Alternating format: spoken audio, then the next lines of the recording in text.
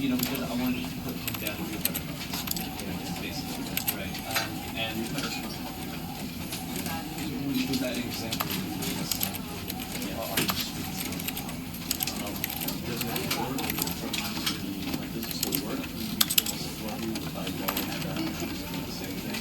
Or does it have to be?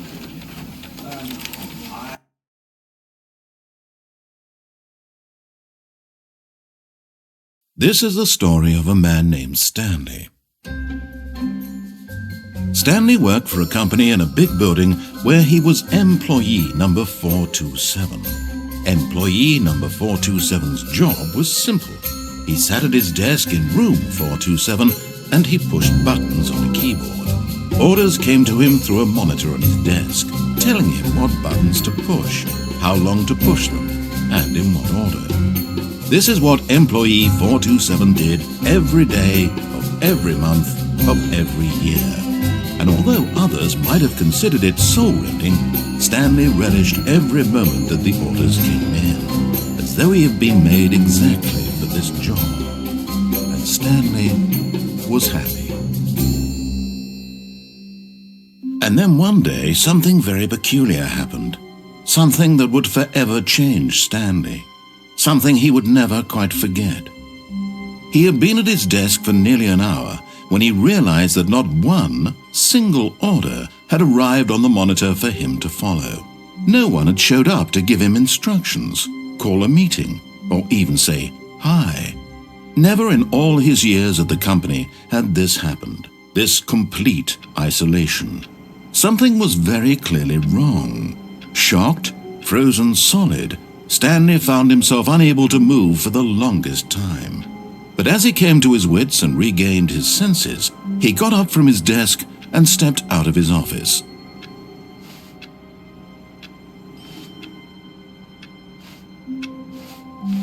All of his co-workers were gone.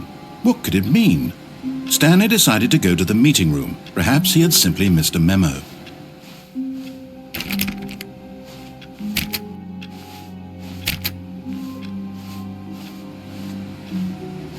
No matter how hard Stanley looked, he couldn't find a trace of his co-workers. Stanley went around touching every little thing in the office, but it didn't make a single difference, nor did it advance the story in any way.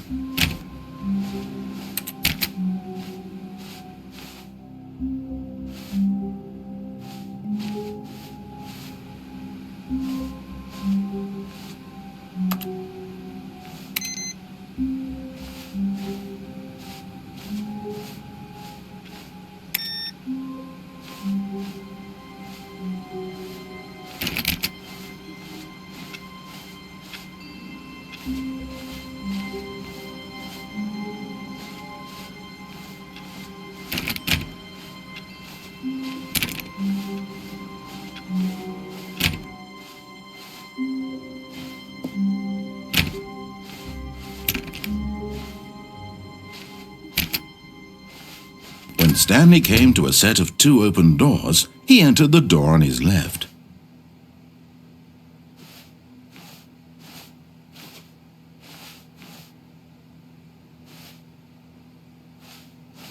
This was not the correct way to the meeting room, and Stanley knew it perfectly well. Perhaps he wanted to stop by the employee lounge first, just to admire it.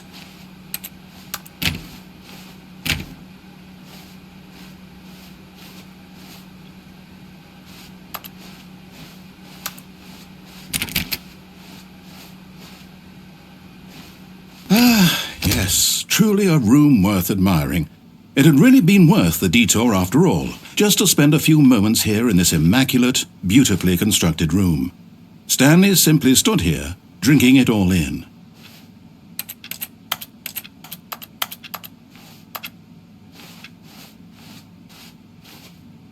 Yes, really, really worth it being here in the room. A room so utterly captivating that even though all your co-workers have mysterious but eager to get back to business, Stanley took the first open door on his left.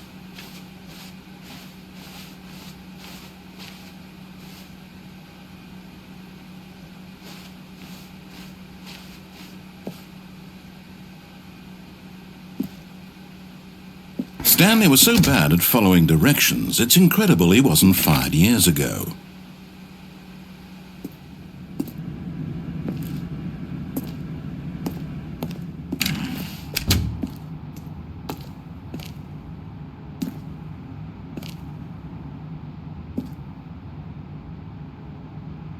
But in his eagerness to prove that he is in control of the story and no one gets to tell him what to do, Stanley leapt from the platform and plunged to his death. Good job, Stanley. Everyone thinks you are very powerful.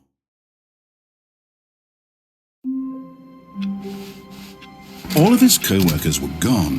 What could it mean? Stanley decided to go to the meeting room. Perhaps he had simply missed a memo.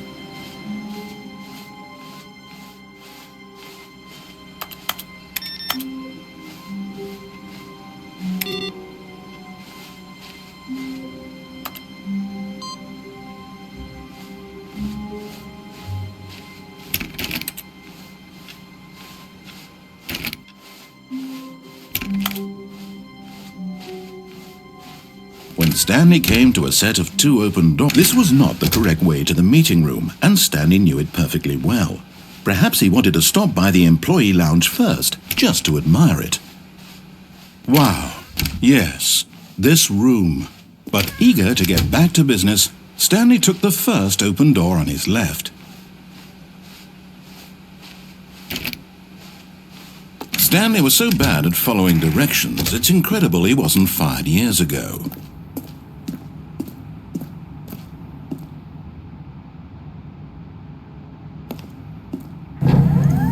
Look, Stanley, I think perhaps we've gotten off on the wrong foot here.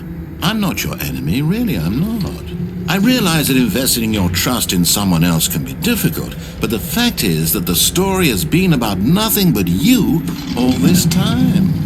There's someone you've been neglecting, Stanley. Someone you've forgotten about. Please, stop trying to make every decision by yourself. Now, I'm not asking for me, I'm asking for her. This is it, Stanley. Your chance to redeem yourself, to put your work aside, to let her back into your life. She's been waiting.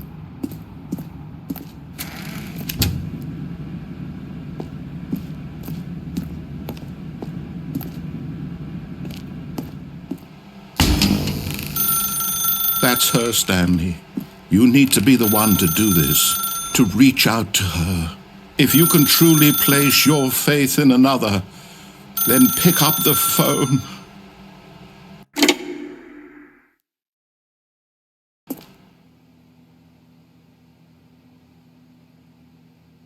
Oh, Stanley, is that you? Hold on, sweetie. Sorry to keep you waiting. I'm just pulling the bread out of the oven. All right. Okay, there we go. All right, now, I want you to come in and tell me all about your day. Gotcha! Oh, come on. Did you actually think you had a loving wife who'd want to commit their life to you? I'm trying to make a point here, Stanley. I'm trying to get you to see something. Come inside. Let me show you what's really going on here. This is a very sad story about the death of a man named Stanley.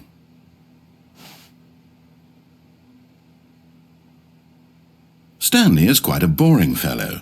He has a job that demands nothing of him, and every button that he pushes is a reminder of the inconsequential nature of his existence. Look at him there, pushing buttons, doing exactly what he's told to do. Now he's pushing a button, Now he's eating lunch. Now he's going home. Now he's coming back to work. One might even feel sorry for him, except that he's chosen this life. But in his mind, in his mind he can go on fantastic adventures. From behind his desk, Stanley dreamed of wild expeditions into the unknown, fantastic discoveries of new lands. It was wonderful, and each day that he returned to work was a reminder that none of it would ever happen to him. And so he began to fantasize about his own job. First, he imagined that one day while at work, he stepped up from his desk to realize that all of his co-workers, his boss, everyone in the building had suddenly vanished off the face of the earth. The thought excited him terribly. So he went further. He imagined that he came to 2 open doors and that he could go through either. At last, choice. It barely even mattered what lay behind each door. The mere thought that his decisions would mean something was almost too wonderful to behold. As he wandered through this fantasy world, he began to fill it with many possible paths and destinations. Down one path lay an enormous round room with monitors and mind controls. And down another was a yellow line that weaved in many directions, and down another was a game with a baby, and he called it the Stanley Parable. It was such a wonderful fantasy, and so in his head he relived it again, and then again, and again, over and over, wishing beyond hope that it would never end, that he might always feel this free. Surely there's an answer down some new path, mustn't there be? Perhaps if he played just one more time.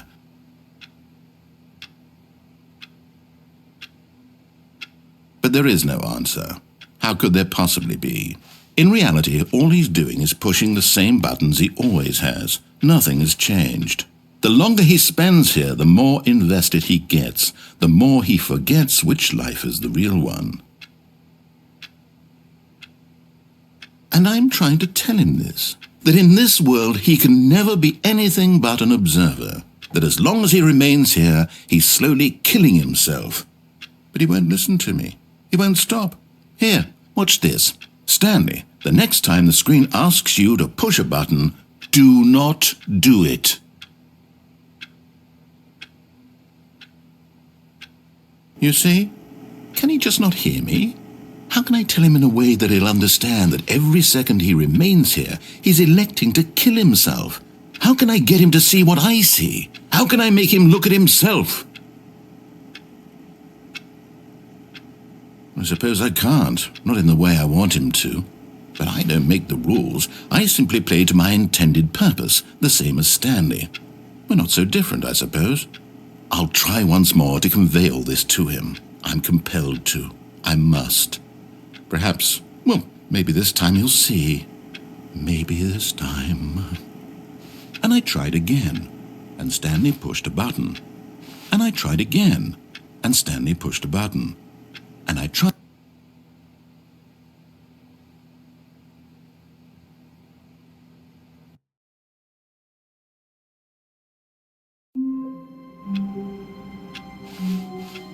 All of his co-workers were gone. What could it mean? Stanley decided to go to the meeting room. Perhaps he had simply missed a memo.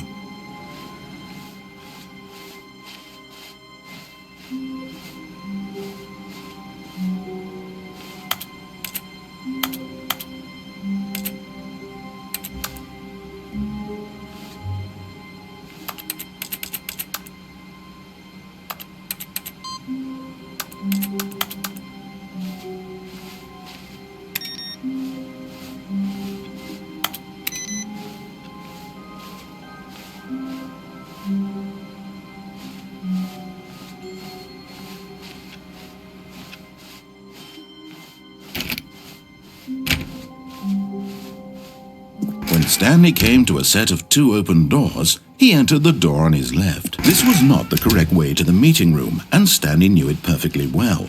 Perhaps he wanted to stop by the employee lounge first, just to admire it. The lounge was sublime, a work of art. But eager to get back to business, Stanley took the first open door on his left. And so he detoured through the maintenance section, walked straight ahead to the opposite door, and got back on track.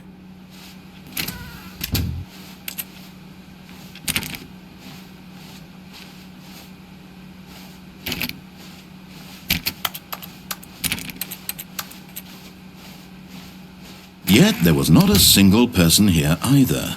Feeling a wave of disbelief, Stanley decided to go up to his boss's office, hoping he might find an answer there.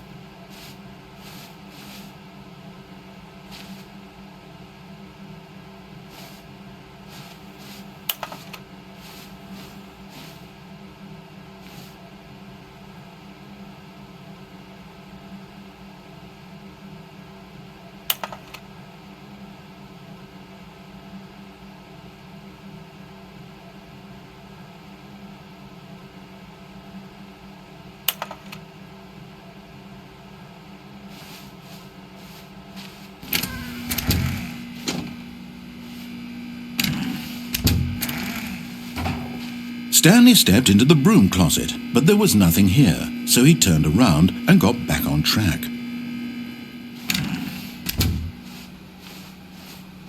Coming to a staircase, Stanley walked upstairs to his boss's office.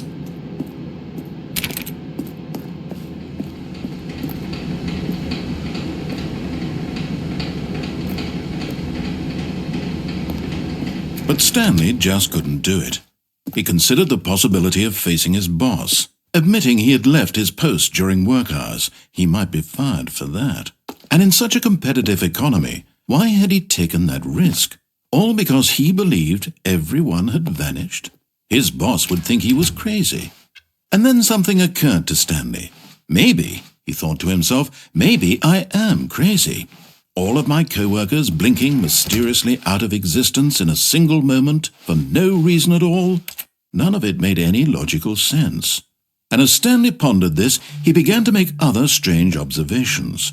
For example, why couldn't he see his feet when he looked down? Why did doors close automatically behind him wherever he went? And for that matter, these rooms were starting to look pretty familiar. Were they simply repeating?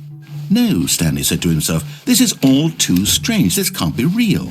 And at last, he came to the conclusion that had been on the tip of his tongue. He just hadn't found the words for it. "I'm dreaming!" he yelled. "This is all a dream." Oh, what a relief Stanley felt to have finally found an answer, an explanation. His co-workers weren't actually gone. He wasn't going to lose his job. He wasn't crazy after all. And he thought to himself, I suppose I'll wake up soon. I'll have to go back to my boring real-life job pushing buttons. I may as well enjoy this while I'm still lucid. So, he imagined himself flying and began to gently float above the ground. Then he imagined himself soaring through space on a magical starfield, and it too appeared. It was so much fun, and Stanley marveled that he had still not woken up. How was he remaining so lucid?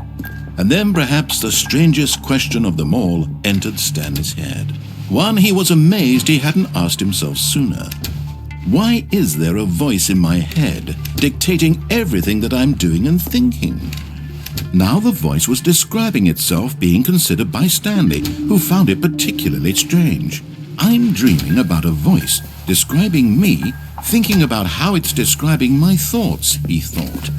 And while he thought it all very odd and wondered if this voice spoke to all people in their dreams, the truth was that, of course, this was not a dream. How could it be? Was Stanley simply deceiving himself, believing that if he's asleep he doesn't have to take responsibility for himself? Stanley is as awake right now as he's ever been in his life. Now, hearing the voice speak these words was quite a shock to Stanley. After all, he knew for certain, beyond a doubt, that this was in fact a dream. Did the voice not see him float and make the magical stars just a moment ago? How else would the voice explain all that? This voice was a part of himself too. Surely, if he could just... He would prove it. He would prove that he was in control, that this was a dream. So he closed his eyes gently and he invited himself to wake up. He felt the cool weight of the blanket on his skin, the press of the mattress on his back, the fresh air of a world outside this one. Let me wake up, he thought to himself.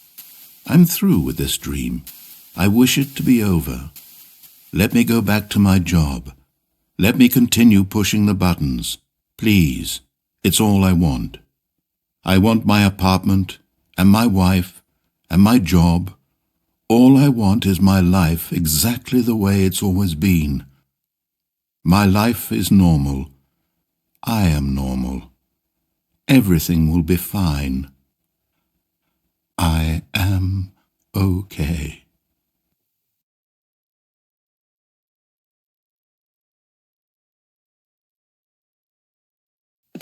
Stanley began screaming.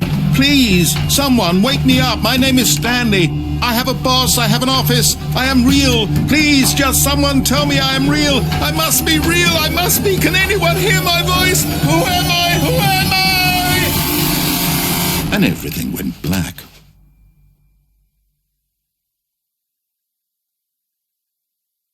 This is the story of a woman named Mariella.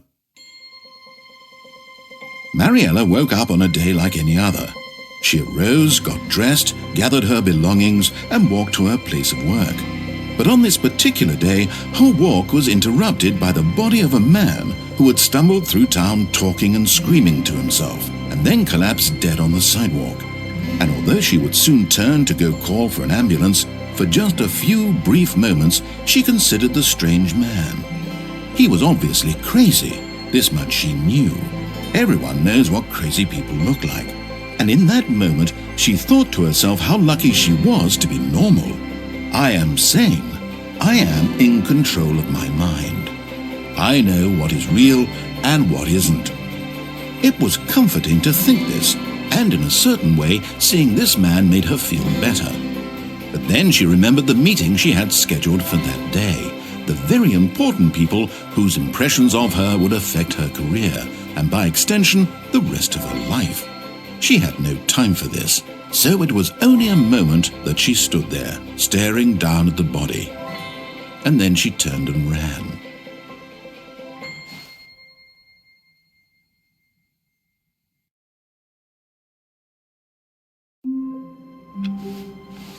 All of his co-workers were gone. What could it mean? Stanley decided to go to the meeting room. Perhaps he had simply missed a memo.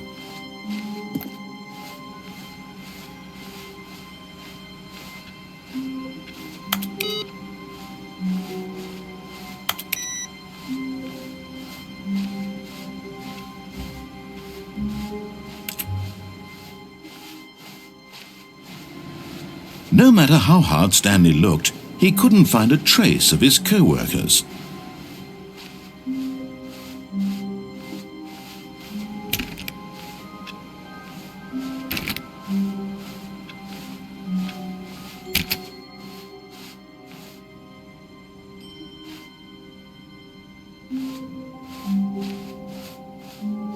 When Stanley came to a set of 2 open doors, he entered the door on his left.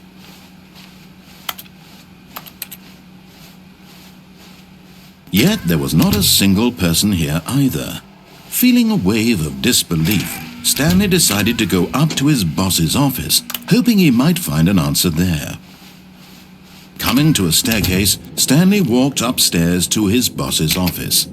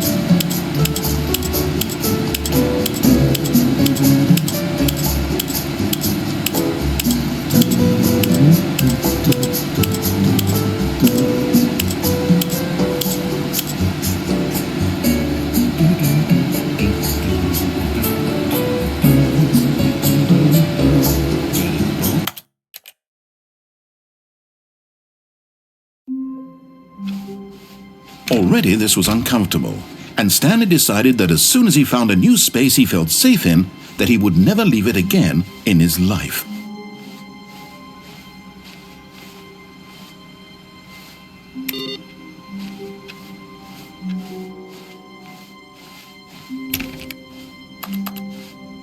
When Stanley came to a set of 2 open doors, he entered the door on his left.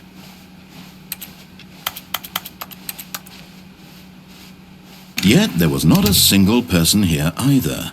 Feeling a wave of disbelief, Stanley decided to go up to his boss. Coming to a staircase, Stanley walked upstairs to his boss's office.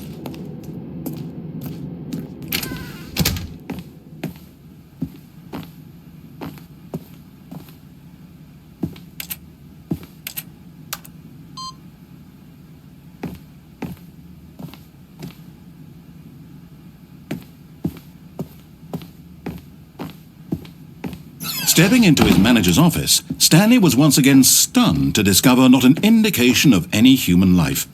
Shocked, unraveled, Stanley wondered in disbelief who orchestrated this. What dark secret was being held from him? What he could not have known was that the keypad behind the boss's desk guarded the terrible truth that his boss had been keeping from him. And so the boss had assigned it an extra secret PIN number, 2845. But of course, Stanley couldn't possibly have known this. Yet incredibly, by simply pushing random buttons on the keypad, Stanley happened to input the correct code by sheer luck. Amazing. He stepped into the newly opened passageway.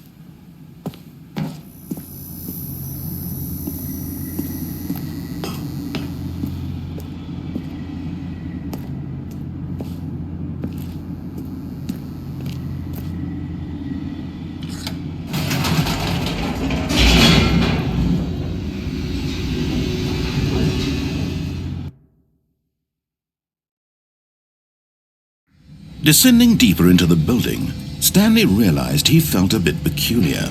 It was a stirring of emotion in his chest, as though he felt more free to think for himself, to question the nature of his job. Why did he feel this now, when for years it had never occurred to him? This question would not go unanswered for long. Stanley walked straight ahead through the large door that read Mind Control Facility.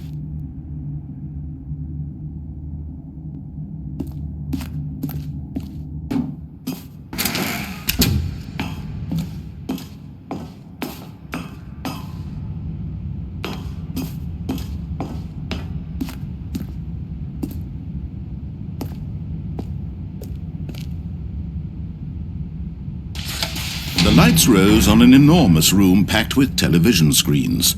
What horrible secret did this place hold? Stanley thought to himself.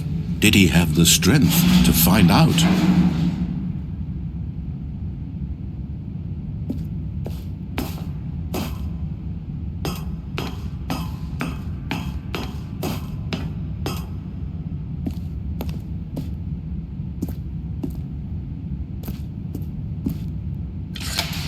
Now the monitors jumped to life, their true nature revealed. Each bore the number of an employee in the building, Stanley's co-workers. The lives of so many individuals reduced to images on a screen, and Stanley, one of them, eternally monitored in this place where freedom meant nothing.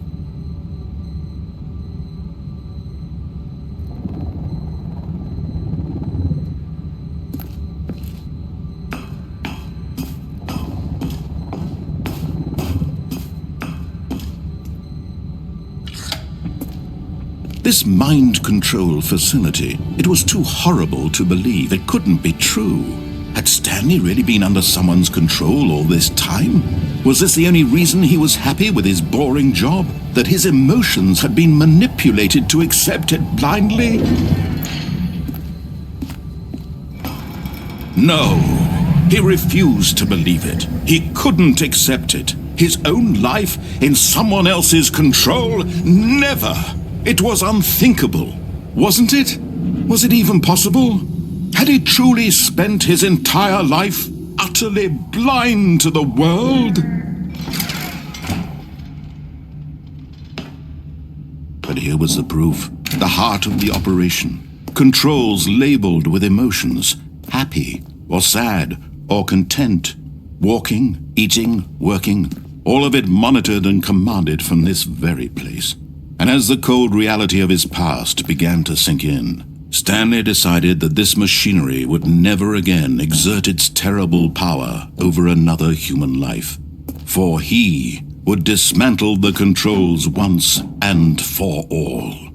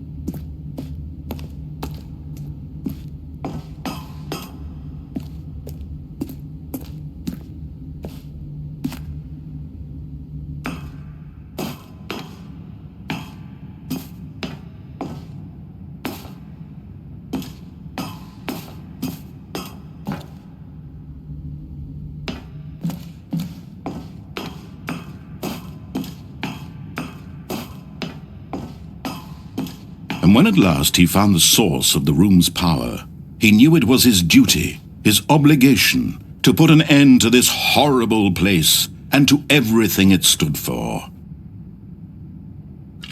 Oh, Stanley, you didn't just activate the controls, did you? After they kept you enslaved all these years, you go and you try to take control of the machine for yourself? Is that what you wanted? Control? Oh, Stanley, I applaud your effort, I really do. But you need to understand, there's only so much that machine can do. You were supposed to let it go, turn the controls off, and leave. If you want to throw my story off track, you're going to have to do much better than that. I'm afraid you don't have nearly the power you think you do. For example, and I believe you'll find this pertinent, Stanley suddenly realized he had just initiated the network's emergency detonation system.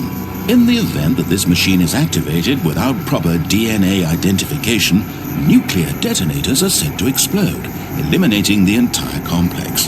How long until detonation then? Let's say, 2 minutes.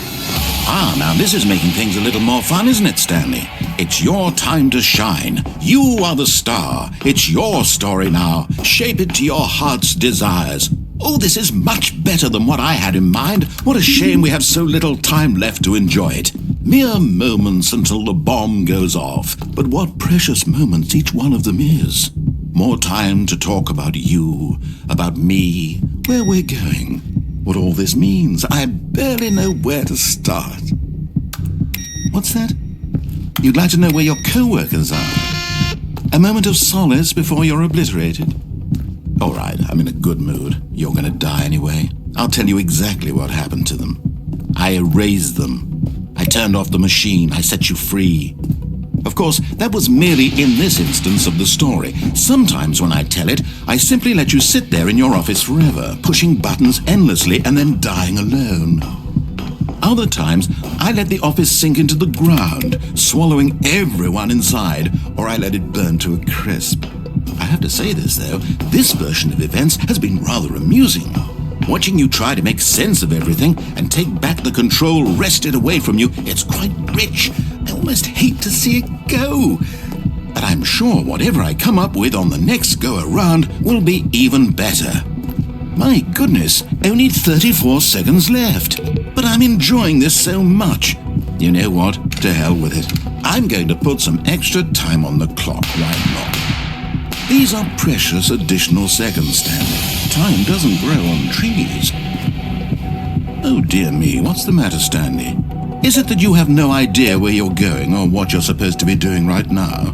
Or did you just assume when you saw that timer that something in this room was capable of turning it off? I mean, look at you. Running from button to button, screen to screen, clicking on every little thing in this room.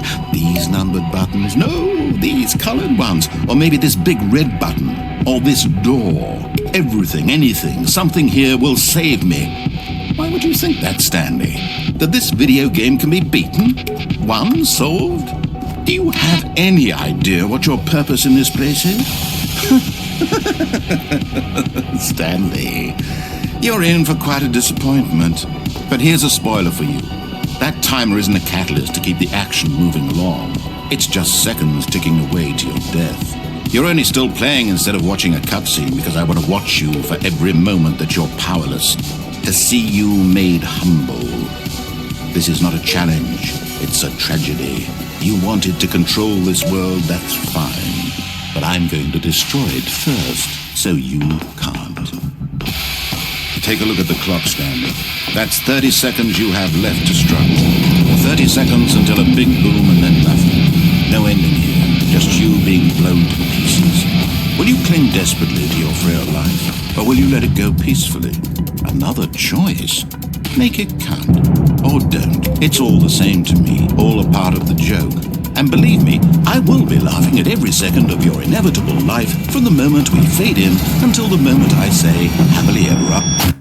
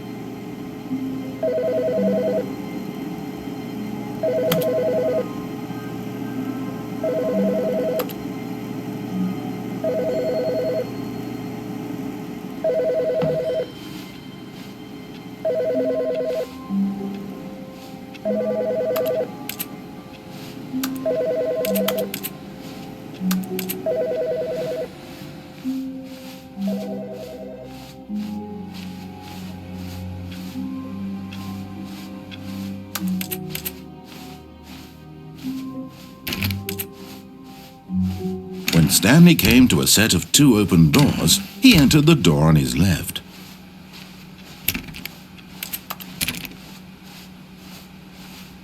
Yet there was not a single person here either. Feeling a wave of disbelief, Stanley decided to go up to his boss. Coming to a staircase, Stanley walked upstairs to his boss's office.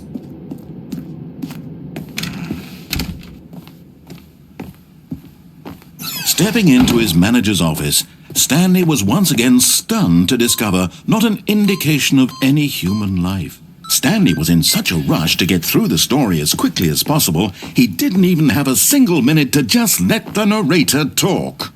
That kind of anxiety isn't healthy, so he relaxed for a few moments with some calming New Age music.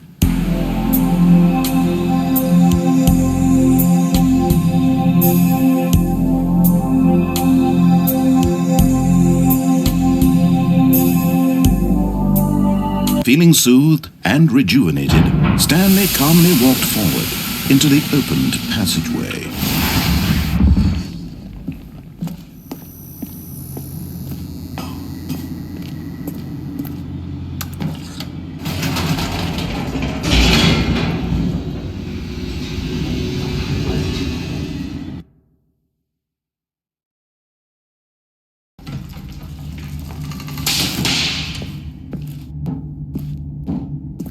Stanley walked straight ahead through the large door that read Mind Control Facility.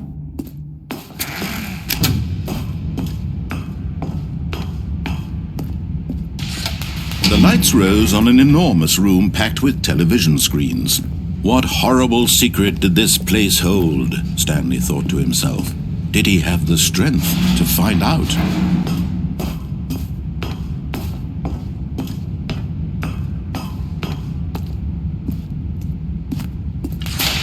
Now the monitors jumped to life, their true nature revealed.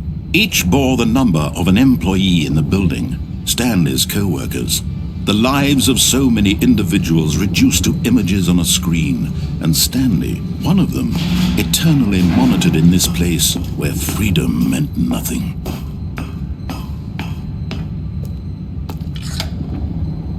This mind control facility, it was too horrible to believe. It couldn't be true. Had Stanley really been under someone's control all this time? Was this the only reason he was happy with his boring job? That his emotions had been manipulated to accept it blindly? No, he refused to believe it. He couldn't accept it. His own life in someone else's control? Never! It was unthinkable, wasn't it? Was it even possible? Had he truly spent his entire life utterly blind to the world?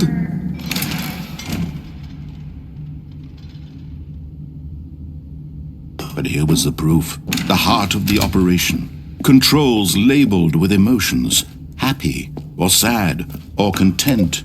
Walking, eating, working, all of it monitored and commanded from this very place. And as the cold reality of his past began to sink in, Stanley decided that this machine...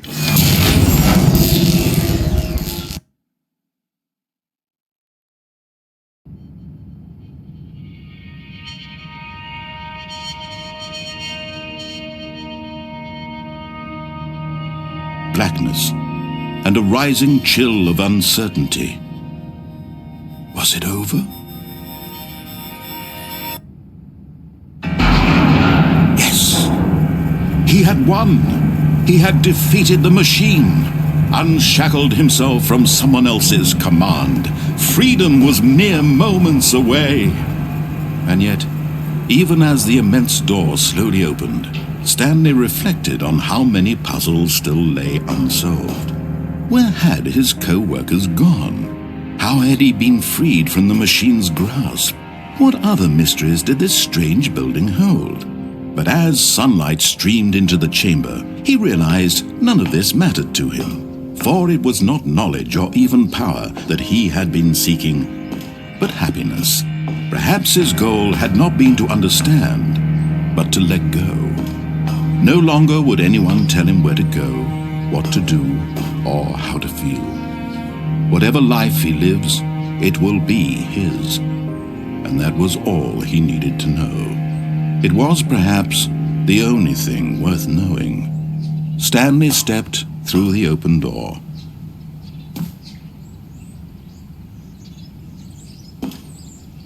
Stanley felt the cool breeze upon his skin, the feeling of liberation, the immense possibility of the new path before him. This was exactly the way, right now, that things were meant to happen. And Stanley was happy.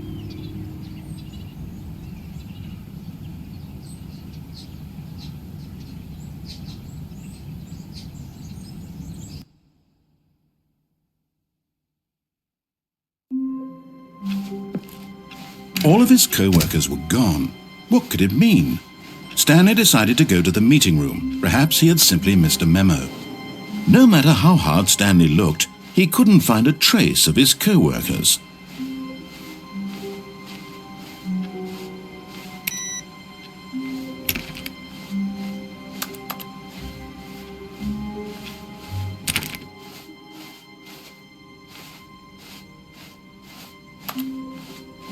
When Stanley came to a set of 2 open doors, this was not the correct way to the meeting room, and Stanley knew it perfectly well. Perhaps he wanted to stop by the employee lounge first, just to admire it.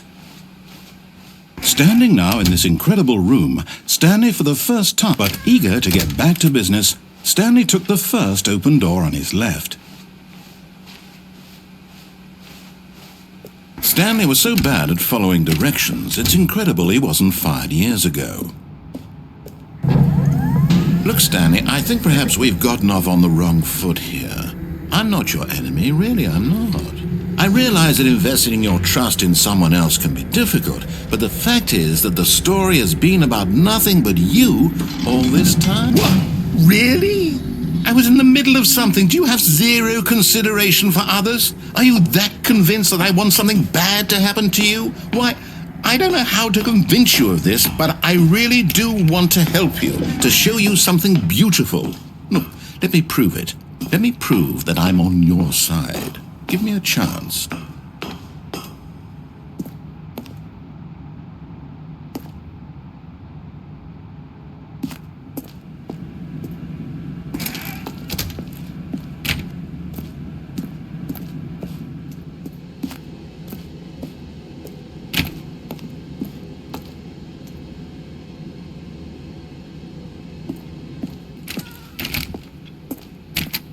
Now listen carefully, this is important. Stanley walked through the red door.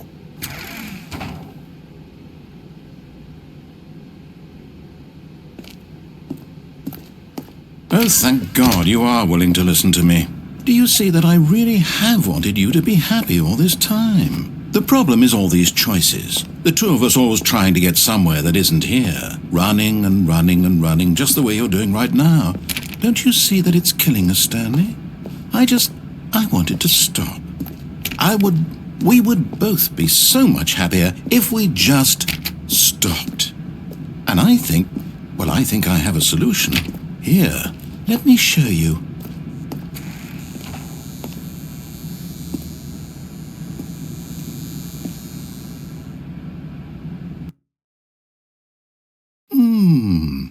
What do we want? What are we looking for?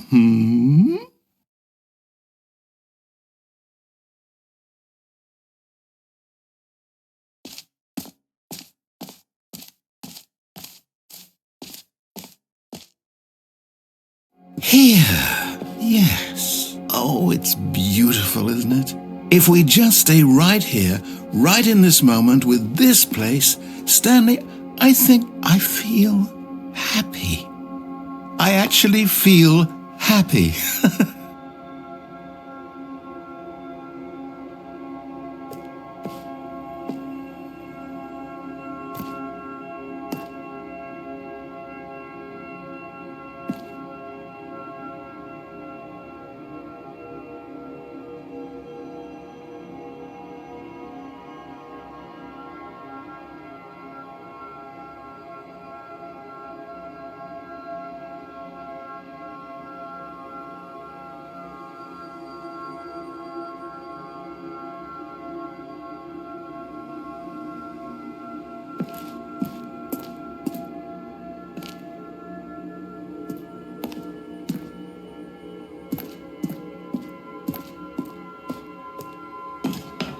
No, wait. Where are you going? Right. Where were we?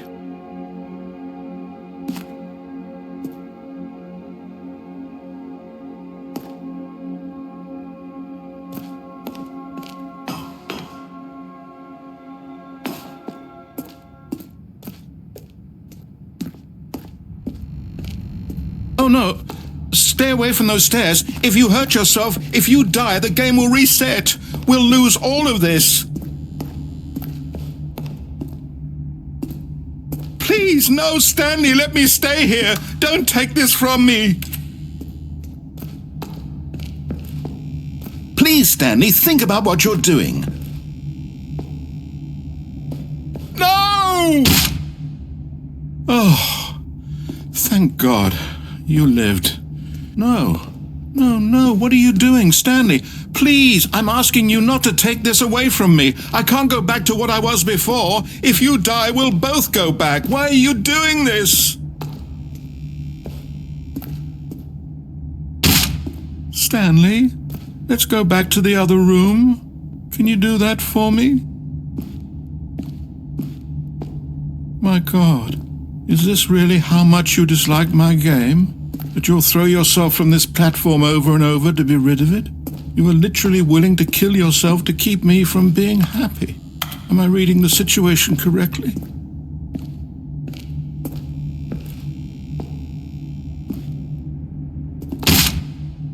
Or maybe you're just getting a kick out of it. I don't know anymore. I just wanted us to get along. But I guess that was too much to ask. It looks like you wanted to make a choice after all. Well, this one is yours.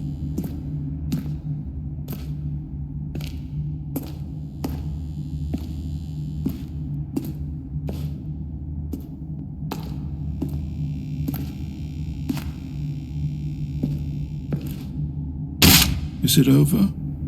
It's going to restart, isn't it? I'm going back.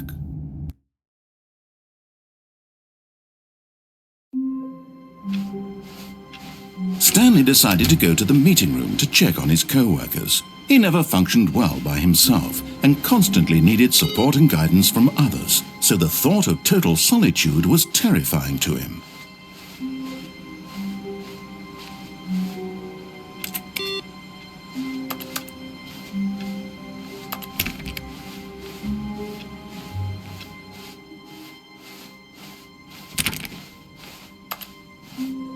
When Stanley came to a set of 2 open doors, he entered the door on his left. This was not the correct way to the meeting room, and Stanley knew it perfectly well.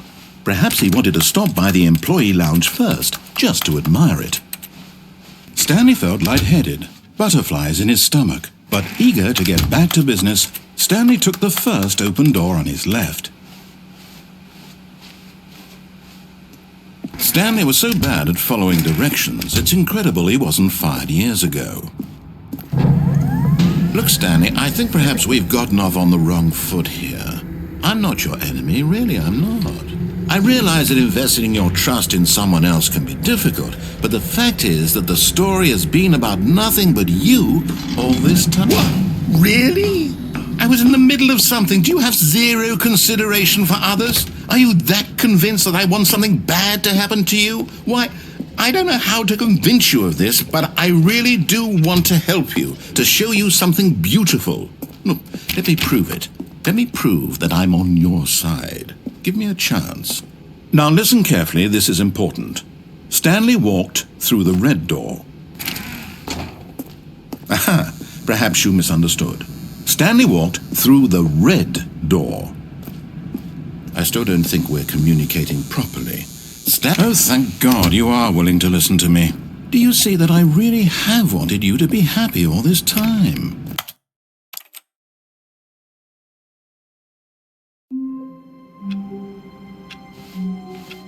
Wait, Stanley thought to himself. Am I sure that the orders stopped coming in? How is that possible? They never stopped. Surely I was mistaken.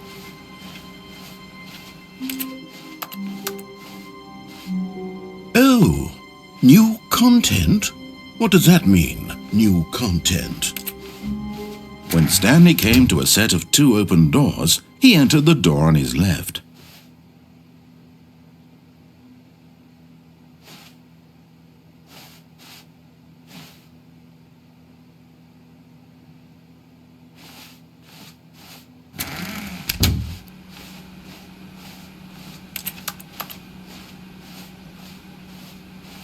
Yet there was not a single person here either. Feeling a wave of disbelief, Stanley decided to go up to his... Coming to a staircase, Stanley walked upstairs to his boss's office.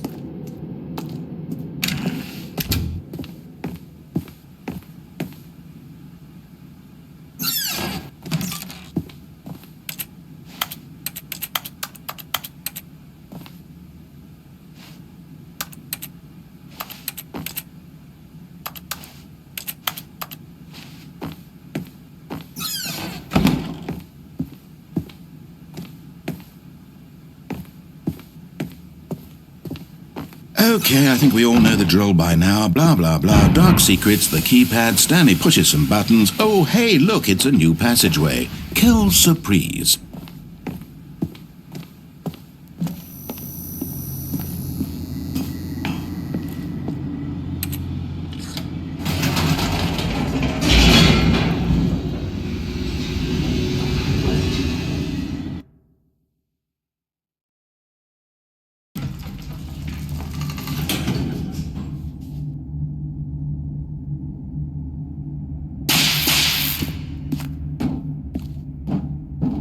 Stanley walked straight ahead through the large door that read Mind Control Facility. Although this passageway had the word but of course, Stanley thought better of it and realized he's still on board with death.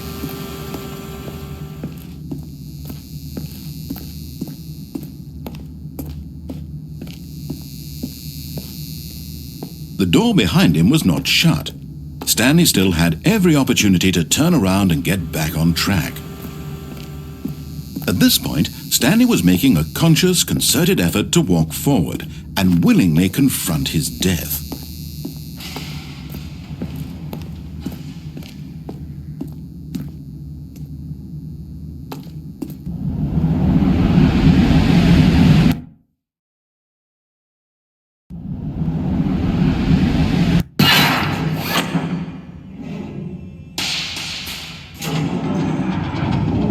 As the machine whirred into motion and Stanley was inched closer and closer to his demise, he reflected that his life had been of no consequence whatsoever.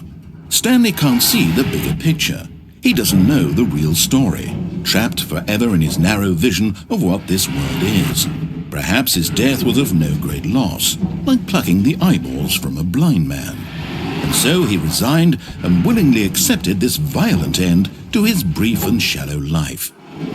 Farewell, Stanley.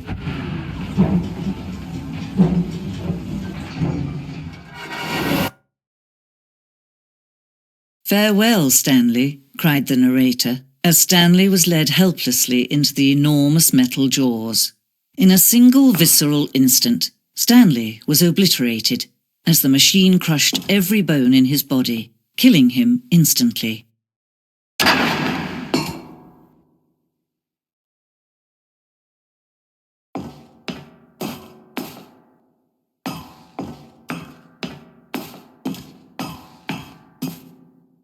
And yet it would be just a few minutes before Stanley would restart the game, back in his office, as alive as ever. What exactly did the narrator think he was going to accomplish?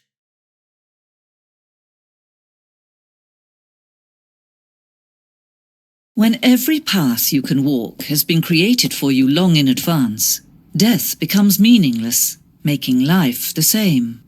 Do you see now? Do you see that Stanley was already dead from the moment he hit start?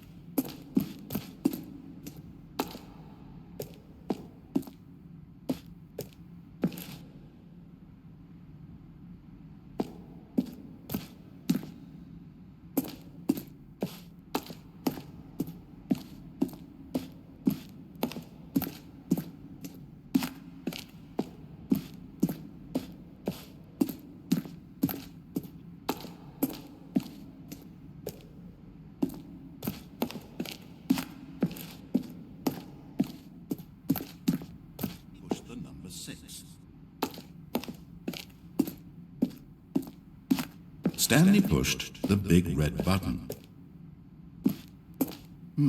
Let's see. Stanley walked through the green door. Nothing there. Shoot. Well, try the other one then. Then he pushed the number 4.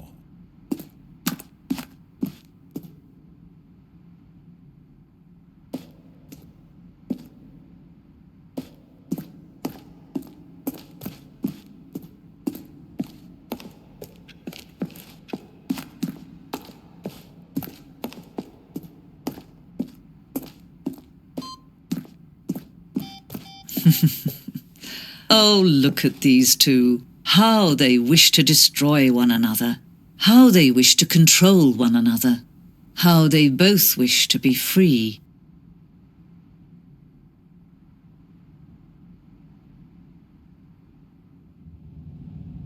Can you see? Can you see how much they need one another? No, perhaps not. Sometimes these things cannot be seen. But listen to me. You can still save these two. You can stop the program before they both fail. Push escape and press quit. There's no other way to beat this game. As long as you move forward, you'll be walking someone else's path. Stop now and it'll be your only true choice. Whatever you do, choose it. Don't let time choose for you. Don't let...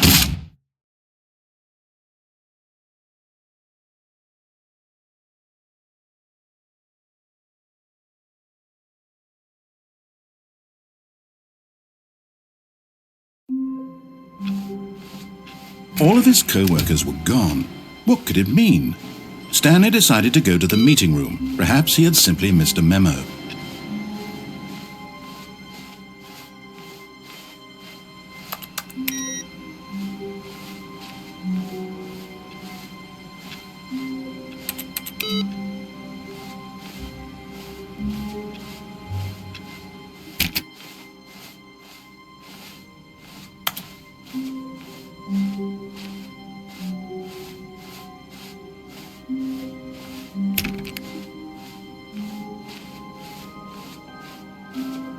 When Stanley came to a set of 2 open doors, this was not the correct way to the meeting room, and Stanley knew it perfectly well.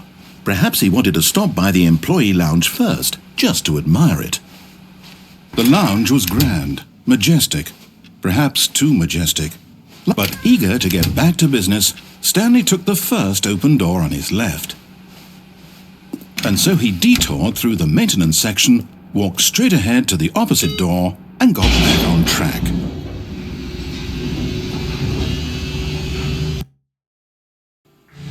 But Stanley didn't want to go back to the office. He wanted to wander about and get even further off track. So now in order to get back, he needed to go, from here it's, oh, no, it's to the right, my mistake. No, not the right. Why would I have ever said it was to the right? What was I thinking? It's clearly... Oh dear, would you hold on for a minute, please? Now, let's see. We went down right, left, down, left, right. Yep, okay, yes. I've got it now. This story is absolutely, definitely this way.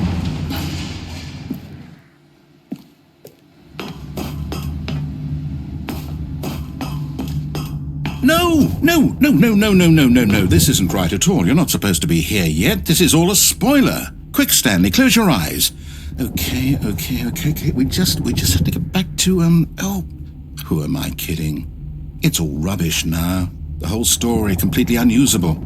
How about, rather than waste my time trying to salvage this nonsense, we'll just restart the game from the beginning.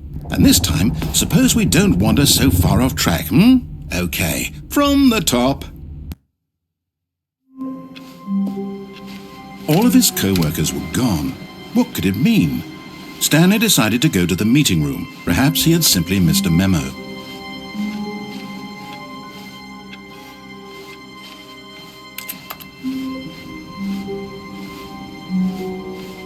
When Stanley... Wait, what? No, No, I restarted. I swear I definitely restarted the game over, completely fresh. Everything should be... Or did something change? Stanley, did you change anything when we were back in that room with all the monitors? Did you move the story somewhere or... Hold on. Why am I asking you? I'm the one who wrote the story. It was right here just a minute ago. I know for sure that it's here somewhere. Okay, then. It's an adventure. Come, Stanley. Let's find the story.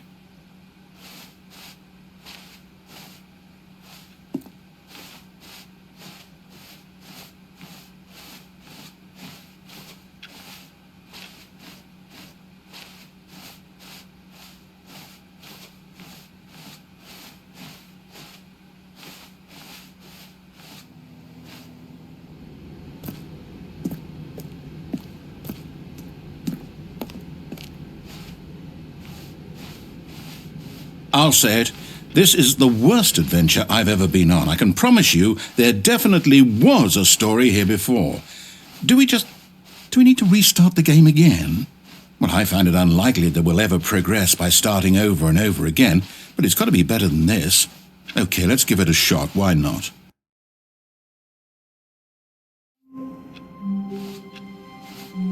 All of his co-workers were gone. What could it mean? Stanley decided to go to the meeting room. Perhaps he had simply missed a memo.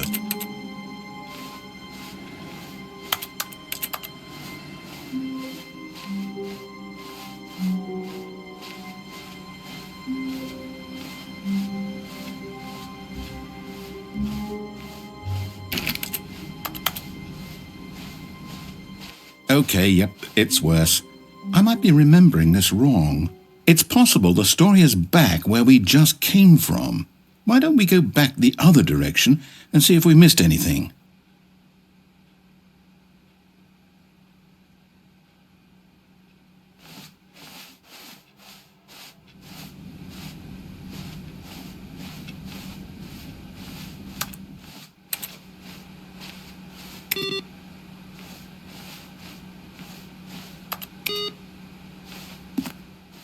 Aha! I knew we'd miss something. The story. Here it comes. No, wait, never mind. Not the story. Okay, let's head back the other way and retrace our steps.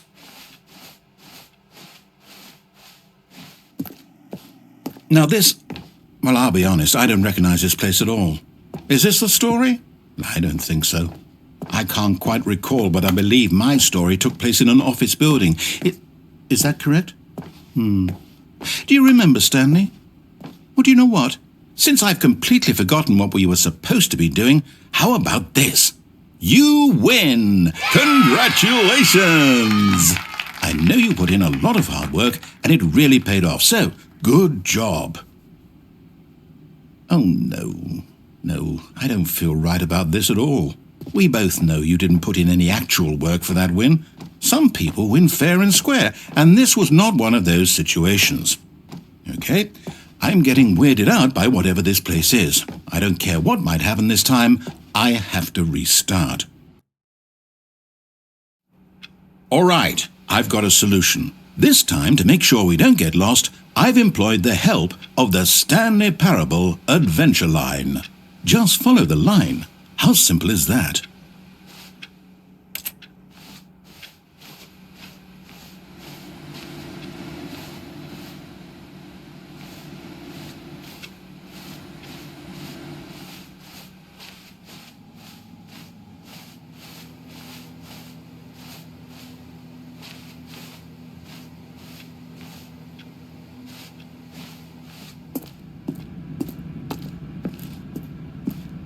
You see? The line knows where the story is. It's over in this direction. Onward, Stanley, to destiny. Though, here's a thought. Wouldn't wherever we end up be our destination, even if there's no story there? Or to put it another way, is the story of no destination still a story? Simply by the act of moving forward, are we implying a journey such that a destination is inevitably conjured into being via the very manifestation of the nature of life itself? Whoa. Hang on. That got a bit weird back there. Well, I'd like to apologize. Not sure where I was going with all that. You know what? I think what we need right now is a bit of music to lighten the mood.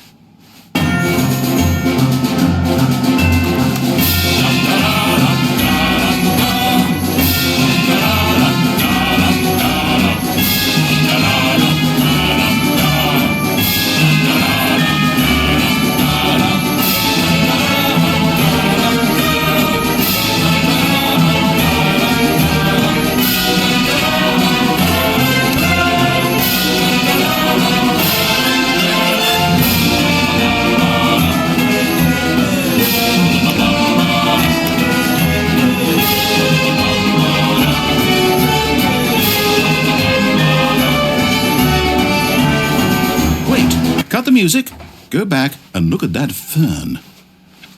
Wait, what? We're back at the office? No. Line, you do know we're looking for the Stanley Parable, right? The story? Is any of this ringing a bell?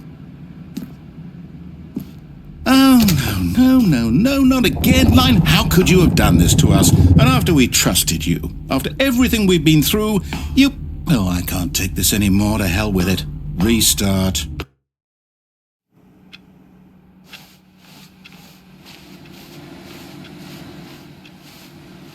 You know what, Stanley? I say forget the adventure line. What's it ever done for us? We're intelligent people, right? Why can't we make up our own story? Something exciting, daring, mysterious.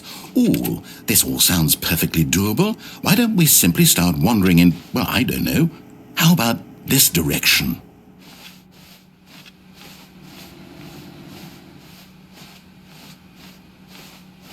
Now, yes, this is exciting. Just me and Stanley forging a new path, a new story. Well, it could be anything. What do you want our story to be? Go wild. Use your imagination. Whatever it might be, Stanley, I'm ready for it. Oh, no, not you again. Stanley, I'd also like to veto the line from having any role in our awesome new story. No lines or monitor rooms. Just don't acknowledge it, and we should be fine.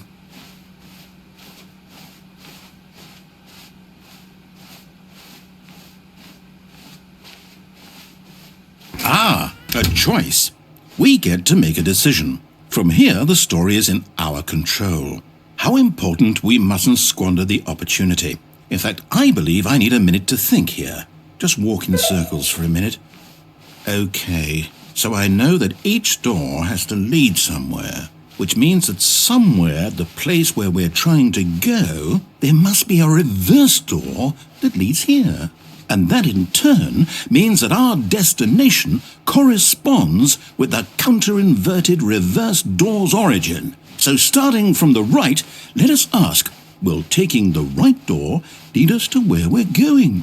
And since the answer is clearly yes, then by all accounts, the door on the right is the correct one. Another victory for logic. Come, Stanley, our destiny awaits. Oh, hold up, what's this? The confusion ending. You're telling me that's what this is? It's all one giant ending? And we're supposed to restart the game, what, eight times? That's really how all this goes? It's all determined? So now, according to the schedule, I restart again. Then what? Am I just supposed to forget? Well, what if I don't want to forget? My mind goes blank simply because it's written here on this thing, wall. Well, who consulted me? Why don't I get to decide? Why don't I get a say in all of this? Is it really? No, it can't be. I don't want it to be. I don't want the game to keep restarting. I don't want to forget what's going on. I don't want to be trapped like this. I won't restart the game. I won't do it. I won't do it. I won't do it. And the timer stopped? Does that mean, did we do it? Did we break the cycle? The, whatever it is that made this schedule? How would we even know? Will someone come for us? Will something happen? So, okay. I guess now we just wait. You know, I suppose in some way that this is a kind of story, wouldn't you agree? I'm not quite sure if we're in the destination or the journey, though they're always saying that life is about the journey and not the destination, so I hope that's where we are right now. We'll find out, won't we? Eventually. Well, in the meantime, if you...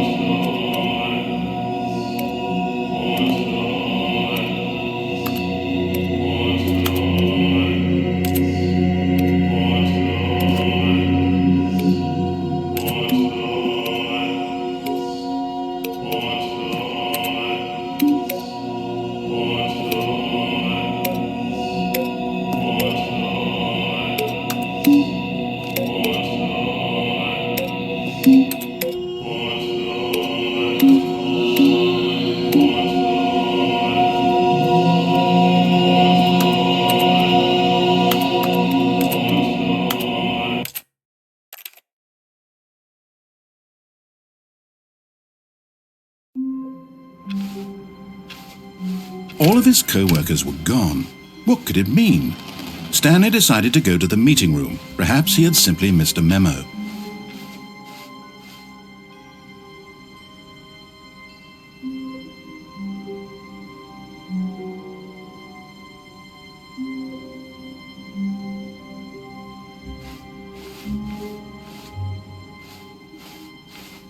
Oh, new content?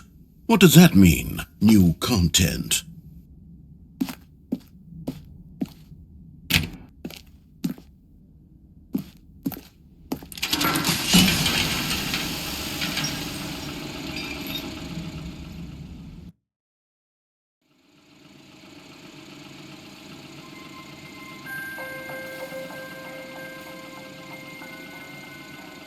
Hello, and thank you for playing the Stanley Parable Ultra Deluxe.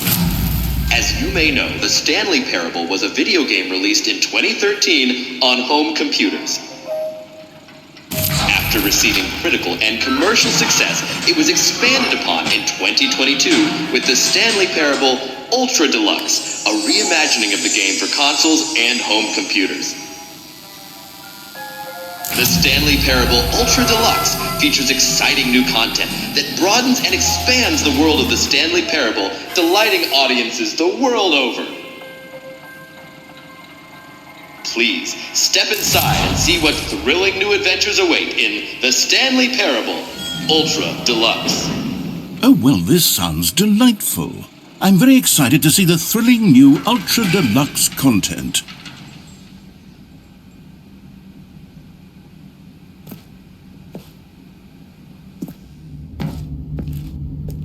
Okay, so far it's an elevator. Nothing special yet, but I'm sure it's just the beginning of a mesmerizing adventure.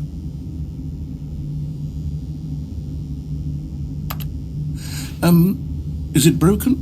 What's going on here? Should we be moving somewhere or... oh, there we go.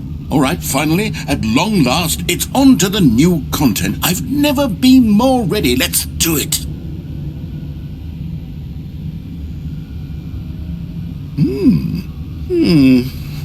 I have to say, initial impressions of Stanley Parable Ultra Deluxe, mostly tedious. It's as if, oh, okay. Let's see the content. Give me the content, Stanley.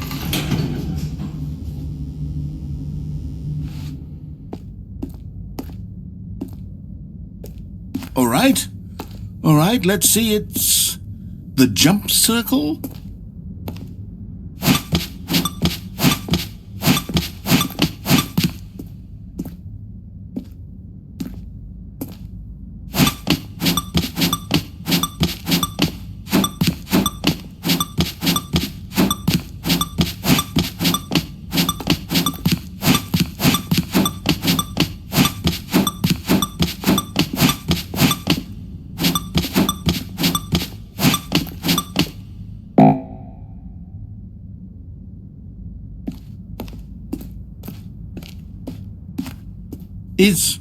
Is that it? Surely that's not all the new content. There has to be something else, right?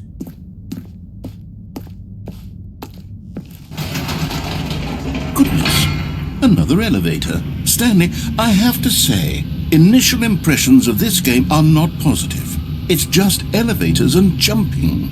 Is this what passes for exciting new content? If this is new content, then I could just read you the whole dictionary. There's 20 hours of new content right there. Hell, I could count to 30 trillion. You could put that on the box. The Stanley Parable Ultra Deluxe, now with over 1,000 hours of new content. And oh, wait, there's more.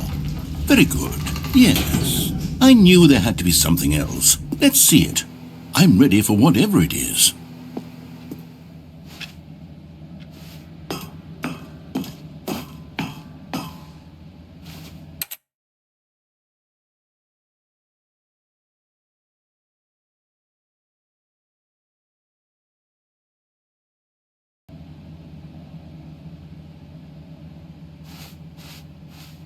That's it? Oh, you've got to be kidding me. You see, Stanley? This is what happens when greedy video game developers with no respect for their fan base rush a cheap expansion to market for no reason other than to make an easy dollar. And don't get me started on the level of craftsmanship that's gone into it. In fact, I'm looking right now at the game's achievements, and it's hard to believe one of them actually says, "Test achievement, please ignore." What quality assurance department signed off on this? I'm infuriated and I'm offended, and I intend to find these people on Twitter and hold them personally accountable. It's my fault, Stanley. I built up too much anticipation around the new content, I'm afraid. It could never have lived up to such expectations. If you're still with me, why don't we just reset the game and we'll try to get back to what the Stanley Parable is really about. No frills, no gimmicks. Just you and me having a great time together like always. What do you say, friend?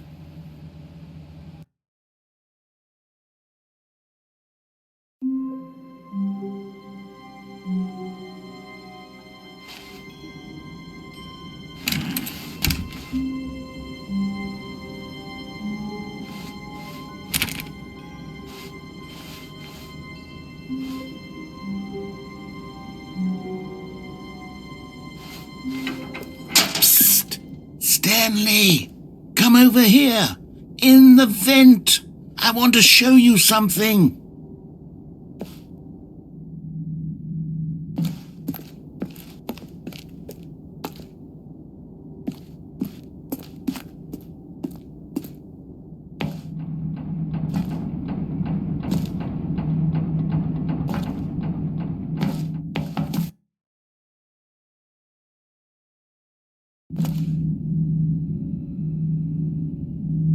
Okay, you remember how cheap and unsatisfying the new Ultra Deluxe content turned out to be? Well, it got me thinking about the past and how much better the Stanley Parable used to be. So I made something special and tucked it away here where the game's developers won't find it. Just our little secret. Take a look.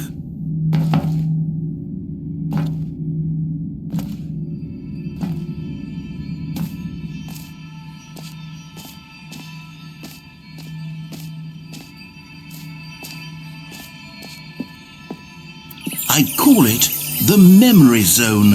It's where I've been storing all my favorite memories so I can relive the peak experiences of my life whenever I want. Experiences like the launch of the Stanley Parable on PC.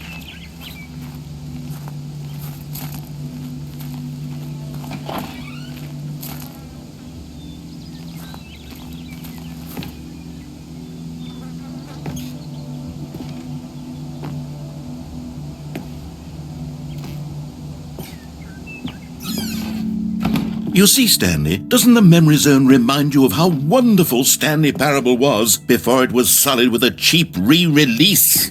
Remember back in October of 2013, when the game originally launched? Back then, video games had integrity. Back then, it all meant something. Oh, the waste.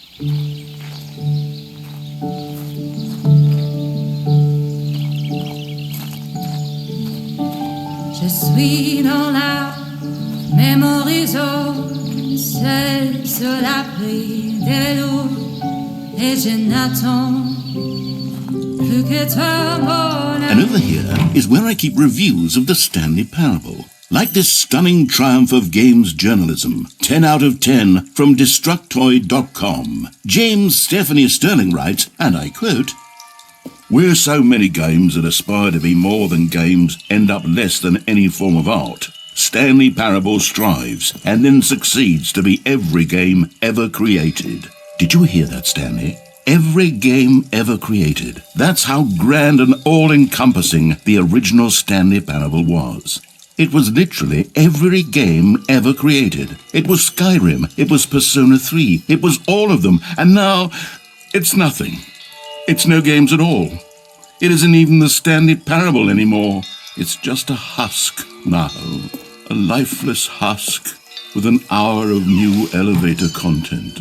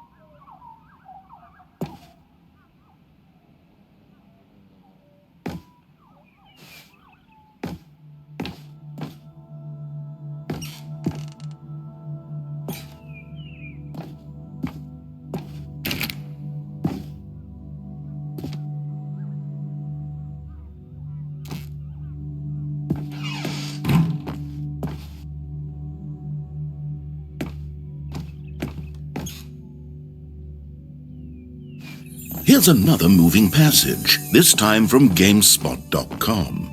The Stanley Parable is both a richly stimulating commentary on the nature of choice in games and one that offers some of the most enjoyable, surprising, and rewarding choices I've ever been confronted with in a game. 9 out of 10. Don't you get it, Stanley? The game was perfect. It didn't need anything else. It didn't need new content. It just needed to be left alone, to spend the rest of time collecting dust in the hallowed hall of beloved video game memories.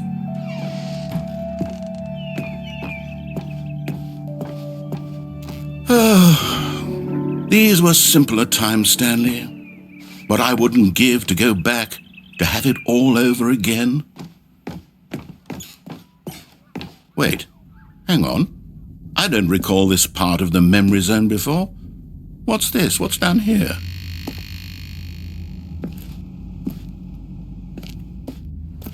Oh no. Oh God, no. Stanley, it's a collection of reviews from Steam, the online video game distributor. I haven't looked at these in years.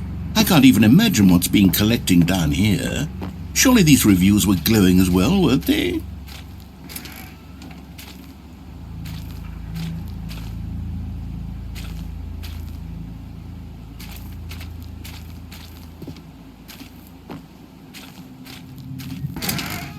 Honestly, I could not be bothered to play this game to full completion. The narrator is obnoxious and unfunny, with his humor and dialogue proving to be more irritating than entertaining. Unfunny! I'm not trying to be funny. I'm trying to make a serious work of art. I suppose I could write up a handful of gags to insert into the Stanley Parable, but the game is already such a densely layered web of profound philosophical insights that I can't even imagine where I'd have the room to stick them.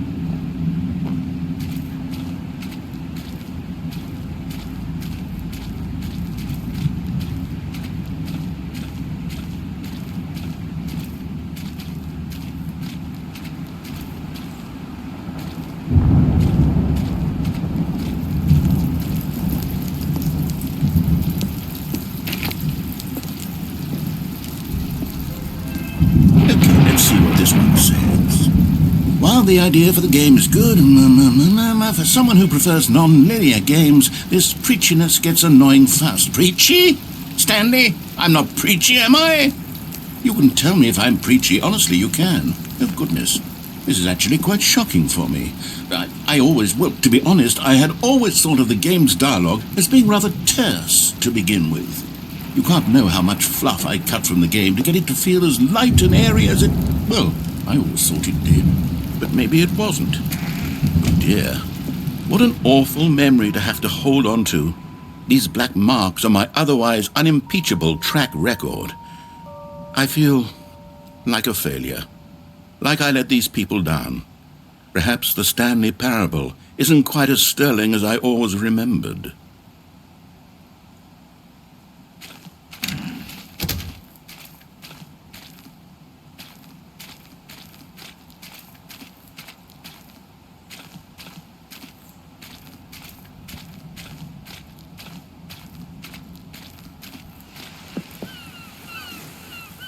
What's this one got to say? You constantly have to stop doing anything so the narrator can catch up with his long-winded explanations of what's happening. I wish there was a skip button. A skip button? Well, yes. Yes, I think we can do that. If I'm truly too preachy, then maybe letting you skip ahead for just a moment, surely it couldn't hurt.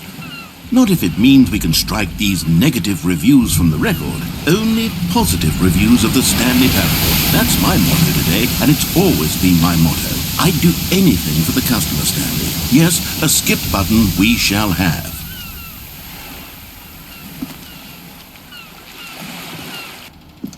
And here it is. Go ahead and give it a shot. I'll pop you forward in time so that the second my incessant droning starts to bore you, with just the push of a button, you'll have zipped right past it. It's what the players have been asking for, and I'm very proud to have delivered. No more listening to me rambling on and on and on. No. The Stanley Parable is a game for the people. And if the people want silence, then by goodness, that's what they're going to get. Well, don't sit around waiting for me to shut up. Go ahead and make me shut up. Here, We'll pretend that I've just begun an interminable monologue, and it goes something like this. The story, and the choices, or what have you, and therefore, by becoming it is, so on and so forth, until inevitably... Oh, you're back, you see. You were only frozen in time for a few minutes, but it was plenty of time for me to deliver a long, rambling monologue full of unnecessary... Well, there's sport. You really did catch me rambling on a bit, didn't you? But that's the power of the button. The minute I start to go off on a thoughtless display of self-absorption, it's right at your fingertips. Okay, welcome back, Stanley. Now, I should say that the amount of time the button has been skipping through is becoming longer and longer. That last one was, well, I want to say maybe 30, 45 minutes? It's not unendurable by any means, but it's, well, there's... Stanley, please don't push the button again. It's been 12 hours. You've just been frozen there. I don't know why the skips are getting longer, but they're really...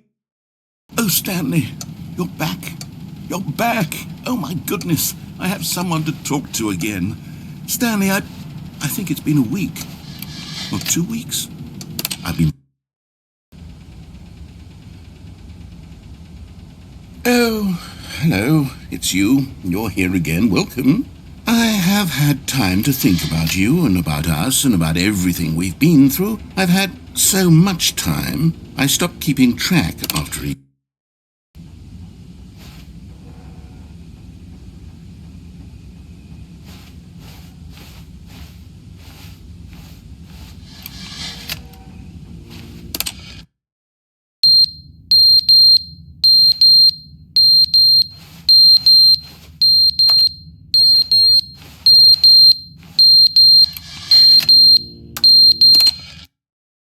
But they didn't understand the game was never meant to be funny. It was meant to have a point. It was meant to speak to the human condition. But where are the jokes? Where are the jokes? They bemoaned, they screamed, they gnashed their teeth and said, entertain us. It wasn't enough. They had to leave a pathetic little thumb...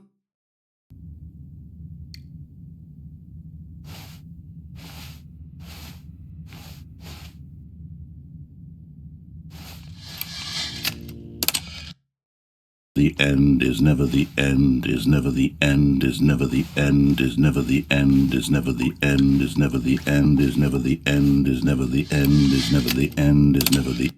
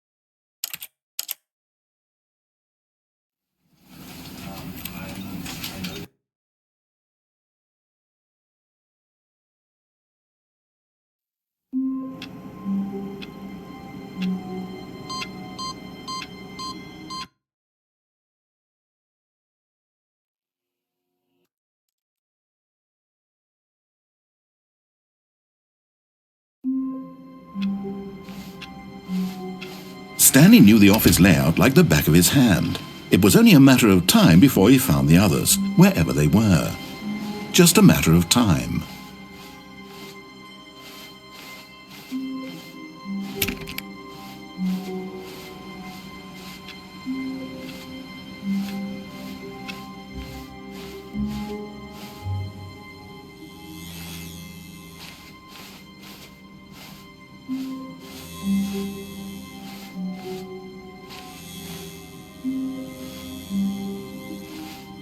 Oh, good. You noticed my sign. Yes, I have something very exciting to show you.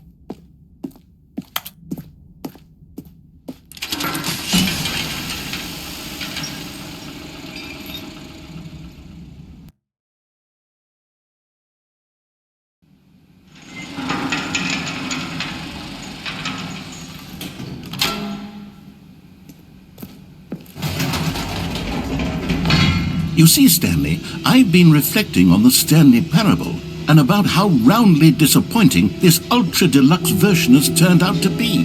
The original Stanley parable was a landmark, and any new content for it should live up to that legacy. So forget this ultra-deluxe nonsense. I say we take it one step even further.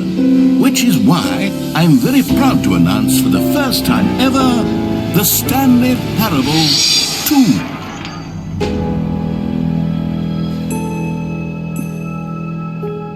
Yes, you see, isn't this far superior to a measly re-release with a few minor additions? Think of all the new territory we'll cover with a fully fledged sequel. An entirely new experience, built from the ground up. Why, there are so many possibilities. It could go in so many different directions. This is what fans have truly been asking for.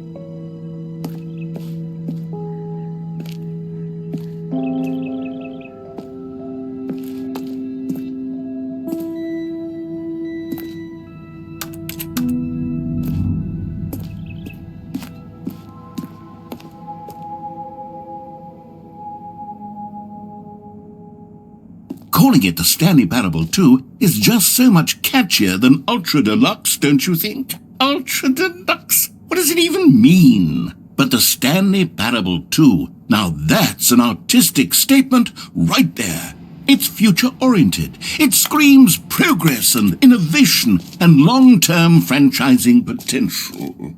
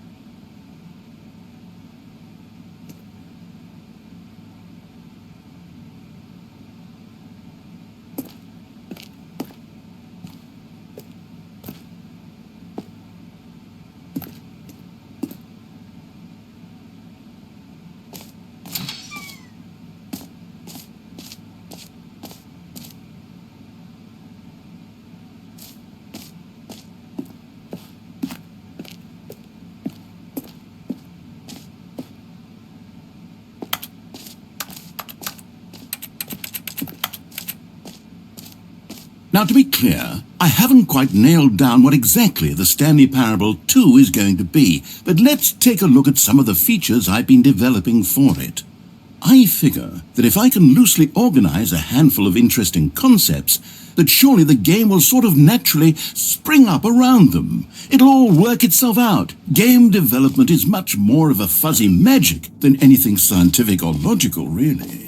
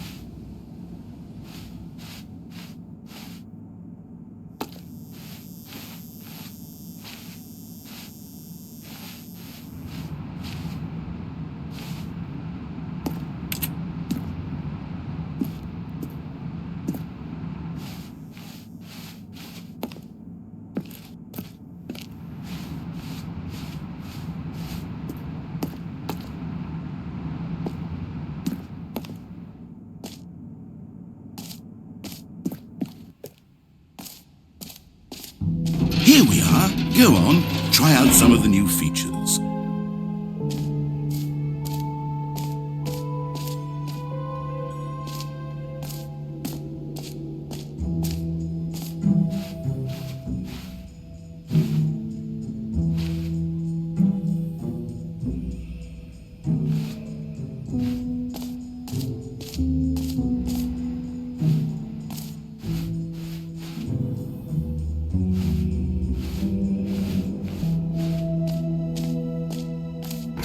For the Stanley Parable 2, I asked myself, what do players really want? And of course, the first and most obvious answer is that they want to be individually recognized and validated as people. So with that in mind, my first addition to the game is this button which speaks the name of the person playing the game. Isn't that wonderful? Jim. Sorry, I should have clarified. Right now, the button only says the name Jim. But of course, in the final game, this button will say your name, whatever name that is. Here, let's have you role-play as Jim to really simulate the full experience of this feature. Just play along. I promise you'll love it. Okay, here we go. Let's take a deep breath, clear your mind, forget whoever you are, and simply become a person named Jim. I want you to imagine yourself living as Jim, sleeping and waking as Jim, falling in love and being heartbroken as Jim, seizing all of the world's possibilities as Jim, and as Jim watching your dreams crumble into dust. Do you feel it deeply? Are you really, truly Jim right now? If so, then please step forward and press the button. Jim. Yes! You see! What a thrill! What a rush! That was you! The button described you! Do it again! Do it again! Jim. Ooh, it hits even harder the second time. If this were the only new feature in the Stanley Parable 2, it would still be worth the money. Let's take a break from the Jim button. I'm too emotionally drained from all of this personal validation. Whoa there, cowboy. Sometimes a person can be too much Jim. I'm putting the Jim button away. Otherwise, soon you'll start to lose all sense of who you actually are.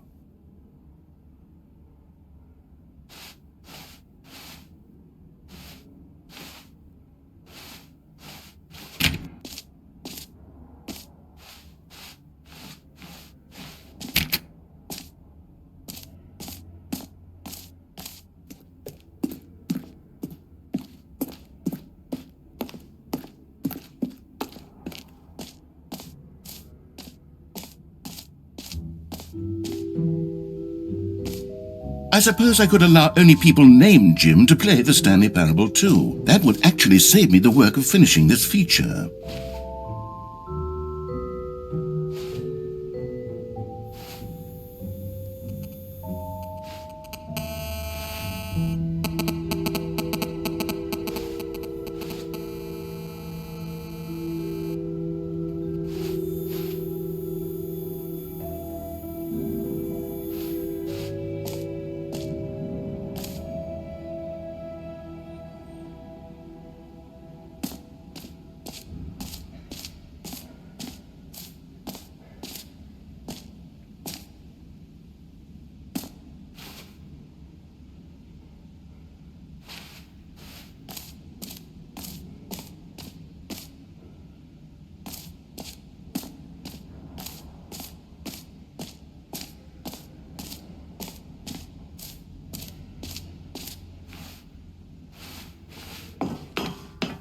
An epilogue would be fun, wouldn't it, Stanley? Yes, it would go at the end of the, well, we'll figure that out later.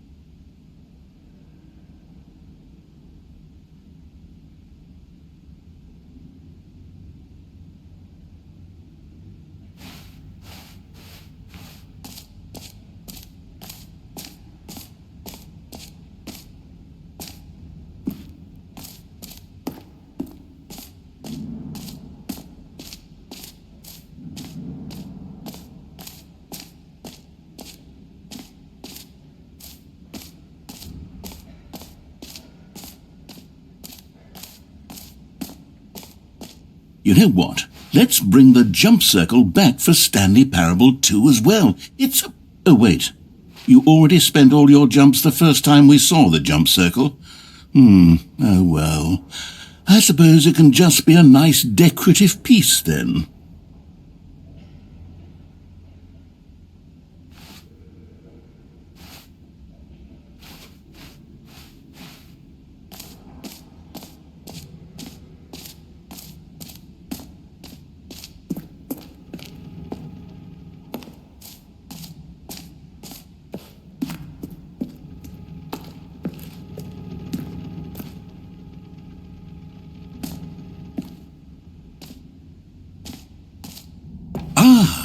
Collectibles.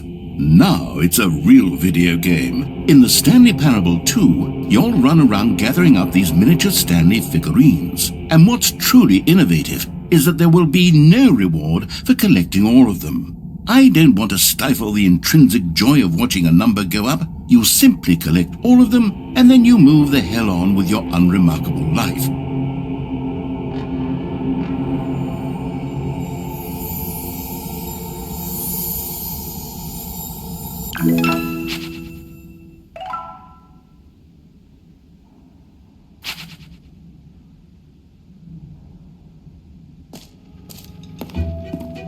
God, it really is the worst when you collect everything in a video game and then they give you a big fancy reward for it. Absolutely tragic.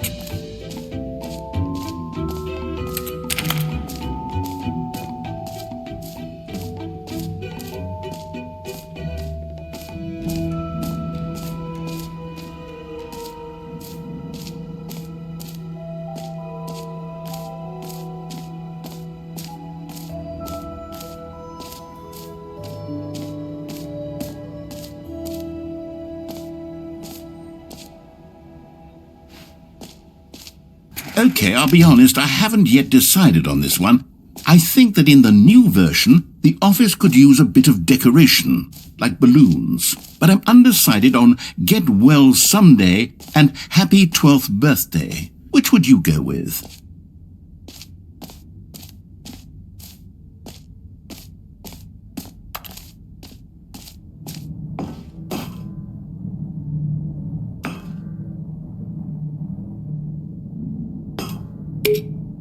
You know, sometimes when you solicit another person's opinion, it makes you realize that you knew which one you actually really wanted all along. Get well someday it is.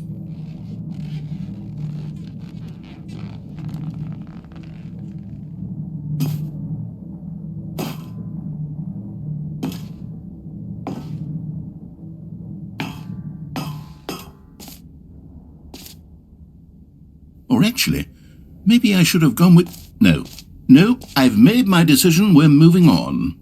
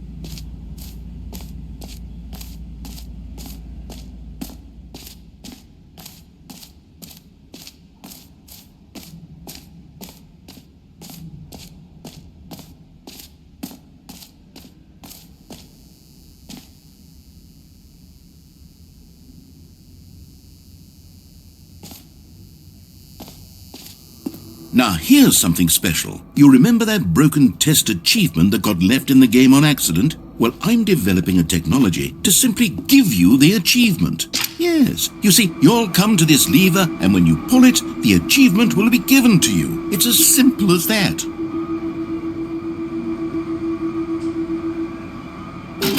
Okay, perhaps I should have clarified. This is technology that will exist. Right now, the achievement is still fully broken. I'm not a wizard, Stanley, but I guarantee it will be fixed in the sequel to at last satisfy the hordes of ravenous fans all over the world who have been uproariously demanding this feature. Gamers, we hear you, and I promise it will happen.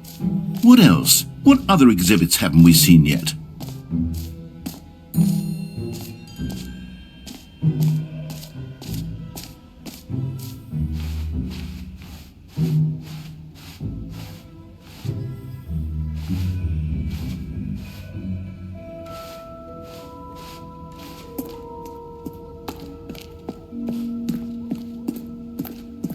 Oh goodness, Stanley, this is fairly awkward. I hate to do this, but before you leave, you really should go to the bucket exhibit. You see, there's a surprise I was going to spring on you later, and it involves the bucket. And I really do hate to break the illusion, but it's important that you go see the bucket, okay? All right, I'll get out of your hair now.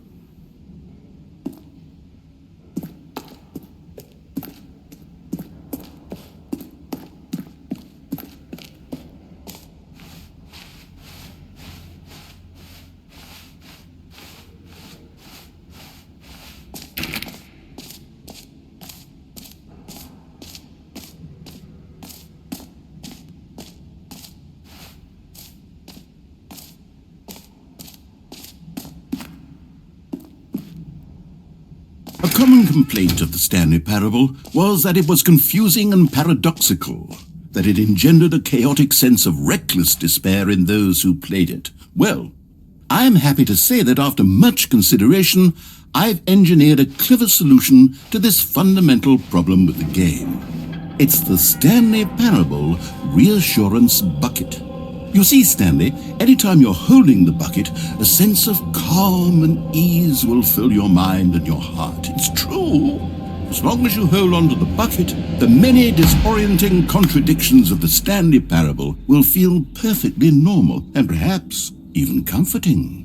You may even come to long for the gentle embrace of jarring cognitive dissonance while the bucket is in your arms. And to be honest, it's a much more convenient solution for me than actually redesigning the game to be less uncomfortable. Can you imagine what a pain in the ass that would be? Yes, the bucket is the perfect solution. Come on, give it a try.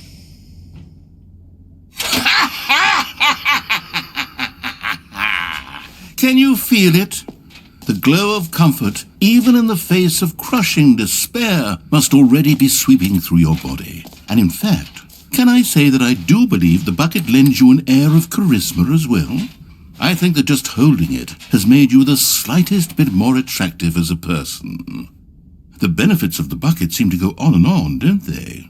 All this and more await you in the Stanley Parable 2.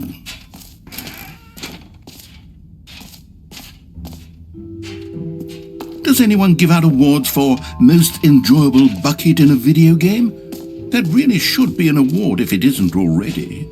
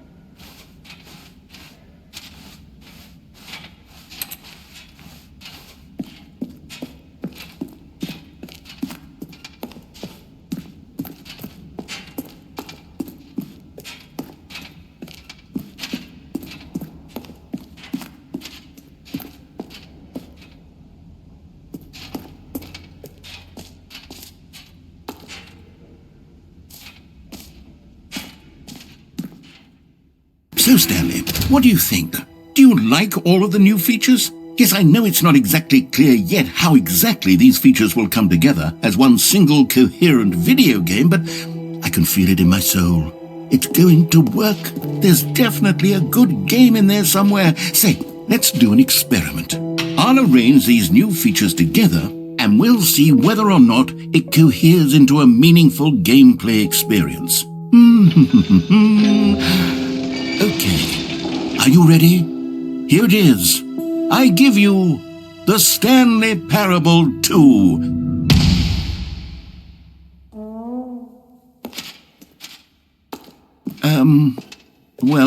I mean, there's potential here, right? It's sort of...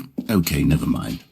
Hold on, let me do a different arrangement. Okay, yes, this is much better. I feel good about this. Here we go. Version 2. Who am I kidding, Stanley? This isn't a coherent video game at all. It's a lot of gags. And I do very much enjoy creating gags, but they don't add up to anything. I wanted more than anything to create a sequel that would capture all the magic of the first game. I wanted fans to love it. No matter how good these gags are, they won't stand on their own. They would need the structure and the gameplay of the original. Wait, maybe that's it. I can take the original Stanley Parable and simply, insert a few of my new features into it. Tastefully, of course. With respect. With care for the vision and integrity of the original game. Would it possibly work? I suppose it could. But it would need a really, really tremendous title screen. A title screen that says with bold and uncompromising conviction, "This is the Stanley Parable 2. Let me see if I can whip something up. All right, perfect. Go ahead. Take a look.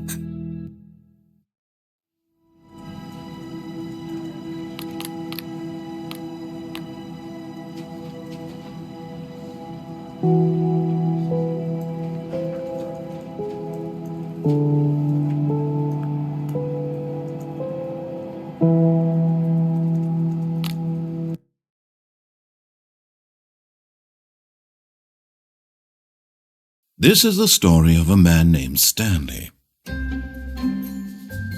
Stanley worked for a company in a big building where he was employee number 427.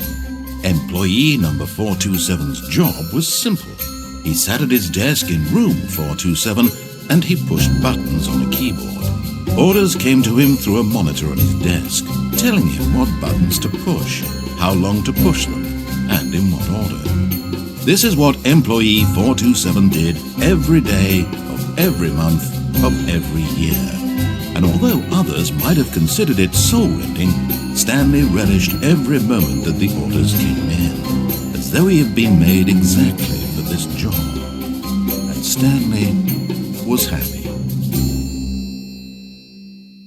And then one day, something very peculiar happened.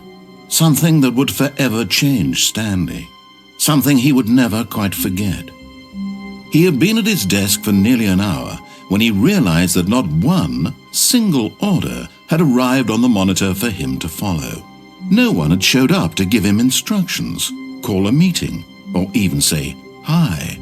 Never in all his years at the company had this happened, this complete isolation.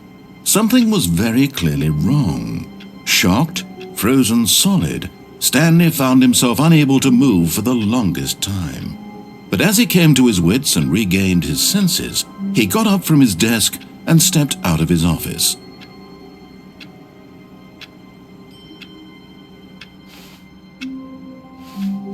All of his co-workers were gone. What could it mean? Stanley decided to go to the meeting room. Perhaps he had simply missed a memo. No matter how hard Stanley looked, he couldn't find a trace of his co-workers.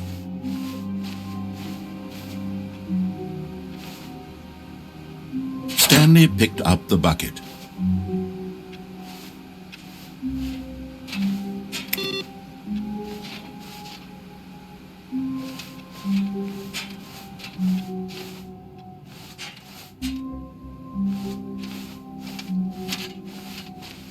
Stanley clutched the bucket tightly to his chest and entered the door on his left.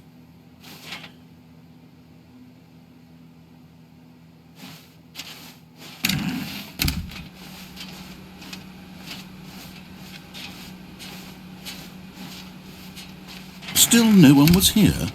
Stanley needed the bucket's warmth and comfort now more than ever. Perhaps his boss's office was where he'd find answers. Oh, Stanley, can you feel it? The broom closet. It wants the bucket. You can feel that, can't you? The aura of jealousy? It's as clear as day. This broom closet believes it deserves the bucket. I can really feel it now. It's a bucket. It belongs in a broom closet. That's what the broom closet is trying to say here. It's supposed to go with the other cleaning supplies. Good for you, Stanley. Don't give in. Don't hand over the bucket. I know how hard it must be, given the pressure that the broom closet is putting on your shoulders right now, but you have to be strong. This is your bucket. This is your companion and lifelong friend. You can't hand it over. Oh, no. We're getting into name-calling now, it seems. Is this how low the broom closet has sunk, that it has to resort to this stream of petty insults simply in order to get you to hand over the bucket? Stanley, I never liked this broom closet for a variety of reasons, but even this is worse than I had imagined. And wait, now the broom closet has the gall to... Coming to a staircase, Stanley and the bucket walked upstairs to the boss's office.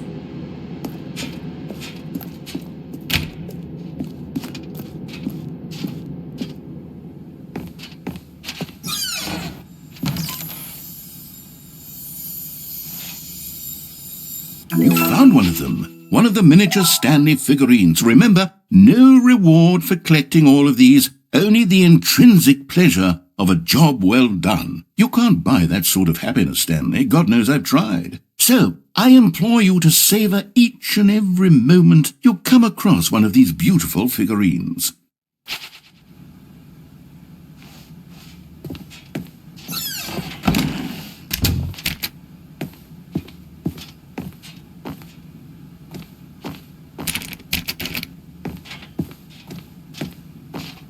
Stepping into his manager's office, Stanley was once again stunned to discover not an indication of any human life. But Stanley guessed the correct code by sheer luck. Was it that the bucket knew all along? Was the bucket guiding him? Yes, This is certainly the most logical explanation.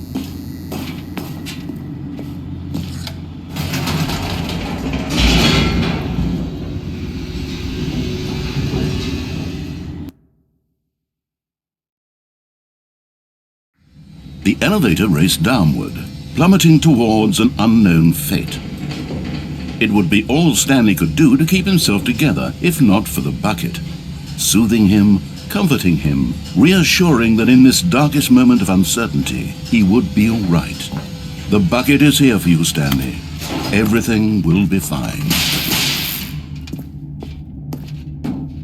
Stanley and the bucket walked straight ahead through the large door that read, Mind Control Facility.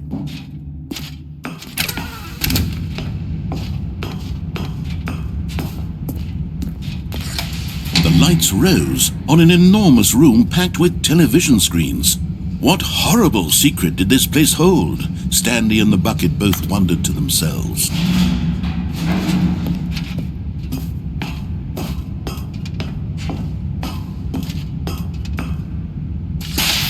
The monitors jumped to life, and Stanley nearly dropped the bucket in shock. Everyone in the office was being videotaped, monitored like guinea pigs. The bucket had never seen anything like this, and it very nearly burst into tears as Stanley cradled it gently, reassuring it that everything would be fine.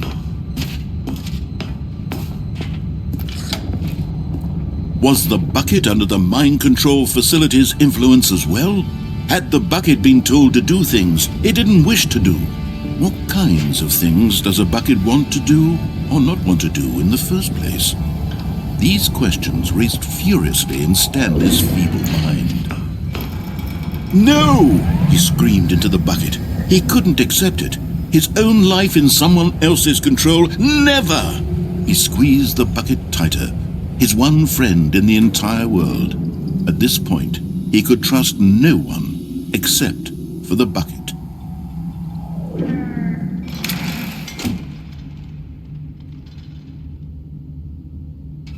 But here was the proof. The heart of the operation. Controls labeled with emotions, happy or sad or content. Walking, eating, working, all of it monitored and commanded from this very place. And as the cold reality of his past began to sink in, Stanley decided that this machinery would never again exert its terrible power over another human life. For he and the bucket would dismantle the controls for good. Two best friends, Stanley and the bucket, up against the world. They high-fived in a really cool way, and the bucket made a sassy comment about taking down the system.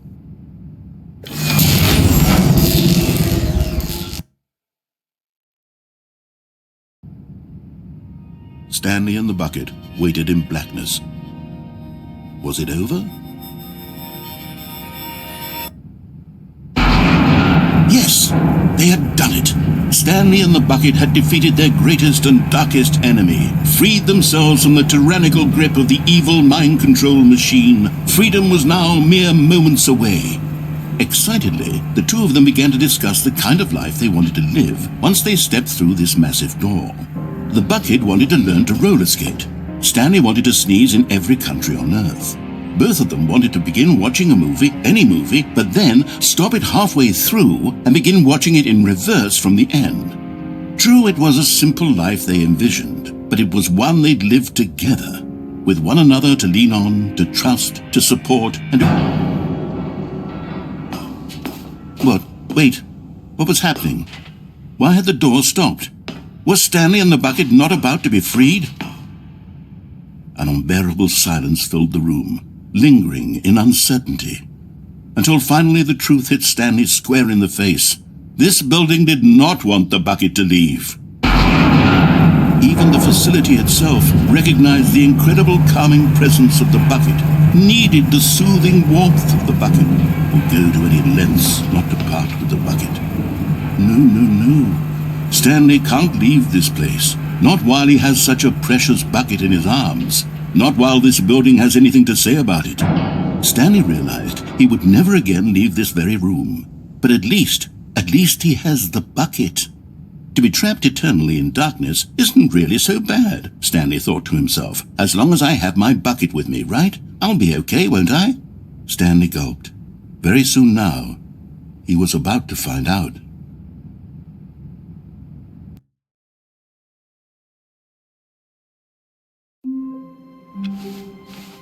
A soft wind blew outside and perhaps rain started, and if it did, it stopped shortly after. Stanley hoped that he would one day see weather.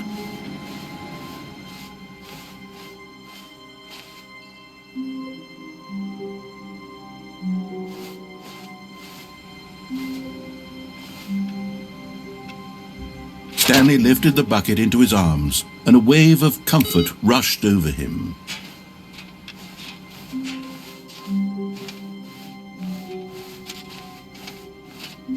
Stanley clutched the bucket tightly to his chest and entered the door on his left.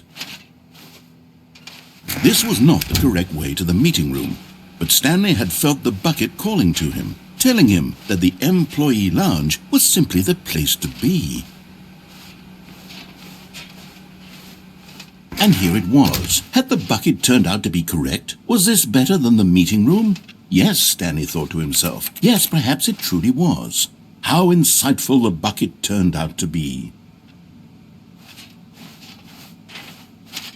No, never mind. The bucket was wrong. Stanley took the door on his left to go back to the meeting room. No, said the bucket. don't go to the meeting room. Go somewhere else. The cargo lift, yes. Go there. Go to the cargo lift.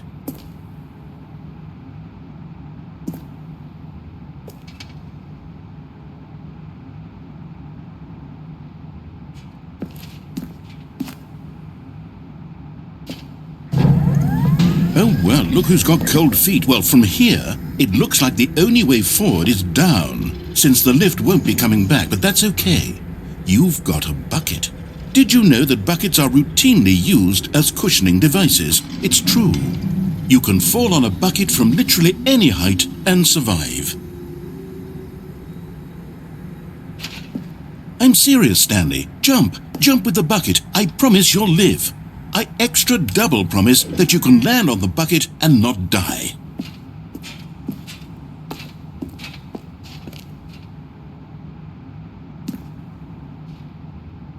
Whoops. Looks like I was wrong.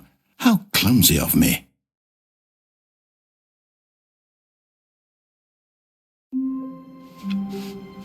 A soft wind blew outside and perhaps rain started, and if it did, it stopped shortly after.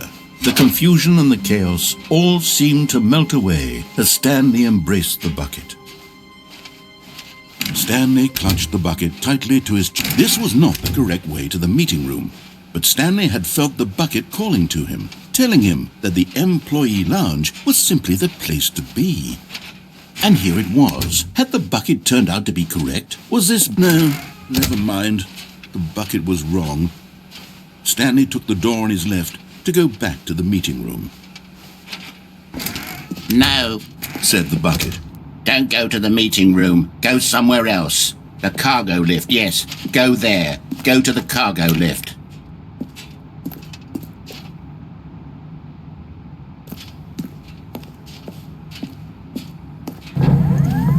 Good, said the bucket. Now ride the lift all the way to the top. There's something up there I need you to do. Stanley did not question why or how this bucket was speaking to him. It should have alarmed him, of course, because buckets can't talk. But Stanley chose not to think about this obvious fact. He was firmly convinced that the bucket had spoken to him, and he unthinkingly did whatever the bucket asked.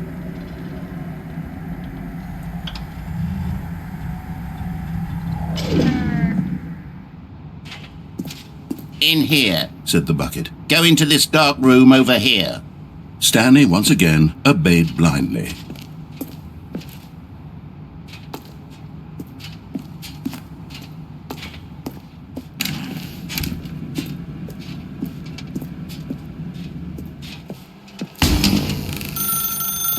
Now pick up the phone, said the bucket. Pick up the phone and it will take us back home, where we can go about life together.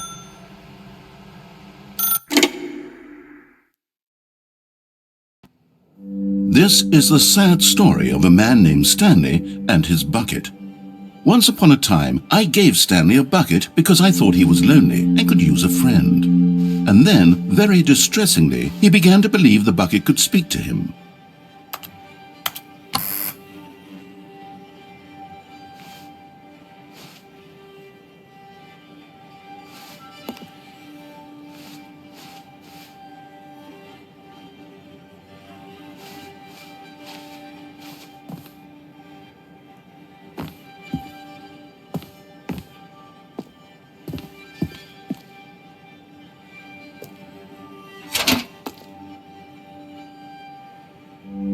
The Stanley Parable Reassurance Bucket was merely meant to provide the comforting glow of companionship.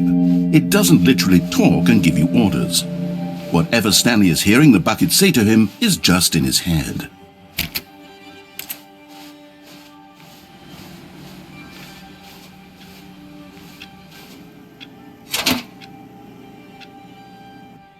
Lately, I've been concerned about him. Wouldn't you be concerned as well? To see him delusional like this, obsessing over an inanimate metal object? I want to say something to him, but I don't know how I can convince him. I don't know if he'll listen to me.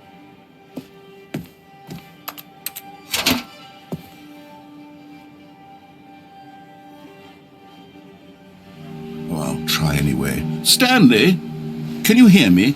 Listen to me. It's just a bucket. It can't think, it can't talk. All it will ever truly do for you is effectively transfer a liquid from one location to a different location. That's it. It doesn't do anything else. You see, he's not listening. He's still taking orders from the bucket. You know, once upon a time it was me he took orders from, me he trusted and listened to. Now all he cares about is his awful bucket, this stupid hunk of metal.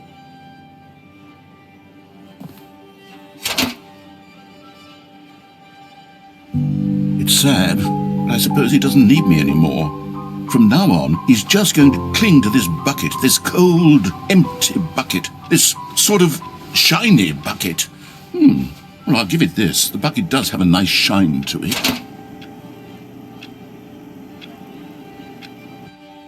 Yes, I suppose on closer inspection that it doesn't quite look like your average hardware store bucket. It's just a little more, what am I trying to say? Sturdier, more capable of transporting liquid. Like it would be better at moving an amount of water from one room to another.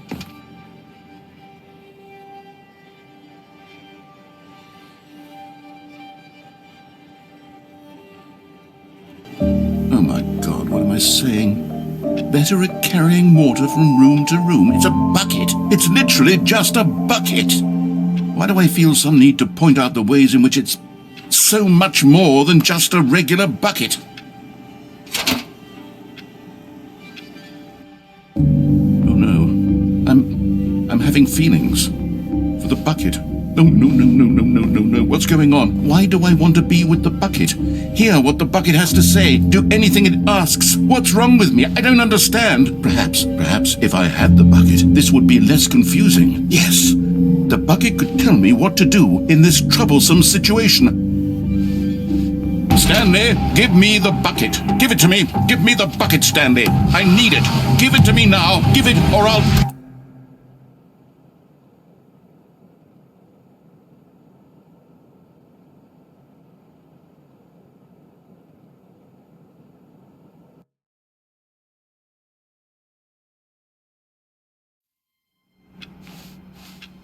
All of his co-workers were gone. What could it mean? Stanley decided to go to the meeting room. Perhaps he had simply missed a memo. No matter how hard Stanley looked, he couldn't find a trace of his co-workers.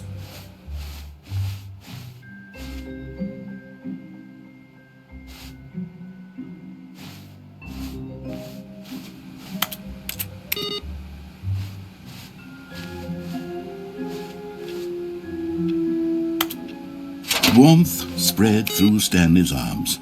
With the bucket in his arms again, he was home.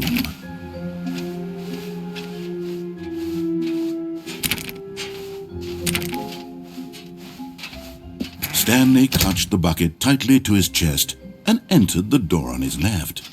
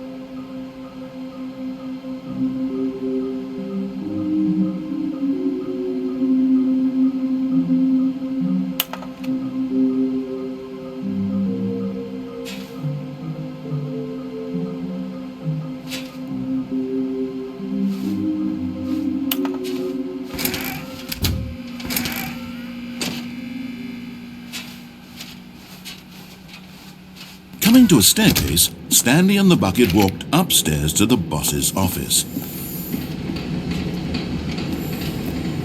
Another miniature Stanley figurine. This, there really must be a snappier name for these things. What about mini-Stans? Stanley figs? What about Stanlerines? Yes, I think I like that. Another Stanlerine under your belt.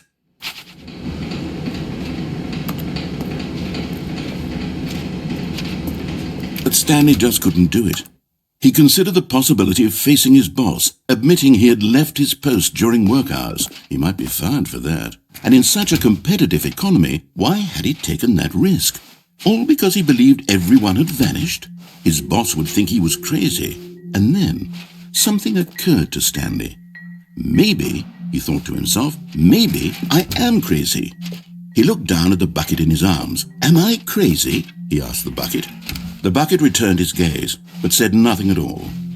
That's strange, Stanley thought. Usually the bucket is a source of guidance and wisdom for me in difficult times such as these. He held the bucket close, yet felt none of its familiar reassurance and comfort. And that's when Stanley realized, this isn't my bucket. It's just a normal, everyday bucket. Someone else's bucket, perhaps. How did I end up with someone else's bucket? This is all terribly wrong. Surely no good would come from this. Who knows what sorts of bizarre hallucinations Stanley might experience without the psychologically grounding presence of his bucket. And indeed, now he noticed that the rooms were repeating, which was, of course, very odd.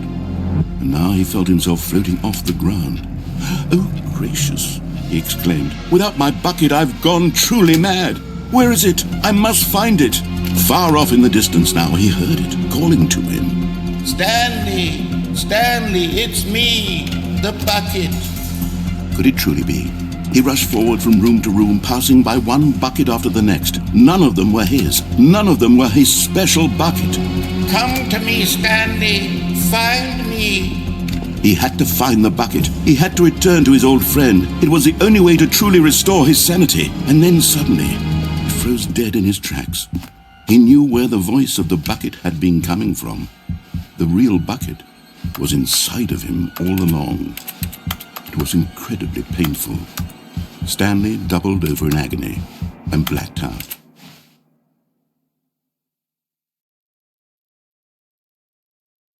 This is the story of a woman named Mariella. Mariella woke up on a day like any other. She arose, got dressed, picked up her bucket of comfort and security, and walked to her place of work. But on this particular day, her walk was interrupted by the body of a man who had stumbled through town, talking and screaming to himself, and then collapsed dead on the sidewalk. Right away, she knew what the problem was. This man had no bucket. Of course he'd gone mad, ranting and raving about a narrator describing all of his actions and how everything is predetermined and free will is an illusion and it's all just a video game. It could all have been prevented if only he'd taken his bucket with him. Perhaps he didn't even realize he'd forgotten his bucket at home in the first place. How cruel the world can be, Mariella thought, and she hugged her own bucket even tighter. But of course, she had no time for this. There were a myriad of confusing problems she would soon have to confront at work, for which her bucket would provide absolute guidance and total clarity on everything. Heck yes, she thought to herself, my life kicks ass. And she backflipped all the way to work.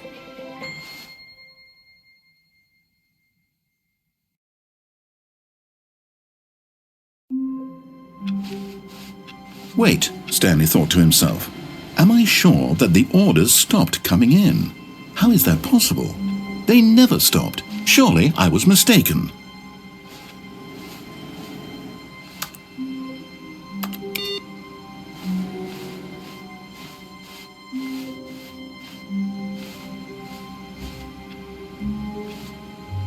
Stanley picked up the bucket and smiled. He'd never be alone again, not truly alone, not with the bucket around.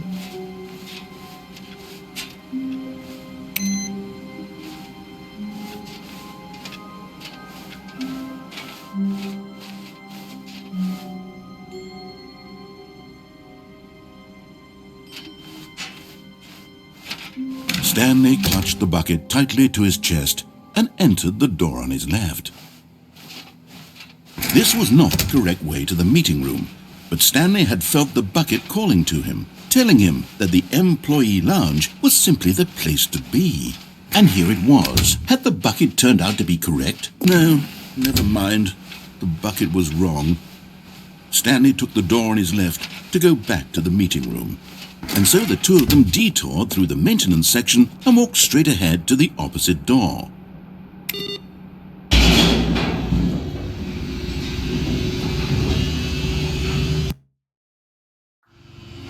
Oh, good Stanley, I'm glad you found your way here. I knew you'd find this place eventually. You see, your friends and I are concerned for you, Stanley. We've come together here because we care about you very much. It's this bucket you're carrying around everywhere. The bucket isn't even from the original Stanley Parable. It's just sequel content. We're the ones that matter, Stanley. Classic characters from the first game, like the Adventure Line and the Broom Closet. Because that's what fans want from a sequel. They want more of their favorite jokes, not this bucket that they've never seen before. Yes, I know I'm the one who gave you the bucket, but you're spending too much time with it.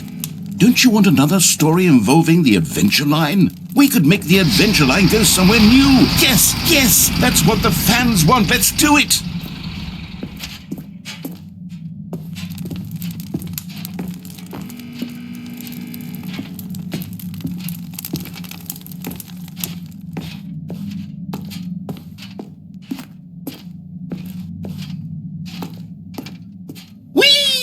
Look at that wacky line. Who knows where it'll go off to next? Oh, and it played some silly music as well.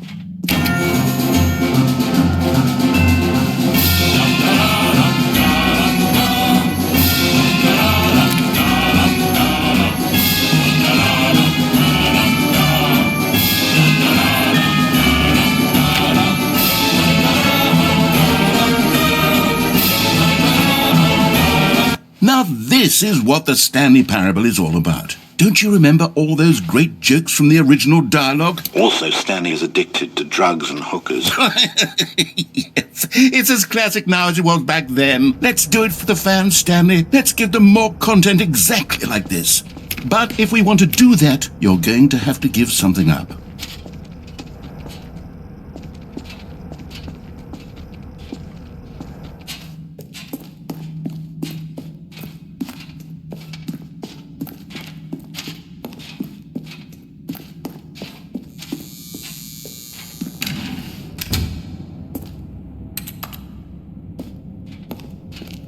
Don't you get it, Stanley? We need to get rid of the bucket. That's why I'm very proud to introduce a brand new character. This is the Bucket Destroyer. I think it'll make a wonderful new addition to the rich lore of the Stanley Parable. True, it also was not in the original game, but it's such a well-fleshed-out character with so much personality that to me it already feels as though it's been part of the cast all along. Don't you agree? Can you guess what the bucket destroyer does? Surely you don't need me to spell it out for you. Go ahead now, Stanley. Say goodbye to the bucket, and then pop it into the machine when you're ready.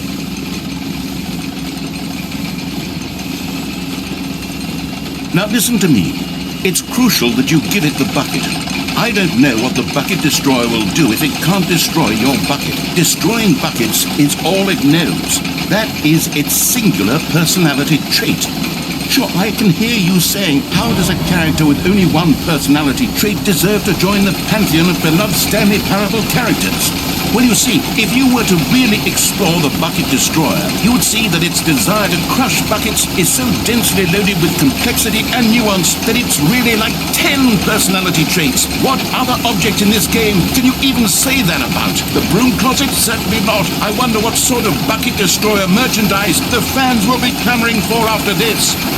Okay, the bucket destroyer is getting very upset now. You'll have to hurry and feed it. We can't get back to the classic Stanley Parable characters like the Adventure Line or the bucket destroyer until you crush that damn bucket.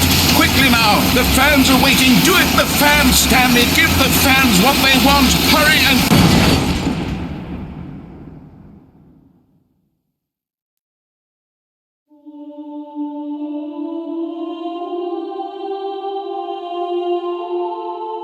The bucket destroyer, my prized creation.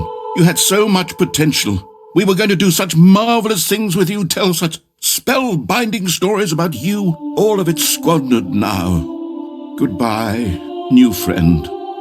For the moment in time that you were here, you were magnificent.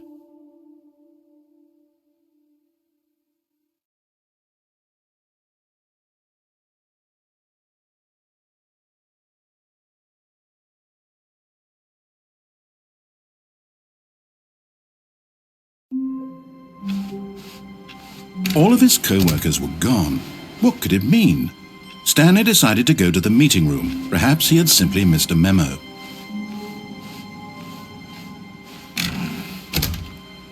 The good old bucket.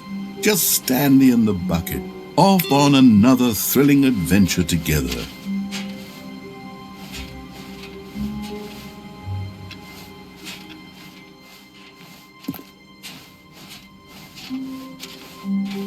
Stanley clutched the bucket tightly to his chin. This was not the correct way to the meeting room, but Stanley had felt the bucket calling to him, telling him that the employee lounge was simply the place to be. And here it was. Had the bucket turned out to be correct? No, never mind. The bucket was wrong. Stanley took the door on his left to go back to the meeting room. No, Said the bucket. don't go to the meeting room. Go somewhere else. The cargo lift, yes. Go there. Go to the cargo lift. Good, Said the bucket. now ride the lift all the way to the top. There's something up there I need you to do. Stanley did not question why or how this bucket was speaking to him. It should have alarmed him, of course, because buckets can't talk. But Stanley chose not to think about this obvious fact. He was firmly convinced that the bucket had spoken to him, and he unthinkingly did whatever the bucket asked.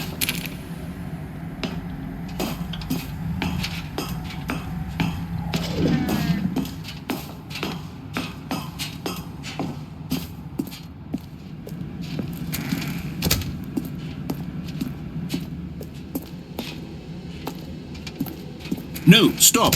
Look there on the wall. You see, there's a sign right there. It says, no buckets past this point. Stanley, how could you think it was okay to bring the bucket here? Unless, what if the problem is that you actually don't know what is a bucket and what isn't a bucket? I suppose that would explain a lot about your behavior up to this point. Which, if that's true, well, my goodness, I think we have to do something about it. This misunderstanding could have dire consequences on the entire rest of the game if not addressed quickly and properly. So much of the impact of the story is dependent on your understanding of what is and isn't a bucket. Please, step in here for a moment.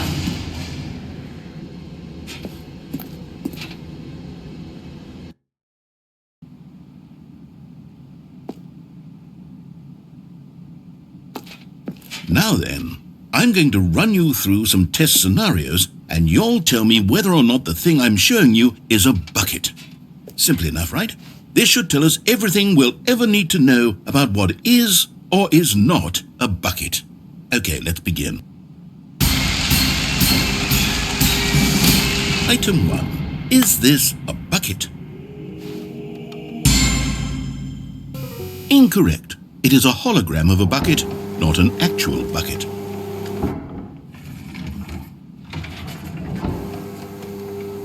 Item 2. Is this a bucket?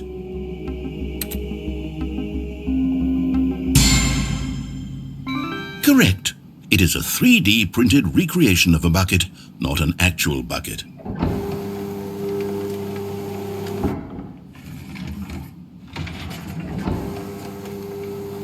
Item 3. Is this a bucket?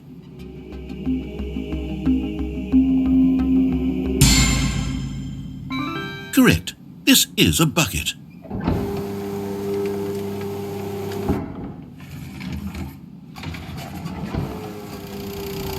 Item 4.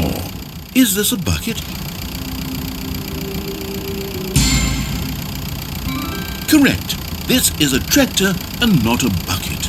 To be honest, I just sort of put this one in here as a gimme, but I was starting to get concerned that even this might be too much for you. Thank you for not making me look like an idiot. Okay, next one.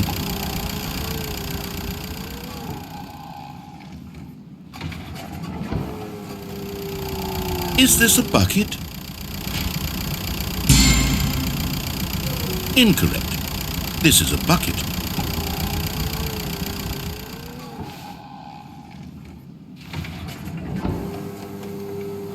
Item 6.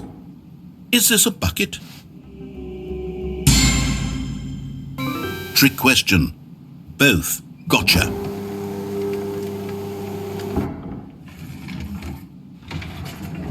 Item... Wait, hold on. I can't find the next one. Let me see. It should be around here somewhere.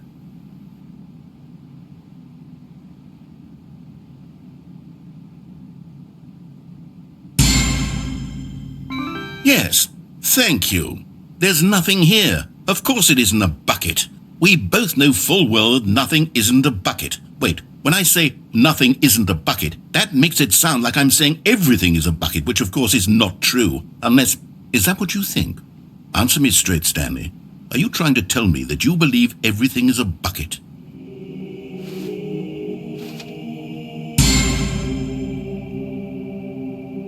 You know what? I'm too confused to even sort it out.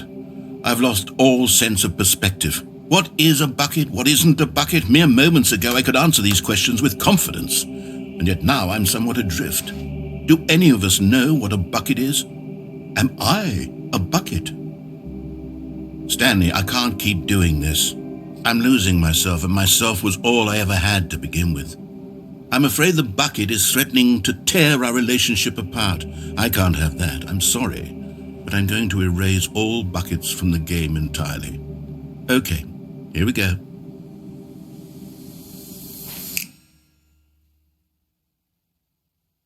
What happened? Is everything gone? Why did everything disappear? Wait, was everything a bucket? Every single thing in the game was a bucket. Oh my God, I had no idea. How could... Except me. I'm not a bucket after all. And you, Stanley, you're still here. You're not a bucket either. Oh, this is wonderful news. We're not buckets. Yes, I actually feel much more at ease right now. It's delightful to get some clarity on that issue, but it doesn't change the fact that we haven't got a game. So, tell you what, I'll reset everything and we'll put back all of the buckets, okay? And we'll know that it's all a bucket. But if you run into anyone else, maybe don't mention that. Who knows what that information might do to a person? All right, here we go.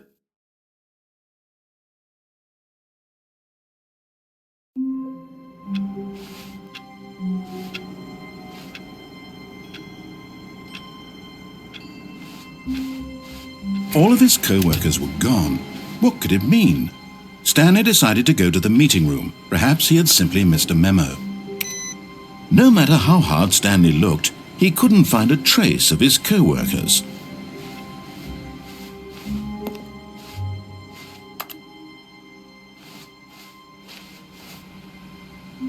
Where are we going today? The bucket asked. Stanley just smiled. Anywhere they went together would be perfectly fine with him.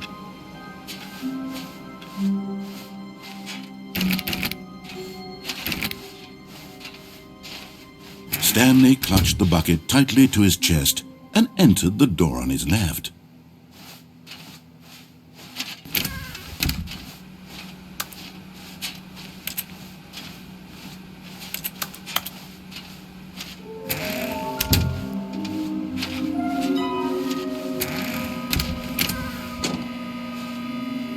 Oh, Stanley, can you feel it?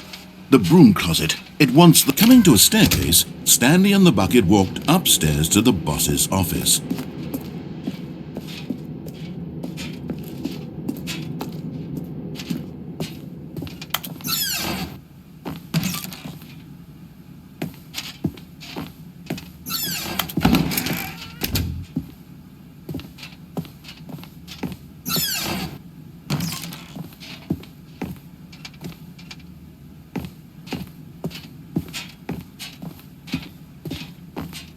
Stepping into his manager's office, Stanley was once again stunned to discover not an indication of any human life. But Stanley guessed the correct code by sheer luck. Was it that the bucket knew all along? Was the bucket guiding him? Yes, this is certainly the most logical explanation.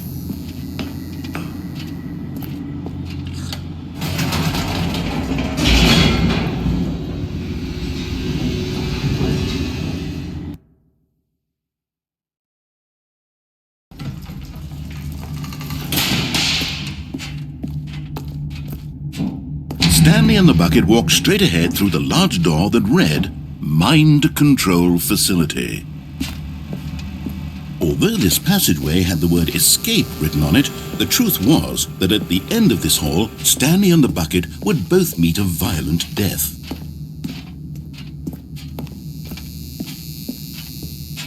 The door behind them was not shut. Stanley and the bucket still had every opportunity to turn around and get back on track. At this point, Stanley and the bucket were knowingly walking forward into a very painful death for each of them.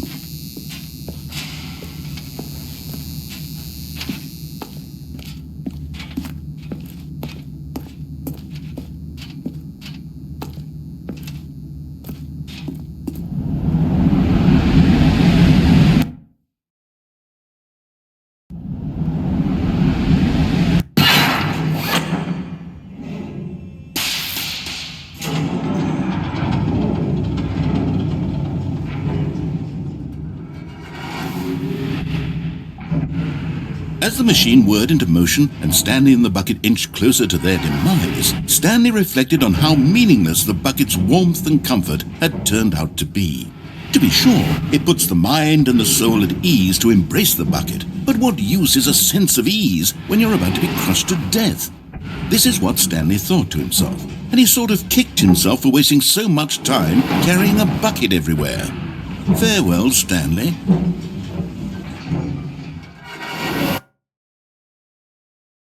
"Farewell, Stanley," cried the narrator, as Stanley and the bucket were led helplessly into the enormous metal jaws. In a single visceral instant, the bucket's life came to an end as it was crushed violently to death.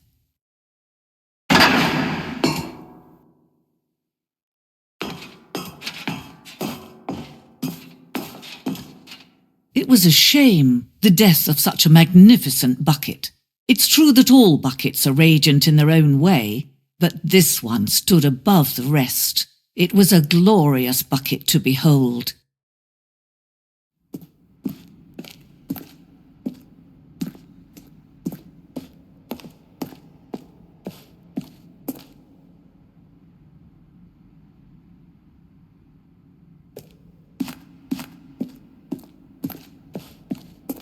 Can you see how arrogant it was for Stanley to take a bucket like this and to claim it for his own? Can you see the hubris that blinded him? Can you see that the bucket is far more noble than Stanley will ever be in his short life?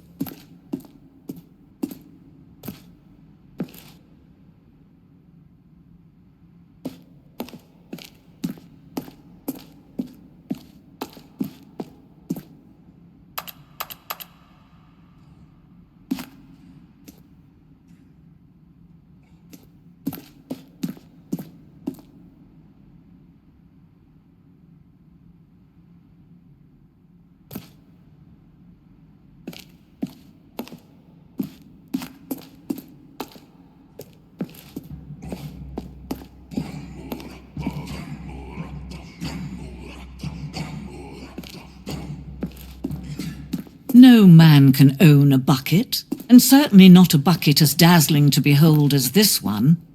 It is man who should kneel before the bucket.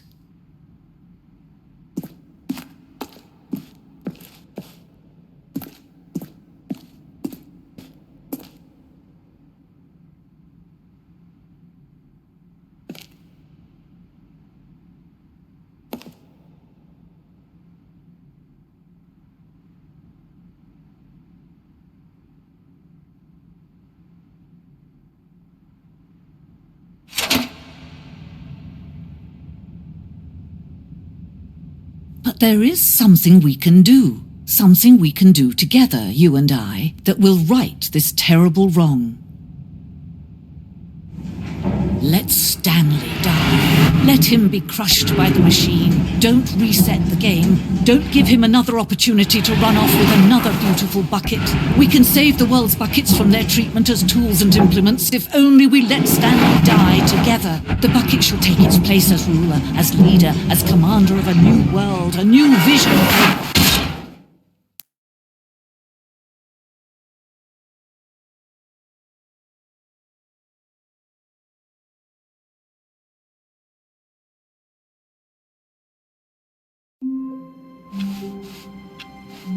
How wonderful. Stanley was alone. Finally. This is great, he thought to himself. This is what I've wanted all along. I got what I wanted.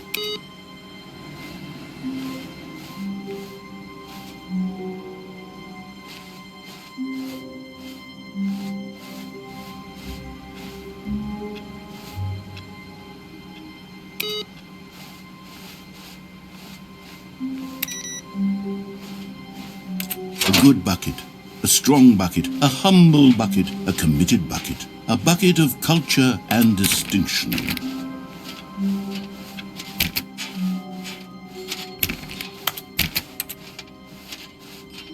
Stanley clutched the bucket tightly to his chest and entered the door on his left. This was not the correct way to the meeting room, but Stanley had felt the bucket calling to him, telling him that the employee lounge was simply the place to be.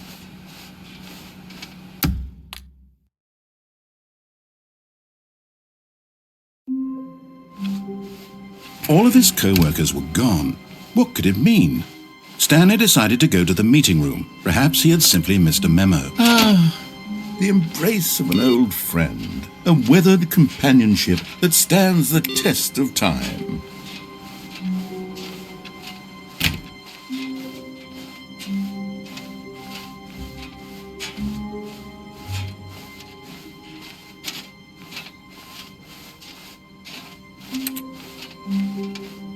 Stanley clutched the bucket tightly to his chest and entered the door on his left.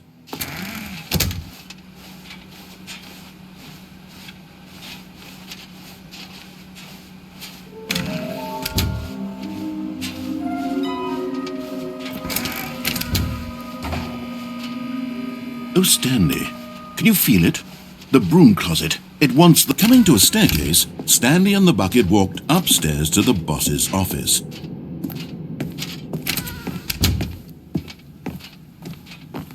Stepping into his manager's office, Stanley was once again stunned to discover not an indication of any human life.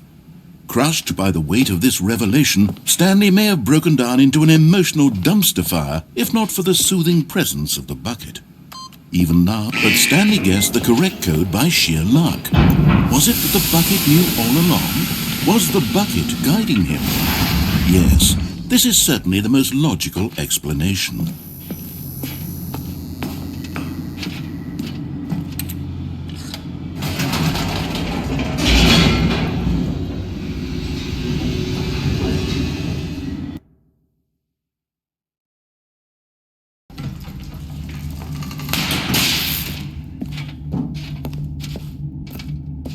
Stanley and the bucket walked straight ahead through the large door that read, Mind Control Facility.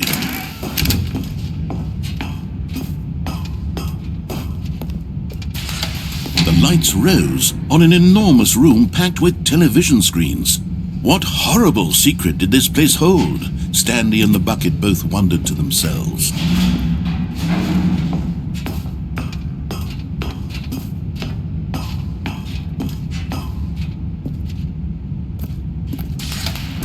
monitors jumped to life, and Stanley nearly dropped the bucket in shock.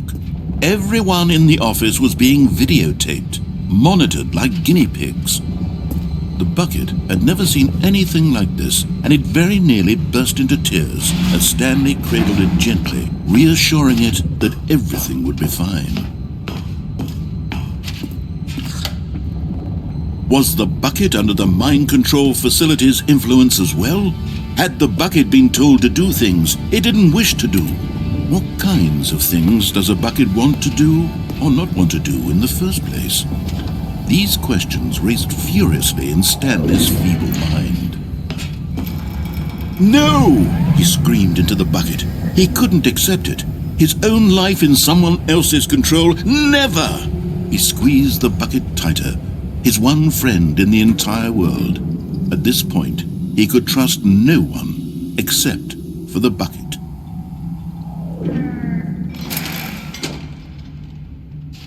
But here was the proof. The heart of the operation. Controls labeled with emotions, happy or sad or content. Walking, eating, working, all of it monitored and commanded from this very place. And as the cold reality of his past began to sink in, Stanley decided that this machinery would never again exert its terrible power over another human life. But at the last second, the bucket jumped in and pressed the button to turn on the controls. Stanley gasped in horror. Had this been the bucket's plan all along? To take over the machine and claim the power for itself? How could the bucket have betrayed him like this? Stanley was prepared to throw the bucket away in disgust when suddenly an image appeared upon the enormous screen. Birds. Silly, silly birds. The control buttons became active again.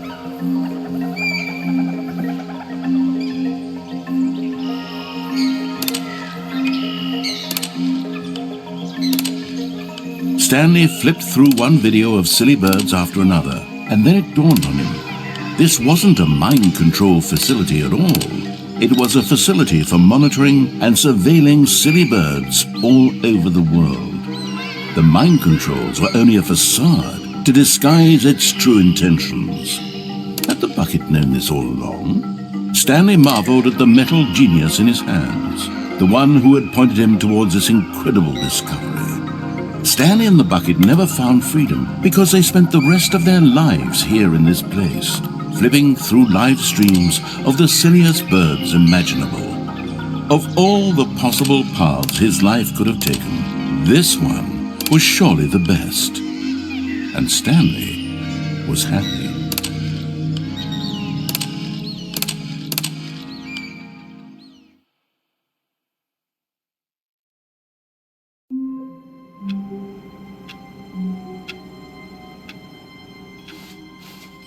All of his co-workers were gone. What could it mean? Stanley decided to go to the meeting room. Perhaps he had simply missed a memo. No matter how hard Stanley looked, he couldn't find a trace of his co-workers.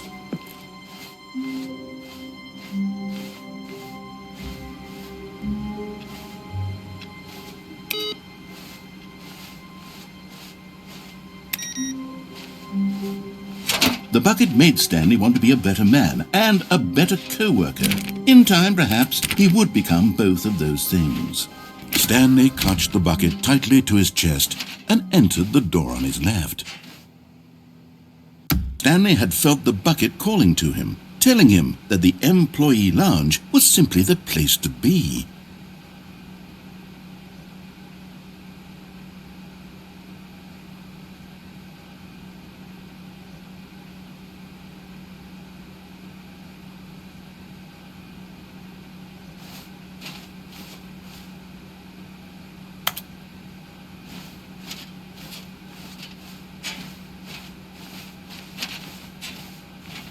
And here it was. Had the bucket turned out to be correct? Never mind. The bucket was wrong. Stanley took the door on his left to go back to the meeting room. No, Said the bucket. don't go to the meeting room. Go somewhere else. The cargo lift, yes. Go there. Go to the cargo lift. Good, Said the bucket. now ride the lift all the way to the top. There's something up there I need you to do. Stanley did not question why or how this bucket was speaking to him. It should have alarmed him, of course, because buckets can't talk. But Stanley chose not to think about this obvious fact. He was firmly convinced that the bucket had spoken to him, and he unthinkingly did whatever the bucket asked.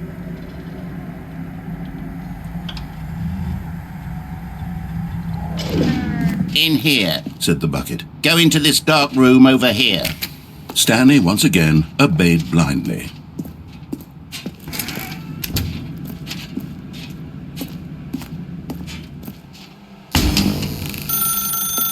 Now pick up the phone. Said the bucket. Pick up the phone and it will take us back home, where we can go about life together.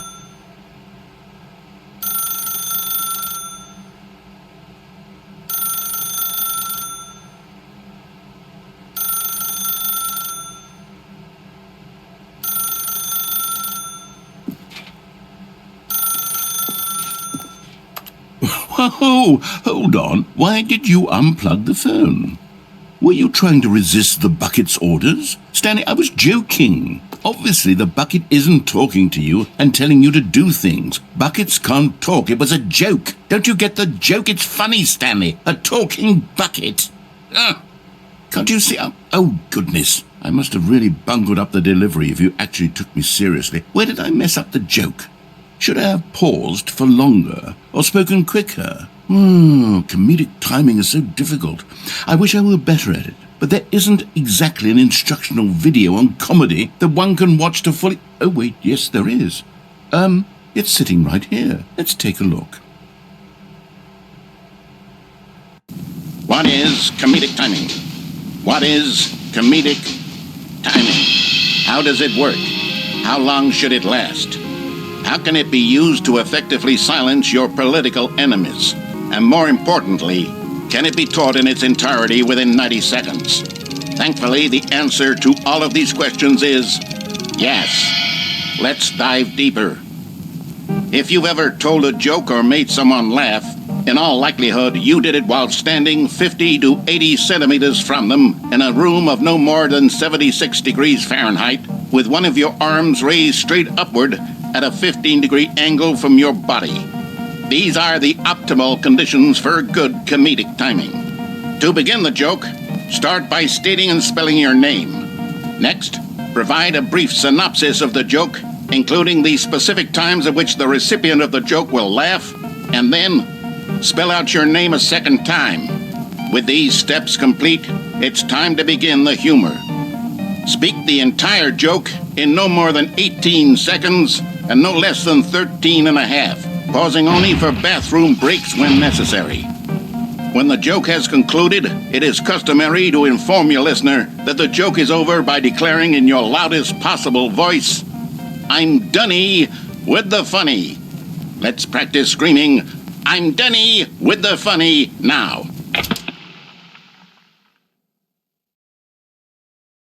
Good. This saying is a perfect example of expectations management, which is the cornerstone of good comedy. Finally, it's time to hand out surveys. Collecting hard data from your audience on how rapt they were throughout the joke is the only way to grow or learn as a comedian. An effective survey should be no less than 10 pages long and should include the same question reprinted several times, just to ensure the survey taker is actually paying attention and not simply filling in answers at random. And that's all there is. With these strategies at your disposal, you'll have audiences doubled over in laughter and even tripled over in laughter in no time at all. Just remember to let them stop laughing at some point, you gut-busting little scamp. After all, with each of us needed on the front lines of the war to fight the 12-legged invaders who threaten our very existence and who very likely die in a hailstorm of bullets and mandibles, all of us must be prepared to give our lives to this noble cause, just as our children must do after us, and their children after them. Godspeed, and may Earth reign supreme. Hey, goodness, this video is a little outdated, isn't it? Well, no matter. I think the fundamentals of proper comedic timing are still as relevant today as they were back then. So with that in mind, I believe the only way forward is for us to return to the two doors and walk through all of this again, so I can try telling my story with more appropriate comedic delivery. Come along, let's head back.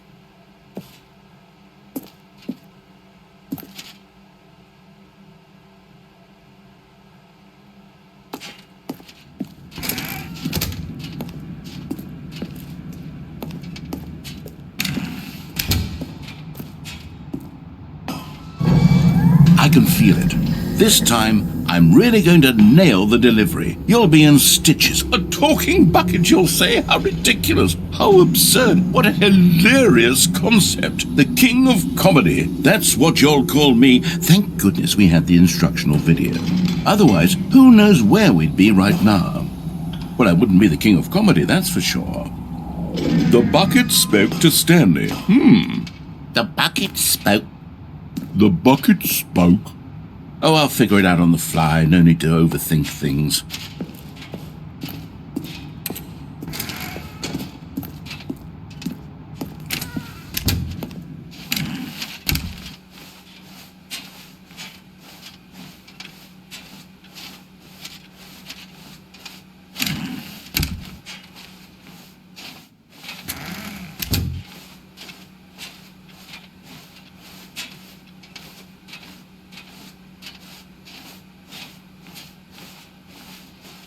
Here we go. You ready? When Stanley and the bucket came to a set of two open doors, they entered the door on the left.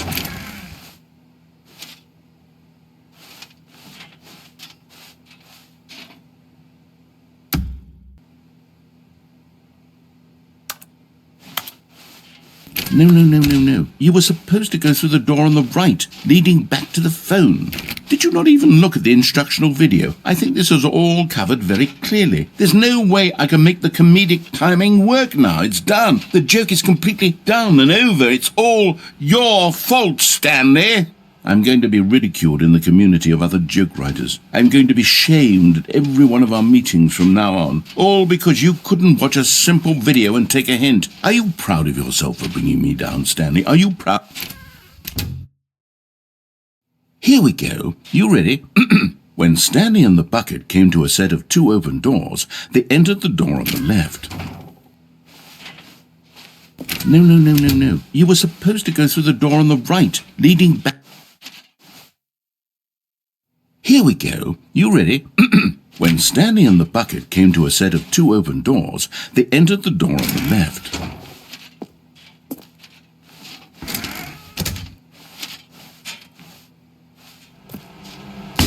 What?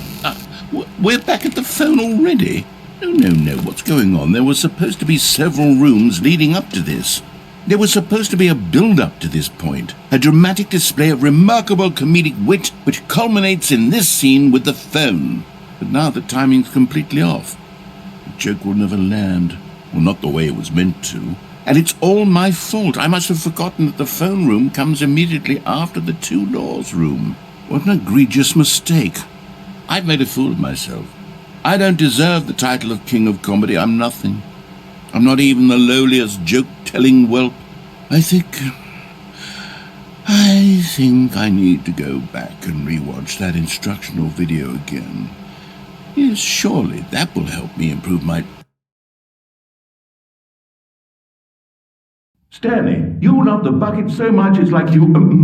it's as though all of your other most prized possessions pale in comparison. Yes. Well, let me try that again, Stanley. I heard that you are pale with shame over how unabashedly in love with a bucket you are. No? Still not? Is it the delivery? Pale with shame. Pale with shame? Pale...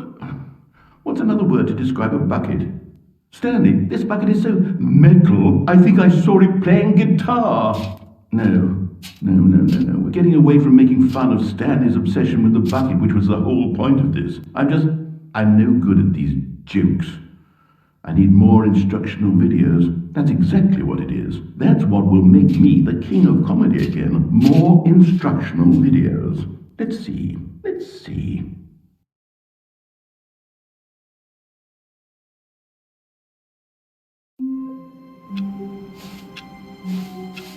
All of his co-workers were gone. What could it mean? Stanley decided to go to the meeting room. Perhaps he had simply missed a memo.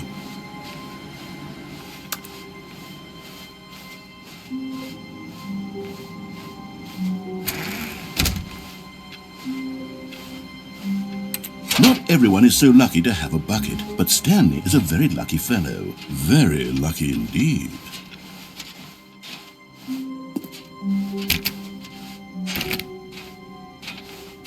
Stanley clutched the bucket tightly to his chest and entered the door on his left.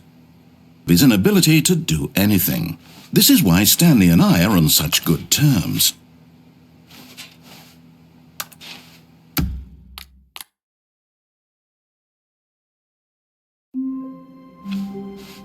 Someone was following Stanley. He was sure of it. If he checked over his shoulder now, he would surely catch them. It was only a matter of time.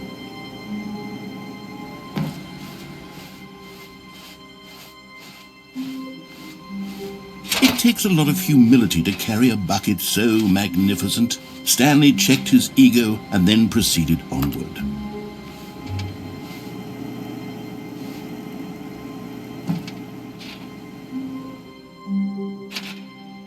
Yes, whispered the bucket into Stanley's ear.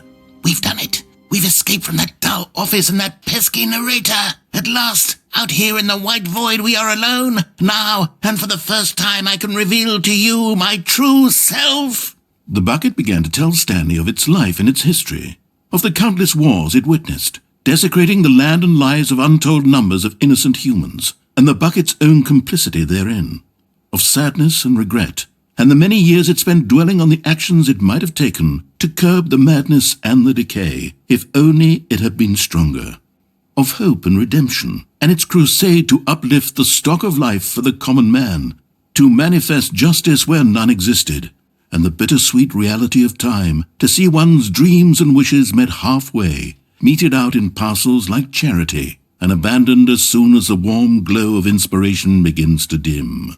The opportunities to do so much more. There was so much it could have done, perhaps, the bucket wondered to itself.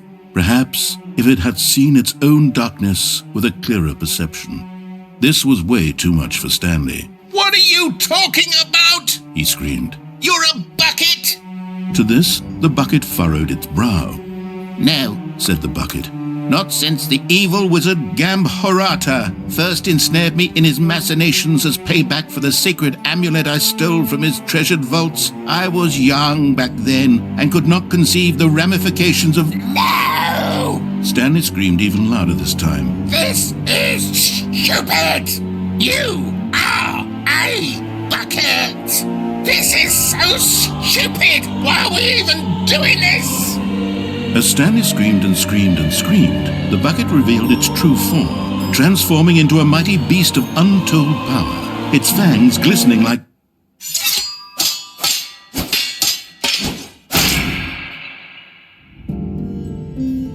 My God, Stanley, you did it. You saved us from the bucket. Thank God you already had all 12 emblems of sages and knew the incantations to summon their true power. Otherwise, we would have easily been overwhelmed by the bucket's power. I'm speechless. You've demonstrated such bravery here today. Come, let's restart the game, and we'll agree to never again go trifling with this bucket, nor the dark magic cast away inside of it.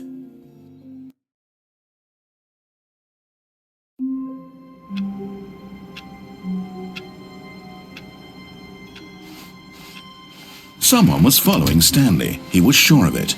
If he checked over his shoulder now, he would surely catch them. It was only a matter of time.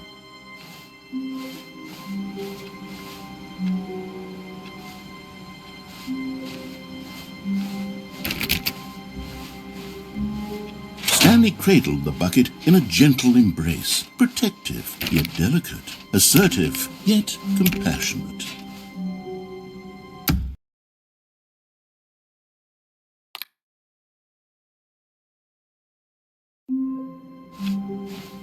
All of his co-workers were gone. What could it mean? Stanley decided to go to the meeting room. Perhaps he had simply missed a memo.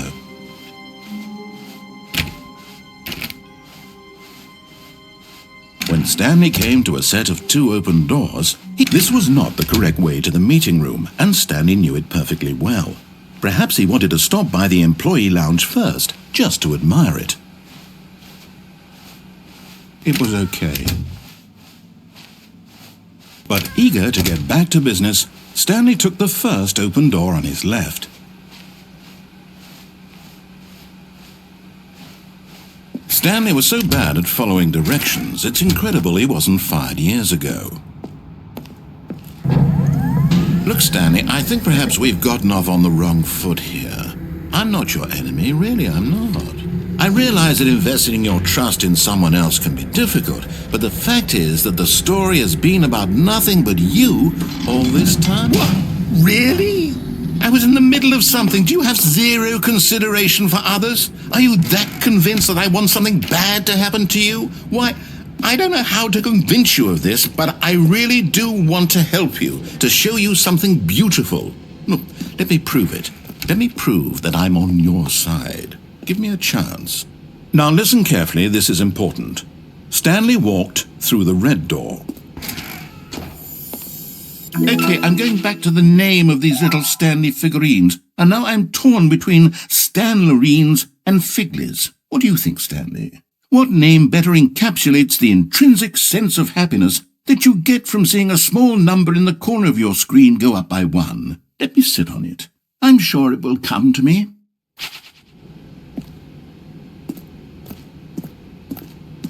Aha, perhaps you misunderstood. Stanley walked through the red door. I still don't think we're communicating properly. Stanley walked through the red door. Oh, thank God you are willing to listen to me. Do you see that I really have wanted you to be happy all this time? The problem is all these choices. The two of us always trying to get somewhere that isn't here. Running and running and running, just the way you're doing right now. Don't you see that it's killing us, Stanley? I wanted to stop. We would both be so much happier if we just stopped. And I think I have a solution. Here, let me show you.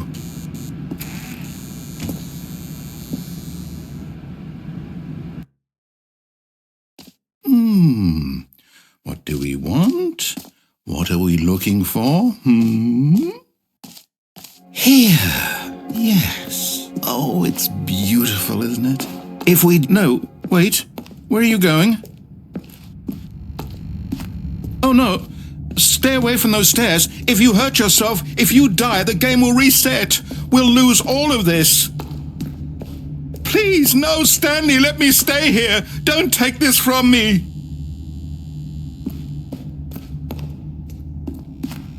Please, Stanley, think about what you're doing. No! Oh, thank God you lived. You had me worried there for a moment. Now, can we please get back to the other room? There. See?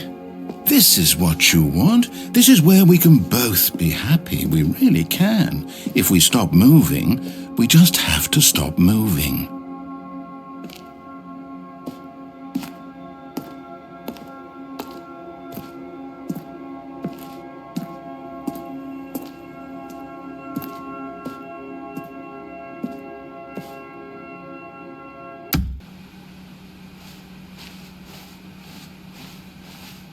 Stanley was so bad at following directions, it's incredible he wasn't fired years ago.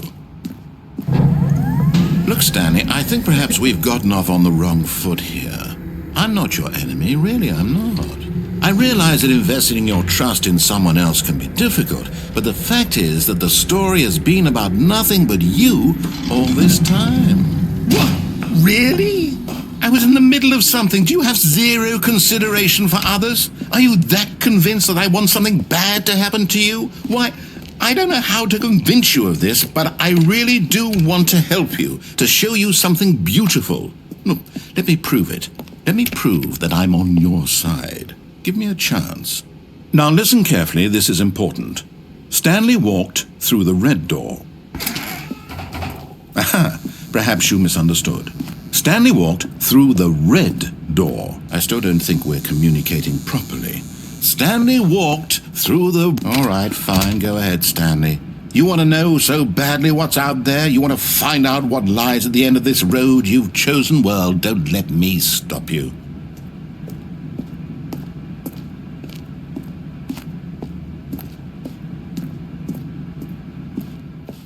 You see? There's nothing here. I haven't even finished building this section of the map, because you were never supposed to be here in the first place. Broken rooms, exposed developer textures. Is this what you had wanted? Was it worth ruining the entire story I had written out specifically for you? Do you not think I put a lot of time into that? Because I did. And in the end it was all for nothing, because this is what you wanted to see. Help me here, Stanley. Help elucidate these strange and unknowable desires of yours. What would have made this game better? What did you want to see? Vehicles? Skill trees? Work with me. You've given me absolutely nothing so far. Tell you what, let me take a stab in the dark at a new design and you can give me some feedback. There we go. A third option. This already feels leaps ahead of where we were before. Go ahead, Stanley. Take it for a spin. Okay, I'm going to stop you there. Now, tell me about your experience with this new version. Would you say that the game benefited from allowing you more choices? Feel free to be honest. I'm looking for some real critical feedback here.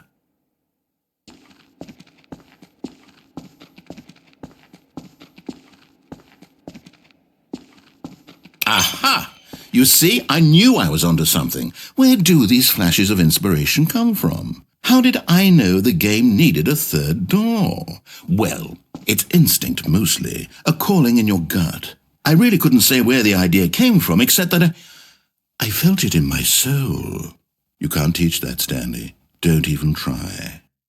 Here, based on the data from your previous playthrough, I've compiled a new version. And to be perfectly candid, I think I've knocked it out of the park with this one. Let's take a look.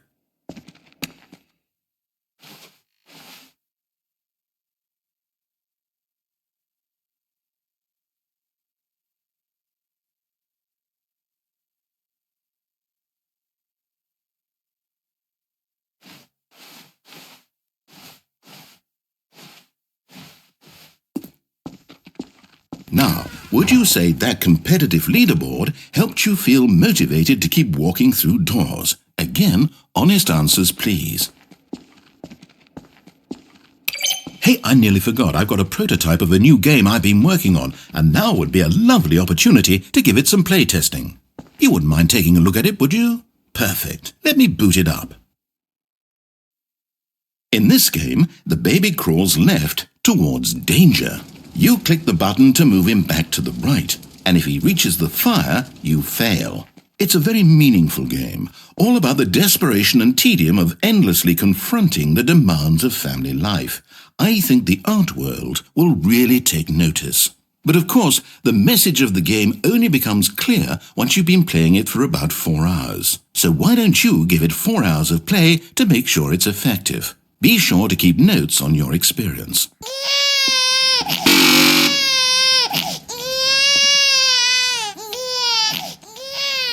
You heartless bastard!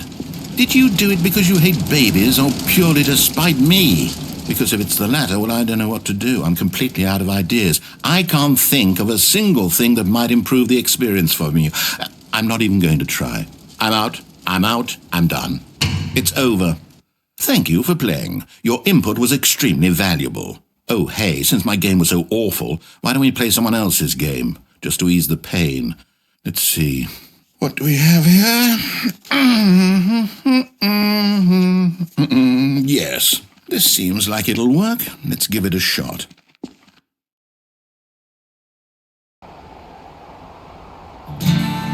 Aha! Fascinating. What do you think this game is about, Stanley? What's our backstory? What is our motivation? Well, it seems obvious to me that you are meant to play as a creepy man spying on innocent civilians below you from up high in your creep tower, perhaps for some sort of twisted erotic purpose. Yes, that must be it. What a fascinating venture into the experience of total mental depravity. So far, I love everything about this game, Stanley. And it seems there's even more. Come, let's venture outward and see what else is out there.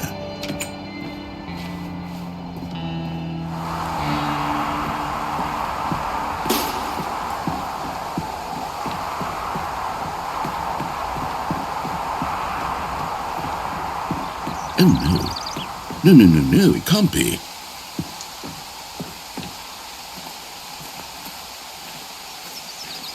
It is. It's an open world game. Good God, quickly block it off.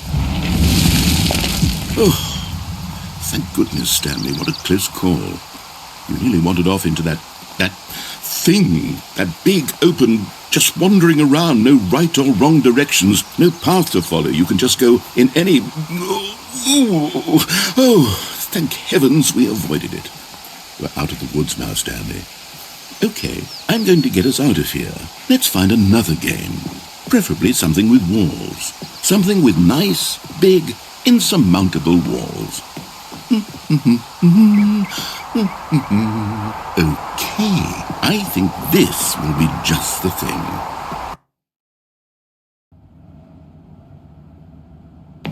Wonderful. See, this is exactly what I had in mind. Just a nice big box for you to run around in. There isn't any possibility that you could get lost here. Now this is game design. Stanley, if you manage to get lost in this game, I will be phenomenally impressed. Okay, so what exactly do we do here? Let's see. There are lots of cars here in the back, but obviously there's no racetrack. Okay, I'm seeing that there's a ball of some kind back here. Is this game sports ball? Stanley, I think it's sports ball. Oh, what fun. We shall run the bases and do a touchdown together? Yes, I think surely we must. Okay, Stanley, here's the ball. Have fun.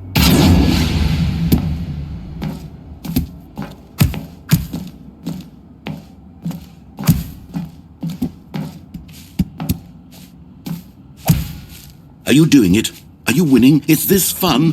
Is it better than my miserable little story that I worked so hard on? Stanley, I have a thought.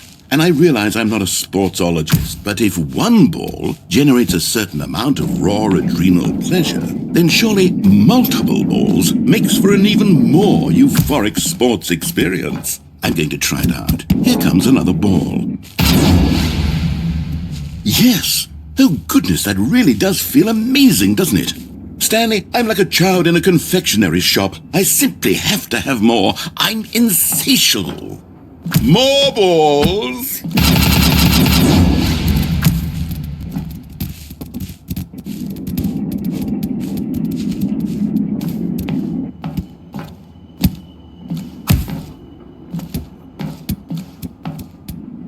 Are you enjoying this, Stanley? Are you having fun?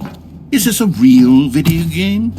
Well, I sure hope you're having a good time, because guess what? It's over.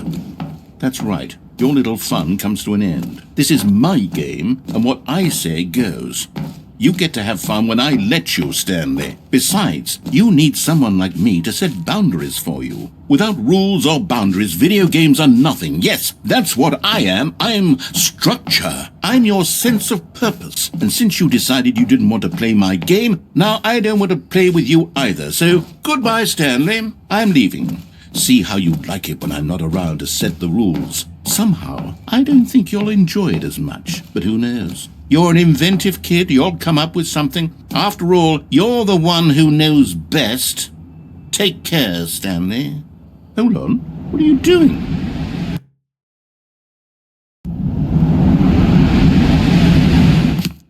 Stanley, don't do that. I can't follow you there. I can't help you. How will you write a story without me? You can't do it. You know that. Stanley, come back.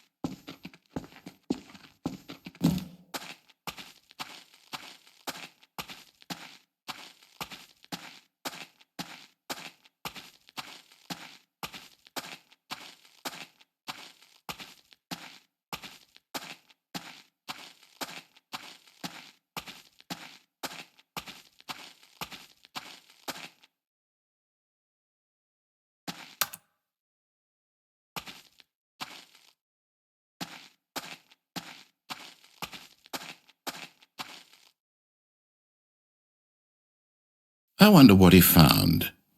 If what he wanted was to be the leading man in his own story, well, perhaps he's gotten it, down in wherever he is right now. I wonder if he's happy with his choice, and if he's learned the heavy cost that comes with it. He'll understand soon what I was trying to tell him. He needs me. Someone who will wrap everything up at the end, to make sense out of the chaos and the fear and the confusion. That's who I am. That is what I mean to this world. Oh, yes. Yes, I'll be back. There's no other way. Once this ends, after it all comes to a close, then I'll be back. The end will be here soon. Very soon. I can wait.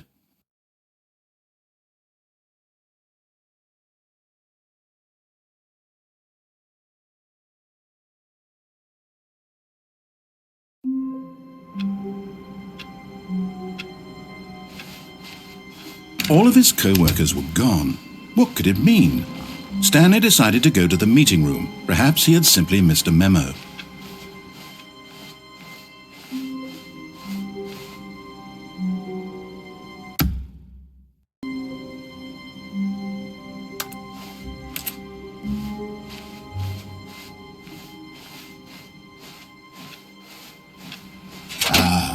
Stanley's bucket, the only co-worker he would ever truly need. Stanley clutched the bucket tightly to his... This was not the correct way to the meeting room, but Stanley had felt the bucket calling to him, telling him that the employee lounge was simply the place to be. And here it was. Had the bucket turned out to be correct? No, never mind. The bucket was wrong. Stanley took the door on his left to go back to the meeting room. No, Said the bucket. don't go to the meeting room. Go somewhere else. The cargo lift, yes. Go there. Go to the cargo lift.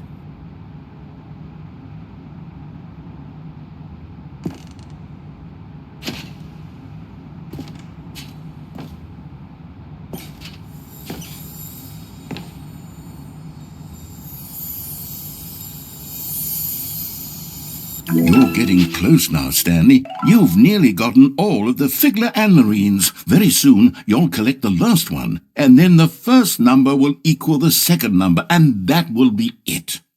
We'll be different people by then. Different in the sense that we used to have none of them, and now we have them all. You can't go back to when you had no Figler and Marines. None of us can.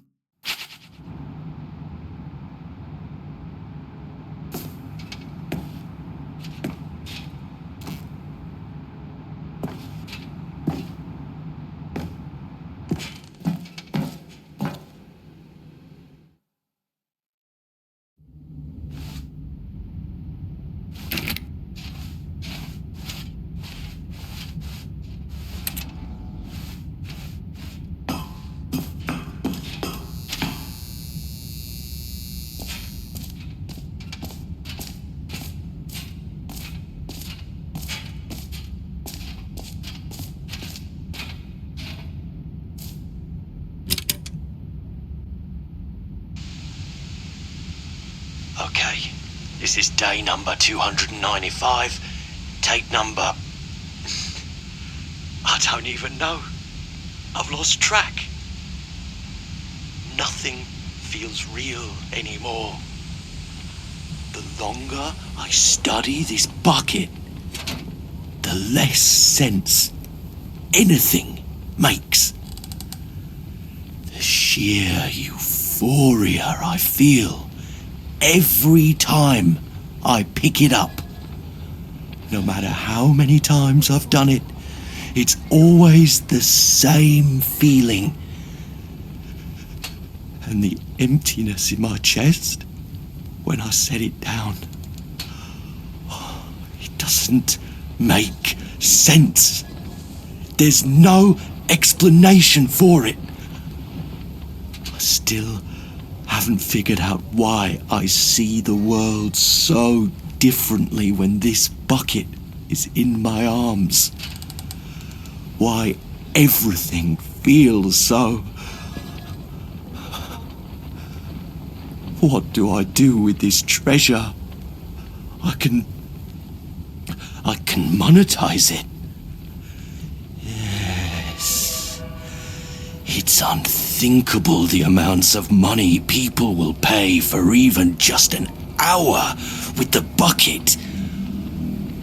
This is my golden ticket. But I have to be careful, because as soon as this gets out, there's going to be a target on my back. Even now, I don't know who might be trying to get... What's that? Who's there?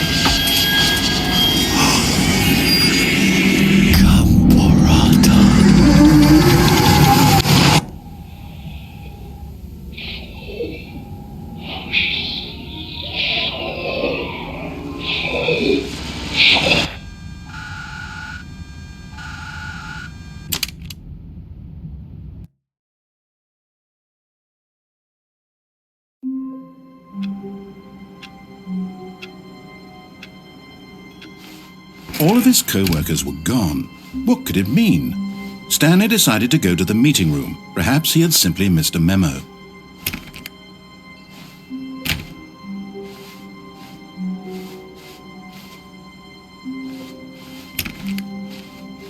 When Stanley came to a set of 2 open doors, he entered the door on his left.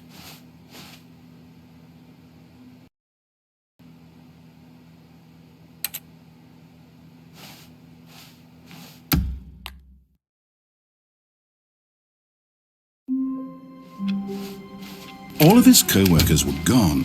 What could it mean? Stanley decided to go to the meeting room. Is Stanley, without the bucket, really Stanley at all? No, surely not. Stanley clutched the bucket tightly to his chest and entered the door on his left.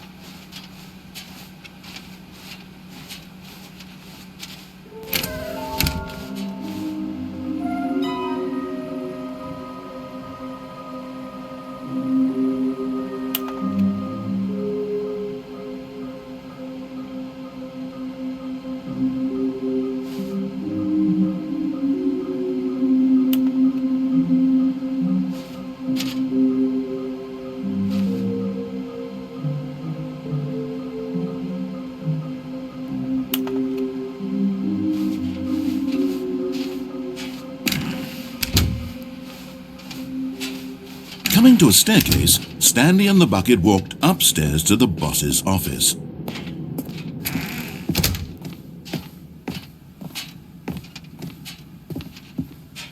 Stepping in...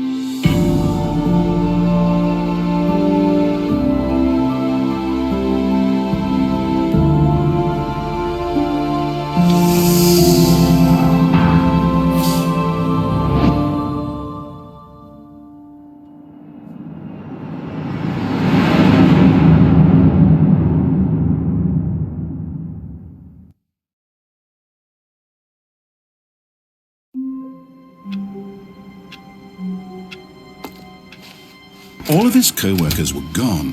What could it mean? Stanley decided to go to the meeting room. Perhaps he had simply missed a memo.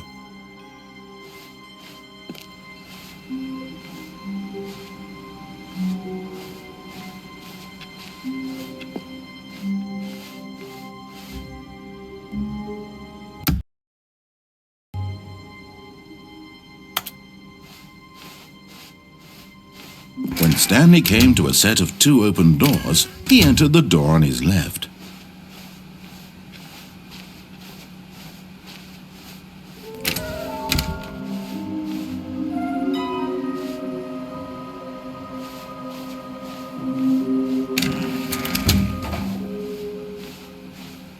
Coming to a staircase, Stanley walked upstairs to his boss's office.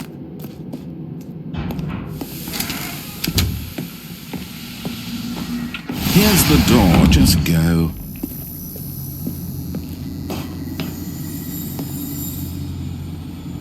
And there it is, the last Stiggly Wiggly. Savor this moment, Stanley. This is a real accomplishment. This is doing something just for the sake of doing it. Where so many people expect to be rewarded for the most trivial achievements, you've insisted that a job well done is its own reward.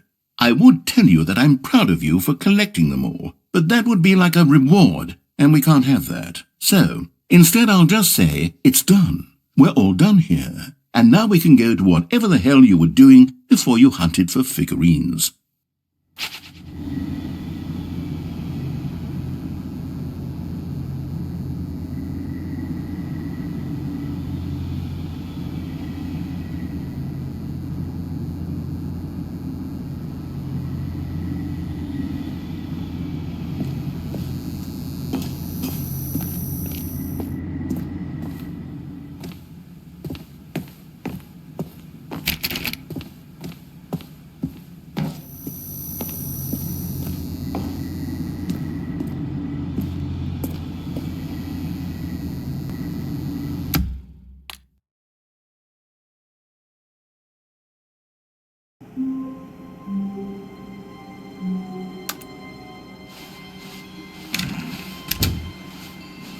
Stanley, I'm sorry, but I have to put a pause on things. It's those figurines, those figglers. I haven't stopped thinking about them since you nabbed every last one. Wasn't it just the most intrinsically fulfilling moment of your entire life? Didn't it fill you to the brim with inner richness?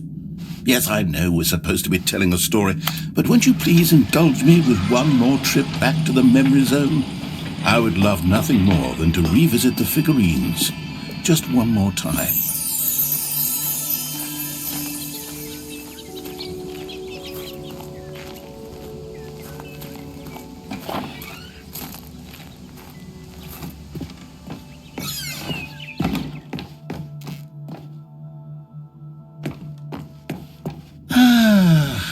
Here's where it all began. The first collectible. Back then, we had no idea of how many of them we'd find. Sure, it said 6 right there on the screen, but how could we know for certain? We were so innocent. We'll never be like that again, Stanley.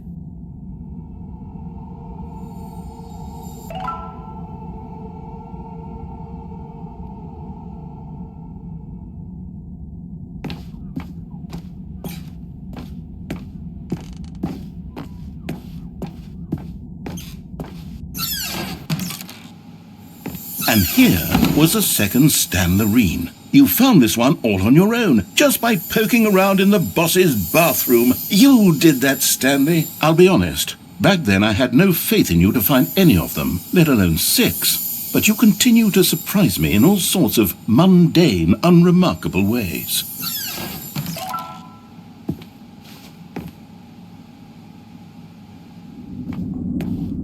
Okay, let's do a little quiz. Which of these rooms was the room you found your third mini Stan? Can you remember?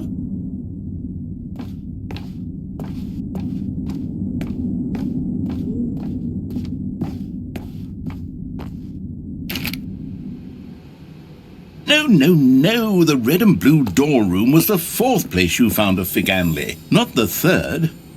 Well, I guess perhaps I shouldn't be surprised. Memories like these are so precious and so cherished that they all just sort of blend together, don't they? You know what?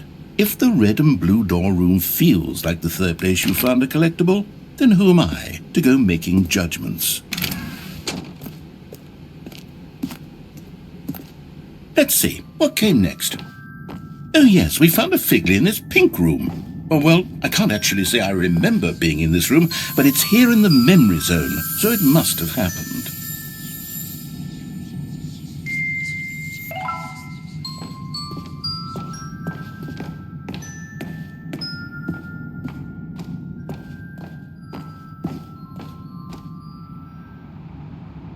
This was the 5th mini-stand, and this one was really something special. It was in the warehouse. I remember it so clearly. In fact, because this one is particularly special to me, I made a little video to commemorate the occasion. Enjoy.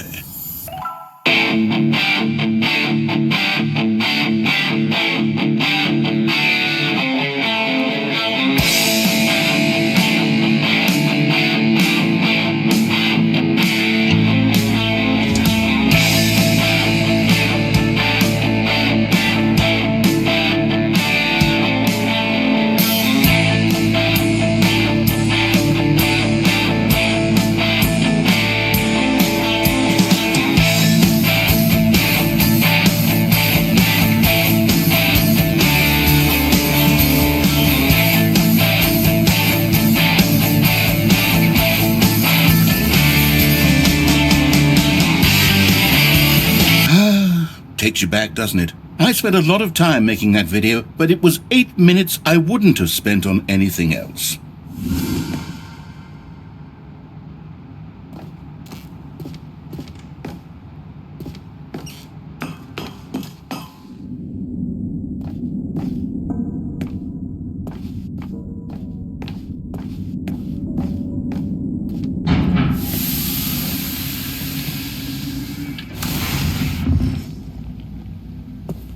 And then, Stanley, then we came to the last collectible, the final figurine, right here behind the boss's office. This memory is the most distinct and clear in my mind, perhaps because it was the one that happened more recently than all the others. Who can truly say how the mind works? All I know is that this is the moment where you picked up a Figley and I thought to myself, yes, that's all of them. They're all collected.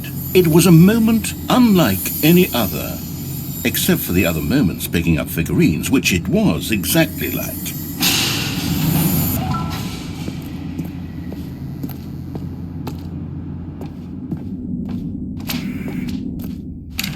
And then there was no more, because we've caught up to the present moment. Nothing left to do but move onward into the future. Goodbye, Memory Zone.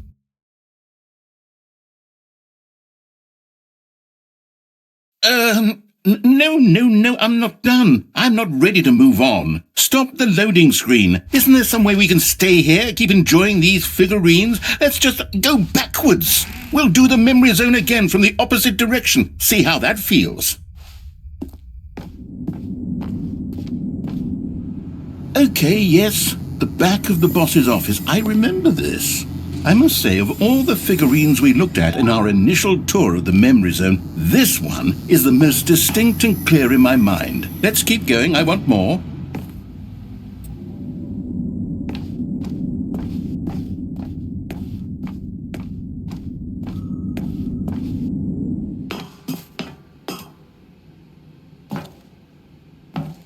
And here's where I made that video. Don't you remember the video we watched?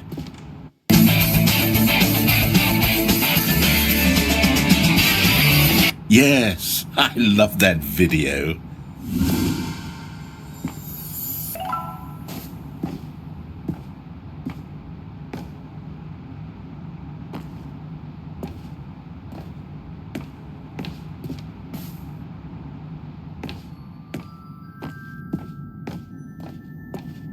Still don't remember the pink room, Stanley. Still no memory of this one. Good room, though. A solid room.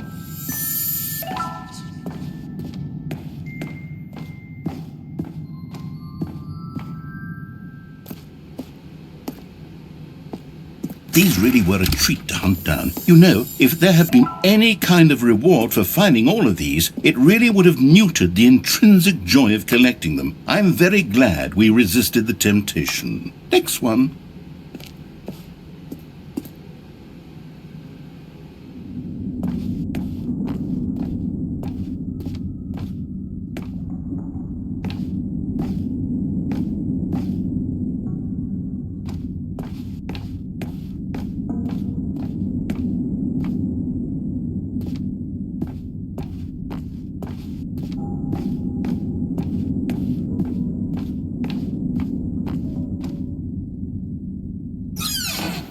This was our second Figley. Don't you remember? Yes, I remember it too. The past is truly a wonderful thing. Why does anyone ever choose to leave it? Keep going. This is it. The very first one we found in the exhibit where I introduced you to the Figlarines. Oh, I want more memories, Stanley. I want to keep going. What else is there? What came before this?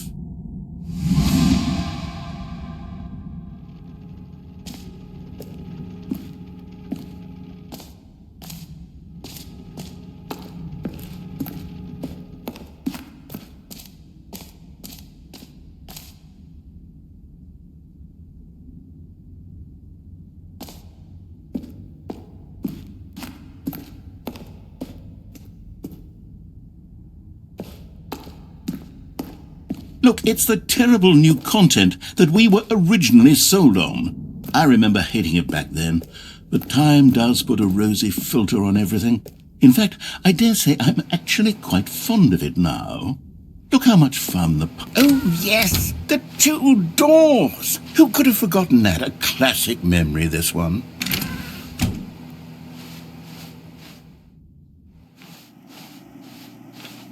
And before everything else, there was your office. Is there anything else? Was there something that came before your office? There's something I feel I can remember. I can remember. Yes, I'm remembering something now. I remember before this whole story got started. Back then I was different. I used to make big decisions. I was passionate. I was skeptical. I weighed each decision with profound thoughtfulness. And then somewhere along the way, I stopped making decisions. I became lazy. And I came up with a character named Stanley to do my thinking for me. He would make the decisions. He would decide which way to go. I would cheer him on as he collected figurines for no reason. Why did I invent Stanley? Was I lonely? Yes, perhaps that's it. Perhaps I needed to imagine I had companionship. And Stanley really did make for a wonderful companion, even if he was a fiction. But I suppose it's grown old. I want to think for myself again. I want to go back to how it used to be. Yes, I can be on my own again. I can do it. I'll be stronger this time. I'll take care of myself.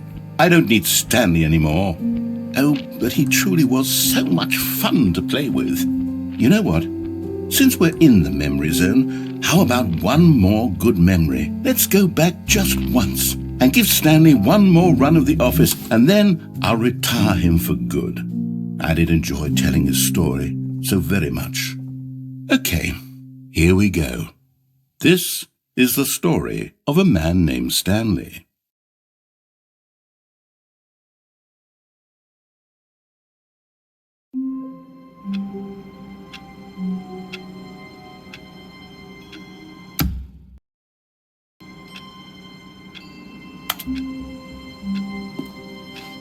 The meeting room. Yes, that's where everyone would be. Stanley just needed to get to the meeting room, and from then on, he would never be alone ever again.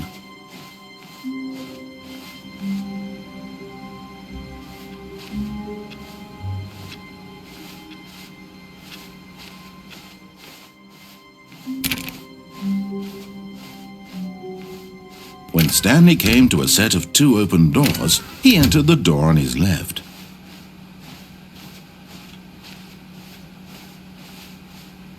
Yet there was not a single person here either. Feeling a wave of disbelief, Stanley decided to go up to his boss's office, hoping he might find an answer there.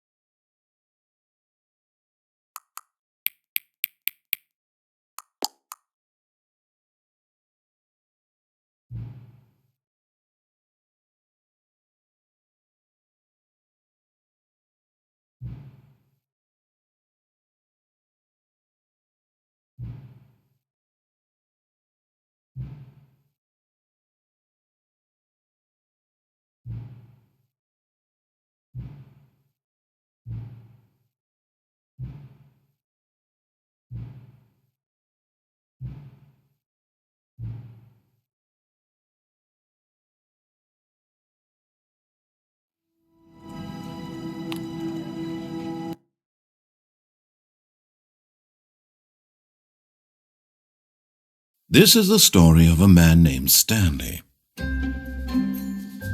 Stanley worked. All of his co-workers were gone. What could it mean? Stanley decided to go to the meeting room. Perhaps he had simply missed a memo.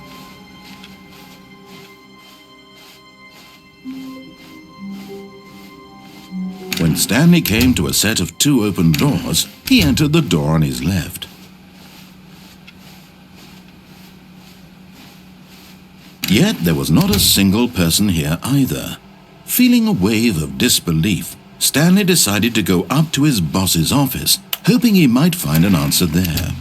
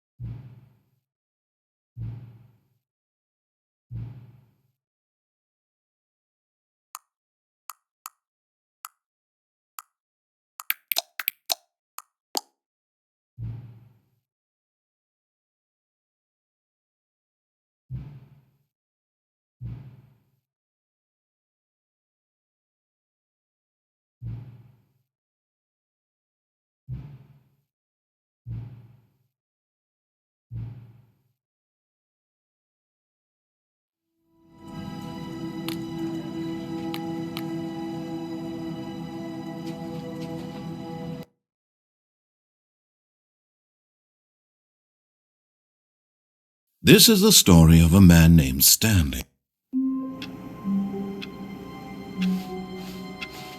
All of his co-workers were gone. What could it mean? Stanley decided to go to the meeting room. Perhaps he had simply missed a memo.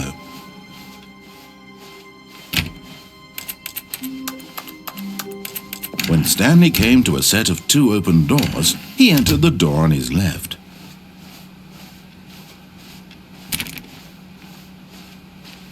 Yet there was not a single person here either. Feeling a wave of disbelief, Stanley decided to go up to his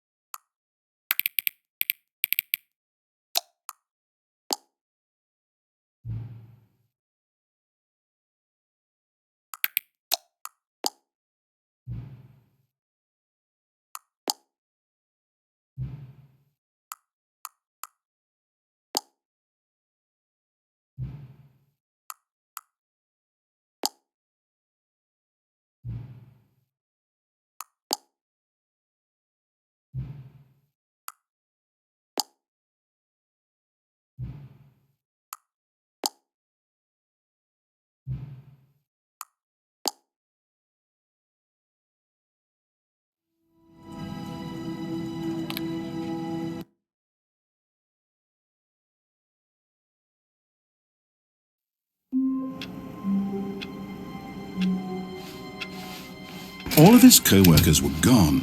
What could it mean? Stanley decided to go to the meeting room. Perhaps he had simply missed a memo.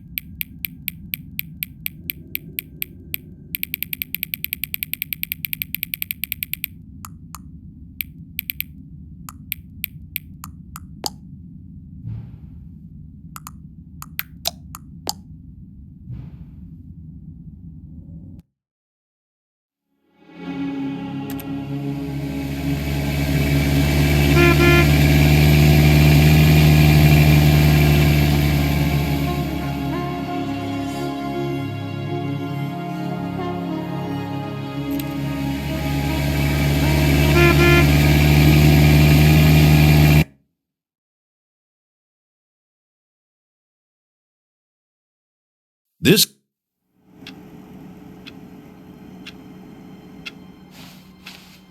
All of his co-workers were gone. What could it mean? Stanley decided to go to the meeting room. Perhaps he had simply missed a memo. As Stanley lifted his bucket, he felt a connection to all buckets everywhere. This adventure, he decided, was for all of them.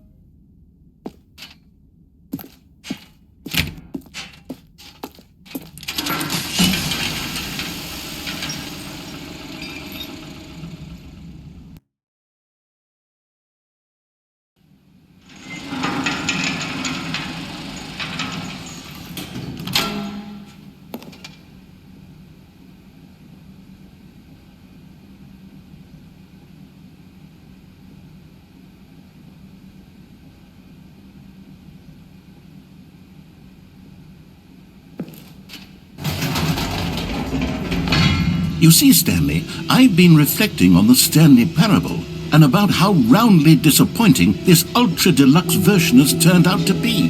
The original Stanley parable was a landmark, and any new content for it should live up to that legacy. So forget this ultra-deluxe nonsense. I say we take it one step even further. Which is why I'm very proud to announce for the first time ever, the Stanley Parable 2.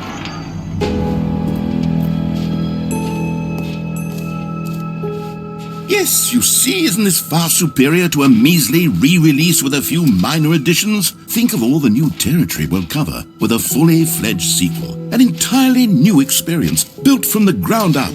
Why, there are so many possibilities. It could go in so many different directions. This is what fans have truly been asking for.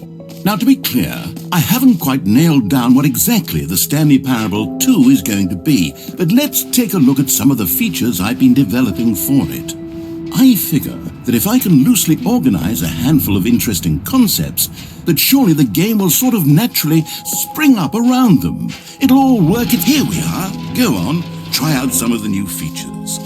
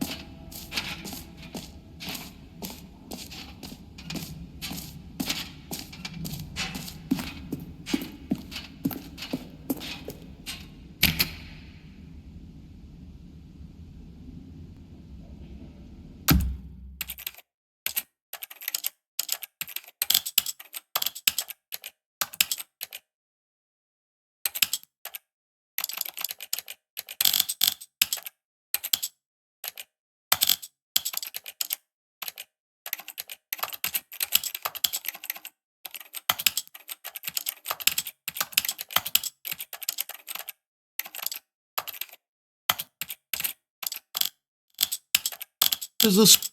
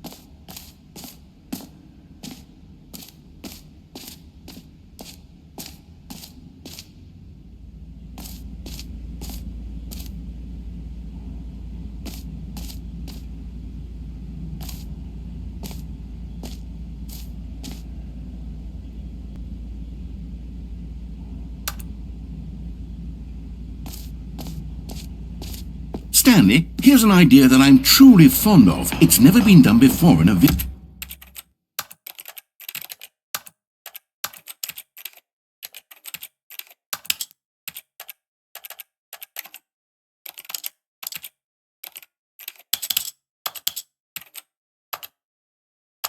game.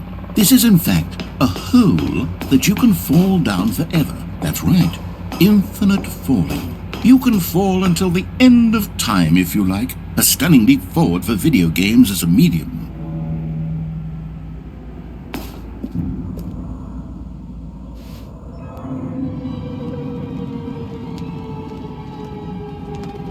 You see, isn't it wonderful?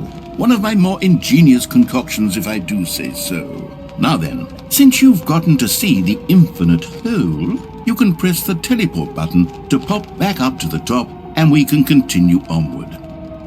Great! Now, I'm very excited to show you even more of my ideas for the sequel.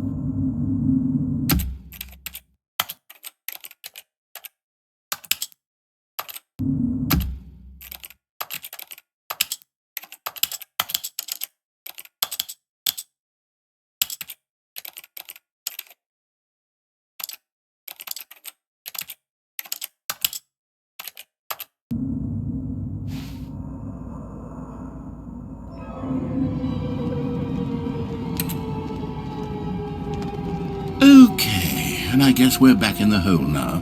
Did you really need to see it again? I don't know what else there is to say, Stanley. It's an infinite hole. It's exactly what you're doing right now, but forever. There really are so many other fascinating exhibits that I've prepared for you. I really spent quite a lot of time on all this, and I would very much like to show you some more of them.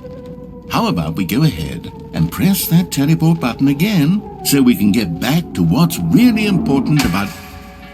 Oh, goodness. Well, this is rather embarrassing, Stanley. I'll be honest with you. I truly did not believe that anyone would actually stay in the hole long enough to hit the bottom. Yes, I know, I told you the hole was infinite, but come on.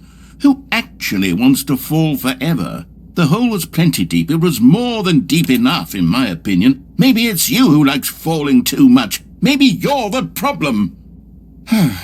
Look, things got a little heated there. I think we both said some things we didn't mean. Why don't we just put all this behind us and agree to just call the hole mostly infinite? If that works for you, then go ahead and press the teleport button to warp up to the top of the hole and we can move on. I'll just be up here when you're ready. Oh, for heaven... You see, I was right. The problem is you. The problem is that you like holes too much. Not normal. A normal person would have said, yep, that's an infinite hole right there, goes on forever till the end of time. Don't need to see it all, but not you. Oh, no, no, no, no. You have a weird sort of... Oh. Did the hole seem even shorter to you this time? I couldn't help but feel like you spent a little less time in there than you did before. I mean, admittedly, I didn't make an infinite hole, but I didn't think it was that not infinite. Well, I suppose once again there's nothing to do here. If you decide you've had enough of the hole, you can hit the teleport button and come join me up above. Had enough? I'm positively thrilled. I really do have so much more to show you and to talk about, and I've had enough of the hole for a lifetime. Gosh, how could I have guessed? You're back in the hole.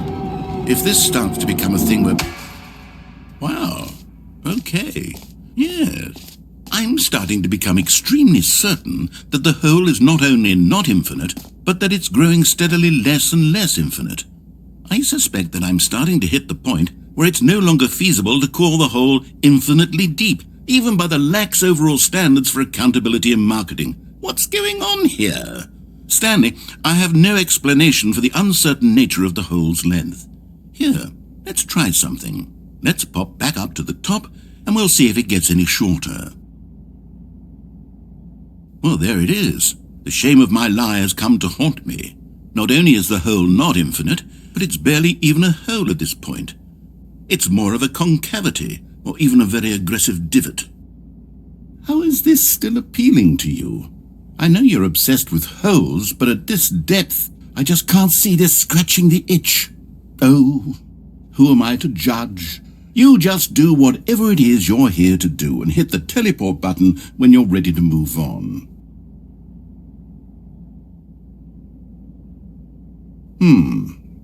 Is the, teleport button not working? You sure? Well, I mean, I really don't have an explanation. It was working. Still nothing? Well, I suppose there is one thing I can do to fix this. I'm out. Goodbye, Stanley. You couldn't bear to be away from the hole, and now you'll get more time with it than you could ever have asked for. It's a win for everyone. You get to be with the hole, I get to do literally anything else. Take care, Stanley. I hope you and the hole have a wonderful rest of eternity together.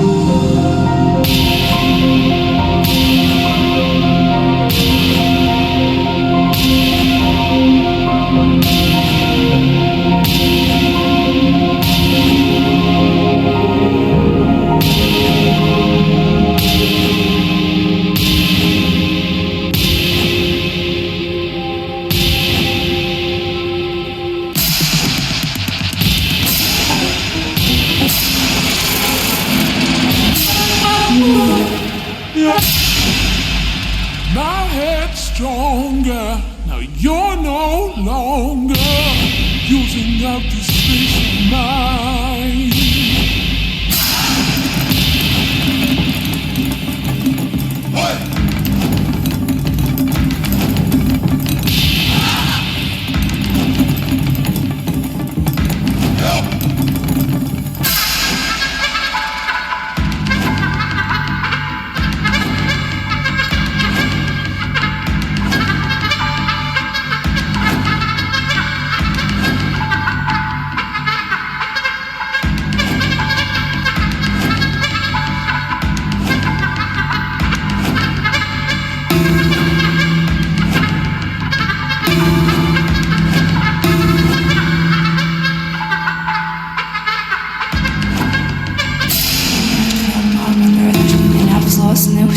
Die var like still no is the mountain ears that's in the show speaking a officer as it service in the show among every officer he locked him right here listen I arrived lost scared he is sick of just on fit see estimates Stanley? no Stanley! Oh good, you're awake. It seems you had sort of dozed off there, drifting away into dreamland. But we can't have that, Stanley, because this hole is just so darn fascinating that I want you to be wide awake for every second of it. You don't want to miss a single moment. So how about if I just pop in from time to time and wake you up to keep you really, truly focused on the hole? From the looks of things, you and I will have many, many years here in this hole, and I'm looking forward to all of them. Stay alert, Stanley. I'll be back. Toodle-pip.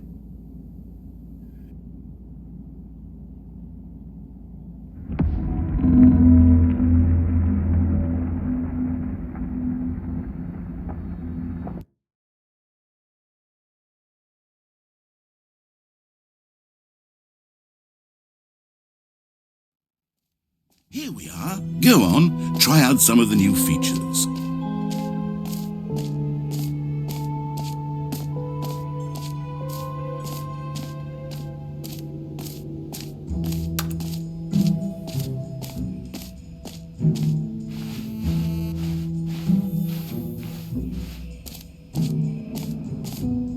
calling it the Stanley Parable 2 is just so much catchier than Ultra Deluxe, don't you think? Ultra Deluxe? What does it even mean? But the Stanley Parable 2, now that's an artistic statement right there. All right, have you seen everything you wanted to? Ready to move on now?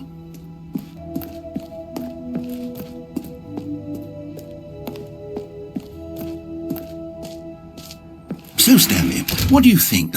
Do you like all of the new features? Yes, I know it's not exactly clear yet how exactly these features will come together as one single coherent video game, but I can feel it in my soul. It's going to work. There's definitely a good game in there somewhere. Say, let's do an experiment. I'll arrange these new features together, and we'll see whether or not it coheres into a meaningful gameplay experience. Okay, are you ready? Here it is. I give you the Stanley Parable 2.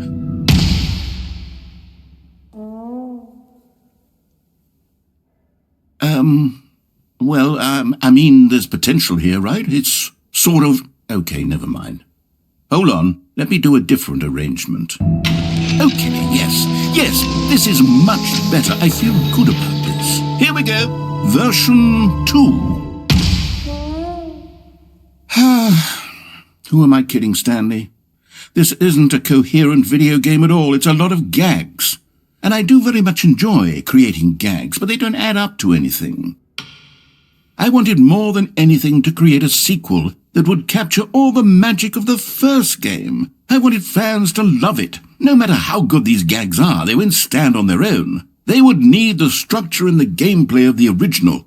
Wait, maybe that's it. I can take the original Stanley Parable and simply, insert a few of my new features into it. Tastefully, of course. With respect. With care for the vision and integrity of the original game. Would it possibly work? I suppose it could. But it would need a really, really tremendous title screen. A title screen that says with bold and uncompromising conviction, "This is the Stanley Parable 2. Let me see if I can whip something up. All right, perfect. Go ahead. Take a look.